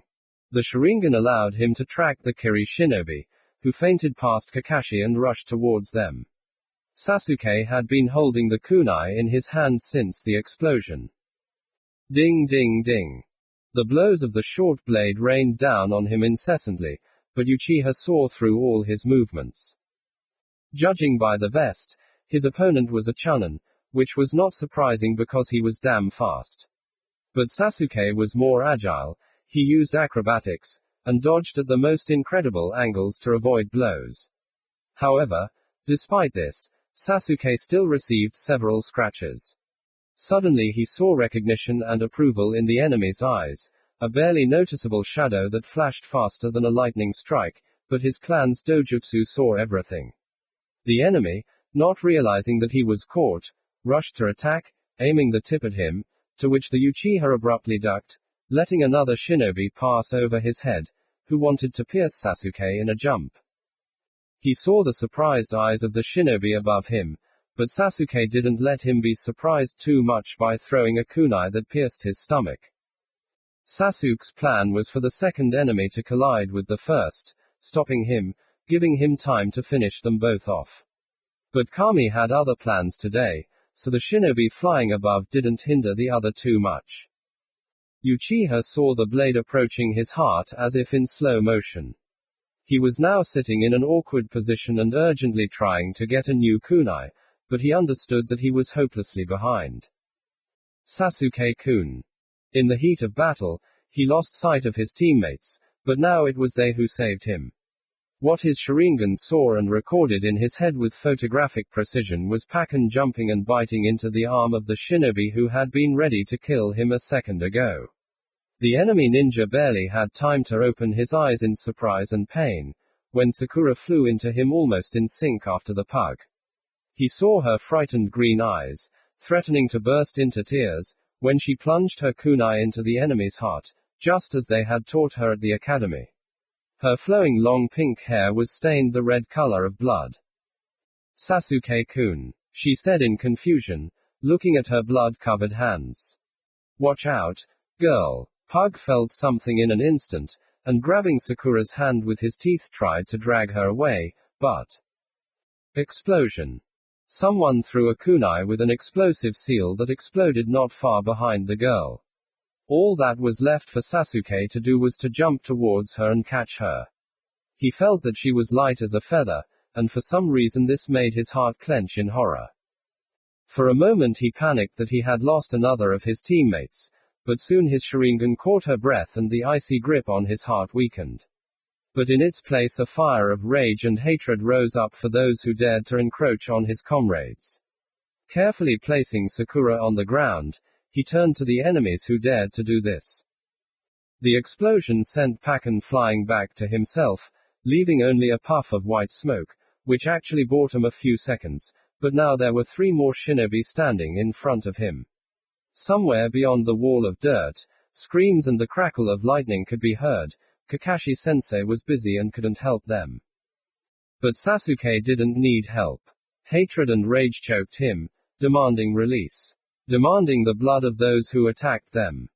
The Uchiha anticipated the mist ninja's movement and moved towards them a moment earlier, dodging the shuriken and kunai they threw at him. The enemies made a big mistake by looking into the eyes of a member of the Uchiha clan. Genjutsu, Sharingan, Sasuke whispered, sending an illusion to the central enemy. He wasn't good at illusion, and he only knew how to use this technique in theory, but the anger that drove him gave him strength. The enemy's eyes widened in surprise, only to strike his comrades with a water technique a second later. What? They clearly didn't expect this, so the one on the left was simply swept away by a wave of water in the sea, grinding all the bones. The one on the right managed to jump away. Sasuke's kunai entered the shinobi's chest with a nasty sound under genjutsu.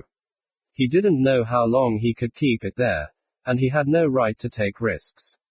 At the last moment before the blow, the enemy confirmed his fears, breaking out of the illusion. His face expressed horror at the moment of death, but Sasuke felt nothing but hatred and his kunai did not waver. Sutan, Shockwave. The last of the remaining enemies, formed seals and used a water elemental technique. But the Sharingan saw the seals and read everything he was going to do. So. Kaiten. Gokakyu no Jutsu. The seals formed faster than Sasuke could think of how to defend himself. The collision of the mass of water and fire naturally caused a burst of steam, which served as a kind of smoke screen between the shinobi. However, the eyes of the Uchiha clan member could see the enemy through the steam, while the eyes of that shinobi could not. But there was a large distance between him and the enemy shinobi that needed to be closed as quickly as possible. The kunai and shuriken released by Sasuke cut through the steam with a distinctive sound and flew towards the enemy. Using his eyes to change the trajectory of the kunai, the Uchiha made them strike the enemy in the back. Ding ding ding. The enemy ninja fought off almost everything, escaping with only light scratches, but was forced to turn his back and Sasuke rushed at the enemy. Shinobi Kiri figured out the maneuver, but he didn't have time to jump back, so he prepared to take the blow with his short blade, but let the Shinigami reap it if he doesn't kill this shinobi. Genjutsu, Sharingan. Since the enemy was prepared, there was no full impact, he was only stunned for literally a second. Ding. The enemy blocked the kunai thrown at him, but was forced to deflect the sword. Sasuke was left without a weapon, but this did not stop him. With a sickening crunch, a fist soaked in chakra struck the enemy's unprotected throat, causing him to fly back a couple of meters.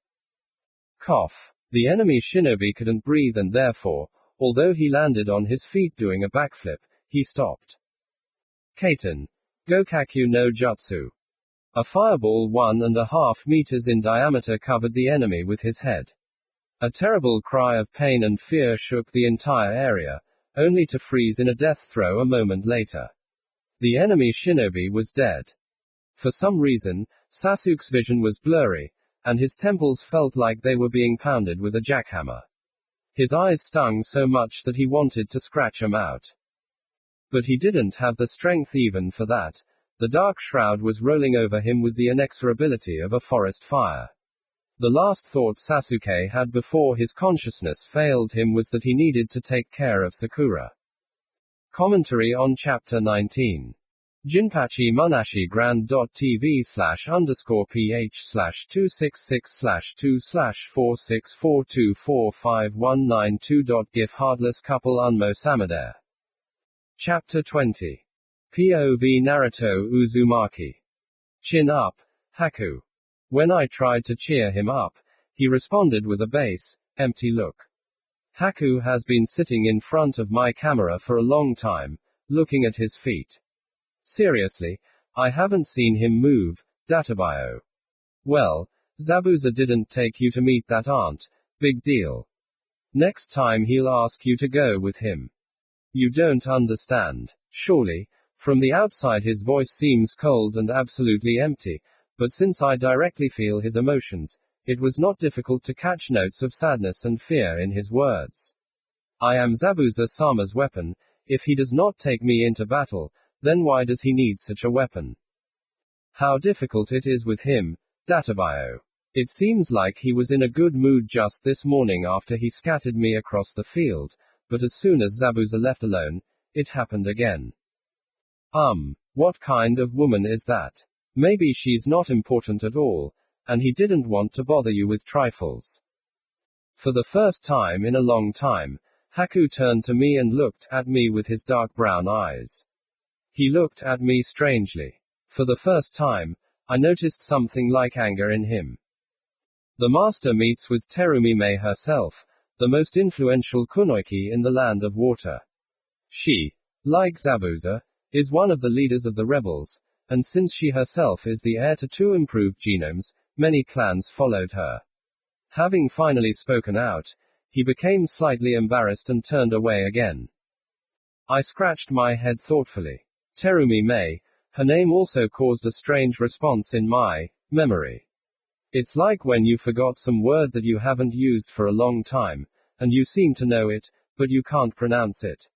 However, I can say for sure, she has problems with men, for some reason I am sure of this. I shook my head in the heat of the moment, tousling my already wild and prickly hair. Damn, why of all things did I understand this? Databio. Naruto. Even Haku noticed. Not paying attention. I laughed convulsively, trying to hide my embarrassment. And this is Haku, I thought. You said that your guys from the clan were oppressed here, and everyone who could ran to this aunt, right? Yes. Haku looked at me questioningly, not quite understanding where I was leading. Well, have you seen your face? Boo gaga, I painted it all over for you last night. What would that woman think if she saw a beaten clan boy? Maybe you're right. He didn't show it and kept his back turned, but you can't fool me. I'm almost as cool as Yondaime, Databio. So I felt his anxiety slowly subside. We didn't talk anymore, even I felt that it wasn't worth it. Besides, I practiced with him all night, and I really want to sleep. So, having muttered something encouraging to Haku, he fell onto his bunk. Unfortunately, I didn't manage to sleep much. Pain. Fear. Anger. My eyes flew open as I woke up to the onslaught of these emotions. This is getting stressful, Databio. I can't sleep like this. But these emotions, they are getting stronger. No, rather, they're getting closer. Arianinov, come here right now. Samadare-sama is wounded.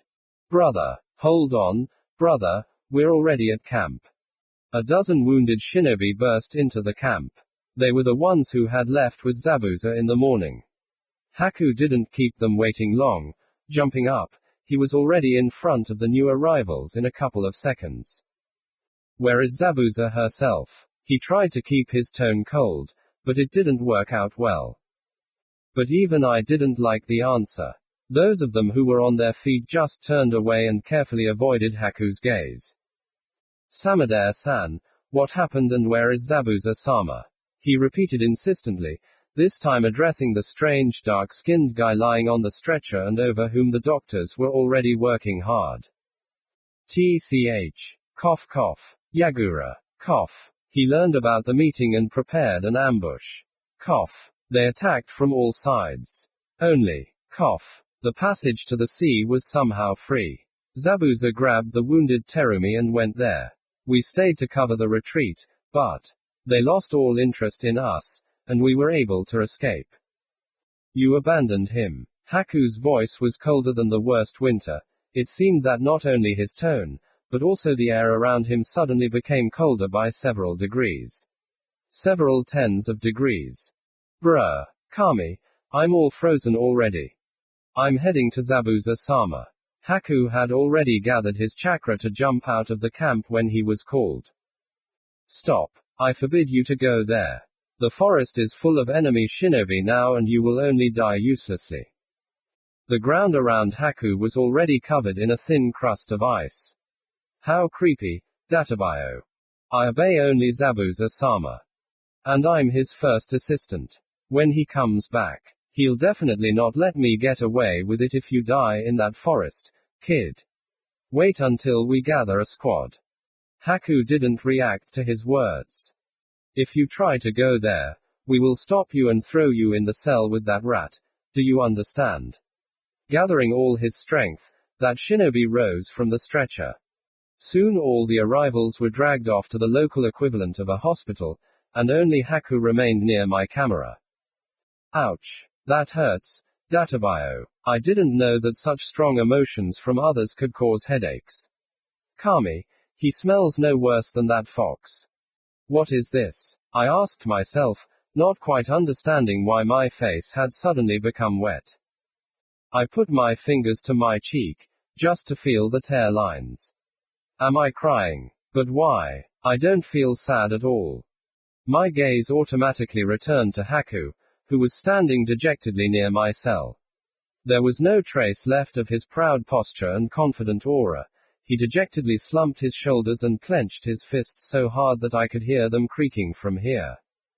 Despair. The disgusting, sticky feeling that had always been so foreign to me enveloped me like a soft shroud, forcing me to fall to my knees and cover my face with my hands in a pathetic attempt to somehow protect myself from it. But is it always alien? I think. No, I'm sure. I have already known him before. Just like then. When Konoha, the village where I was born and raised, the village where all my friends lived, was destroyed. And I was lying at the bottom of the crater, on the spot where the village hidden in the leaves once stood, nailed to the ground by strange pins. I lost to the one who destroyed my village. Tears. They weren't strangers now. Many years ago, on my 7th birthday, I swore to myself never to cry again. I swore to always be strong and become a worthy shinobi, to become Hokage. But what kind of shinobi am I if I couldn't protect the village? What kind of Hokage am I if there are no more ninja who would acknowledge me? Enough. My scream, in which I released all my and others' pain, spread throughout the camp, causing a flock of birds to fly up from the tree opposite. Hare, hare. It's hard for me to breathe. It feels like I can't get enough air. But even this feeling is 1,000 times better than what it was before the scream. I am Naruto Uzumaki, the one who swore to become Hokage, the one who swore to protect Konoha. And I will never back down, even if the future is already predetermined. I will break such futures and fulfill my oaths, because this is my way of shinobi. Databio. I will become so strong that no one will dare to attack my village and harm my friends. Hare, hare. But first, if even I was so moved, then what does Haku himself feel? I didn't know how attached he was to Zabuza. I can't leave him like this. Not now. But what should I do? Databio. I will save you, Zabuza-sama. Haku's voice, always melodious and pleasant, is now hard as steel. It's clear that he's just waiting for a chance to escape from the camp towards the shore. Neither I nor anyone else can convince him otherwise. The only thing left is to help him save Zabuza. A mission worthy of a future Hokage. Haku is a good guy, and although I didn't interact with his master very well except through kunai, but Haku wouldn't serve a bad person, I'm sure. Well, I also didn't feel any malice from him when he was around. They fight for peace in the land of water. They want people to stop being killed just for their origin. How can I pass by such an initiative? Haku. I called him in a whisper. But he didn't even move, the bastard. Damn you, Haku, I know you want to run away and go to your master. You're right, Naruto. Bruh. The coldness in his voice could build a bridge of ice to the land of waves. Looks like this is where our paths diverge. Come closer, you icy block. This time, he approached the cage reluctantly, stopping just half a meter away. His eyes were empty, like a doll's. It was creepy, to be honest. I'm not going to talk you out of it or anything. He just raised his head slightly. Listen, I have a plan. And I told him about my truly brilliant plan. Even he was moved. Emotions finally returned to his empty gaze, albeit not completely yet. What a great idea, isn't it? But I have a condition, Databio. I'll go with you. For a couple of minutes Haku just stood there and looked at me in surprise. But why are you helping me? It's not that easy to answer, you know. I scratched my head thoughtfully. Probably because I want to be your friend. And why would you need a reason to help a friend? Trying to hide my embarrassment at such words, I involuntarily smiled my stupidest smile. Haku's eyes widened slightly in surprise, and his whole face expressed confusion. Only to be replaced a minute later by the warmest and kindest smile I have ever seen in my life. So, I have become a person dear to you. A person you want to protect. Not knowing what to do, I rubbed my nose in embarrassment. When you said it like that, it was a bit too much. Laughter. A kind and pleasant laugh, like a babbling brook. Haku laughed, although I still felt anxiety in him, but the feeling of despair was washed away without a trace. Kami, when he laughs like that, he looks even more like a girl, and it's annoying. Databio. Then, let's save Zabuza-san, together, Naruto. My friend. Aha. Chapter 21. It wasn't hard to get out of the camp by combining Mai and Haku's abilities. Although of course, if everyone hadn't been distracted, we wouldn't have been able to slip away so easily. They'll be surprised when my clones disperse. My newfound friend was surprised. I always considered my clones to be the most ordinary thing. After all, I could create hundreds of them almost from the first minutes after learning the technique. However, Haku was not surprised by this. After all, he often saw me in battle, when I call dozens of them at a time. No, he was surprised at how easily my clones can use henge. As he said, this technique requires great concentration and good control disproportionate to its rank, which is usually not expected from clones, who for the most part can only use very crude techniques. As I understand it, this is why I was able to save old man Tazuna. Zabuza, despite all his strength, simply could not imagine that there would be a genin whose clones would be capable of such a thing. I even felt a little proud. Just a little bit. Still, if it weren't for Haku's techniques, we would have been spotted in no time when we tried to leave the camp. Oh. It doesn't matter now. What matters is that we were able to leave the camp, and no one there even realized that we had disappeared. So now we are racing at full speed through a surprisingly passable pine forest towards the meeting place. There we decided to start searching. Running after so many days spent sitting or even lying down was unusual, and, sad as it is to admit, I was slightly losing to Haku in speed, so he had to adjust to me. Thank Kami, at least he didn't say anything about it. The meeting place wasn't very close, so we arrived only closer to night. I was even a little out of breath. How did I know that we had arrived? Well, a huge crater, clearly left by equipment and not completely filled with water, suddenly appeared in the middle of the forest to tell us about it. This was my first battlefield of many shinobi. Unless of course you count the vision of Konoha being destroyed, but since I will never allow that, they don't count. Besides, there were many dead. There were few bodies that were even slightly preserved. After all, area techniques were used here. It was unpleasant to see. I didn't want to puke my breakfast or anything like that. It seemed like nothing special. I hadn't seen dead people before, but now instead of disgust and horror I have only one feeling. This is all wrong. Why must humans kill their own kind? Of course, I know why Zabuza's rebels fight. They rebelled against the tyrant Mizukage. But why did Yagura become a tyrant?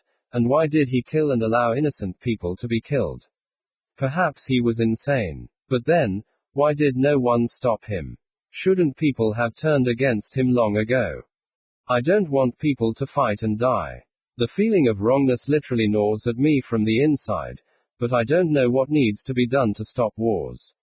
I don't know yet, but I will definitely find a way, even if I were not Uzumaki Naruto. There is no Zabuza-san here. Of course not, Databio. Zabuza is strong, he definitely got out, haha. I laughed stupidly, trying to hide my uncertainty. I was not completely convinced that even Zabuza had enough strength. After all, there was terrible destruction here. Haku is silent. The cold wind blows his curls, tied at the ends with metal cuffs. I don't need words to understand what is going on in my friend's soul. I just stand next to him and take his hand. His emotions are cold and sharp like ice. It hurts just to stand next to him, but I continue to stand next to him and hold his hand.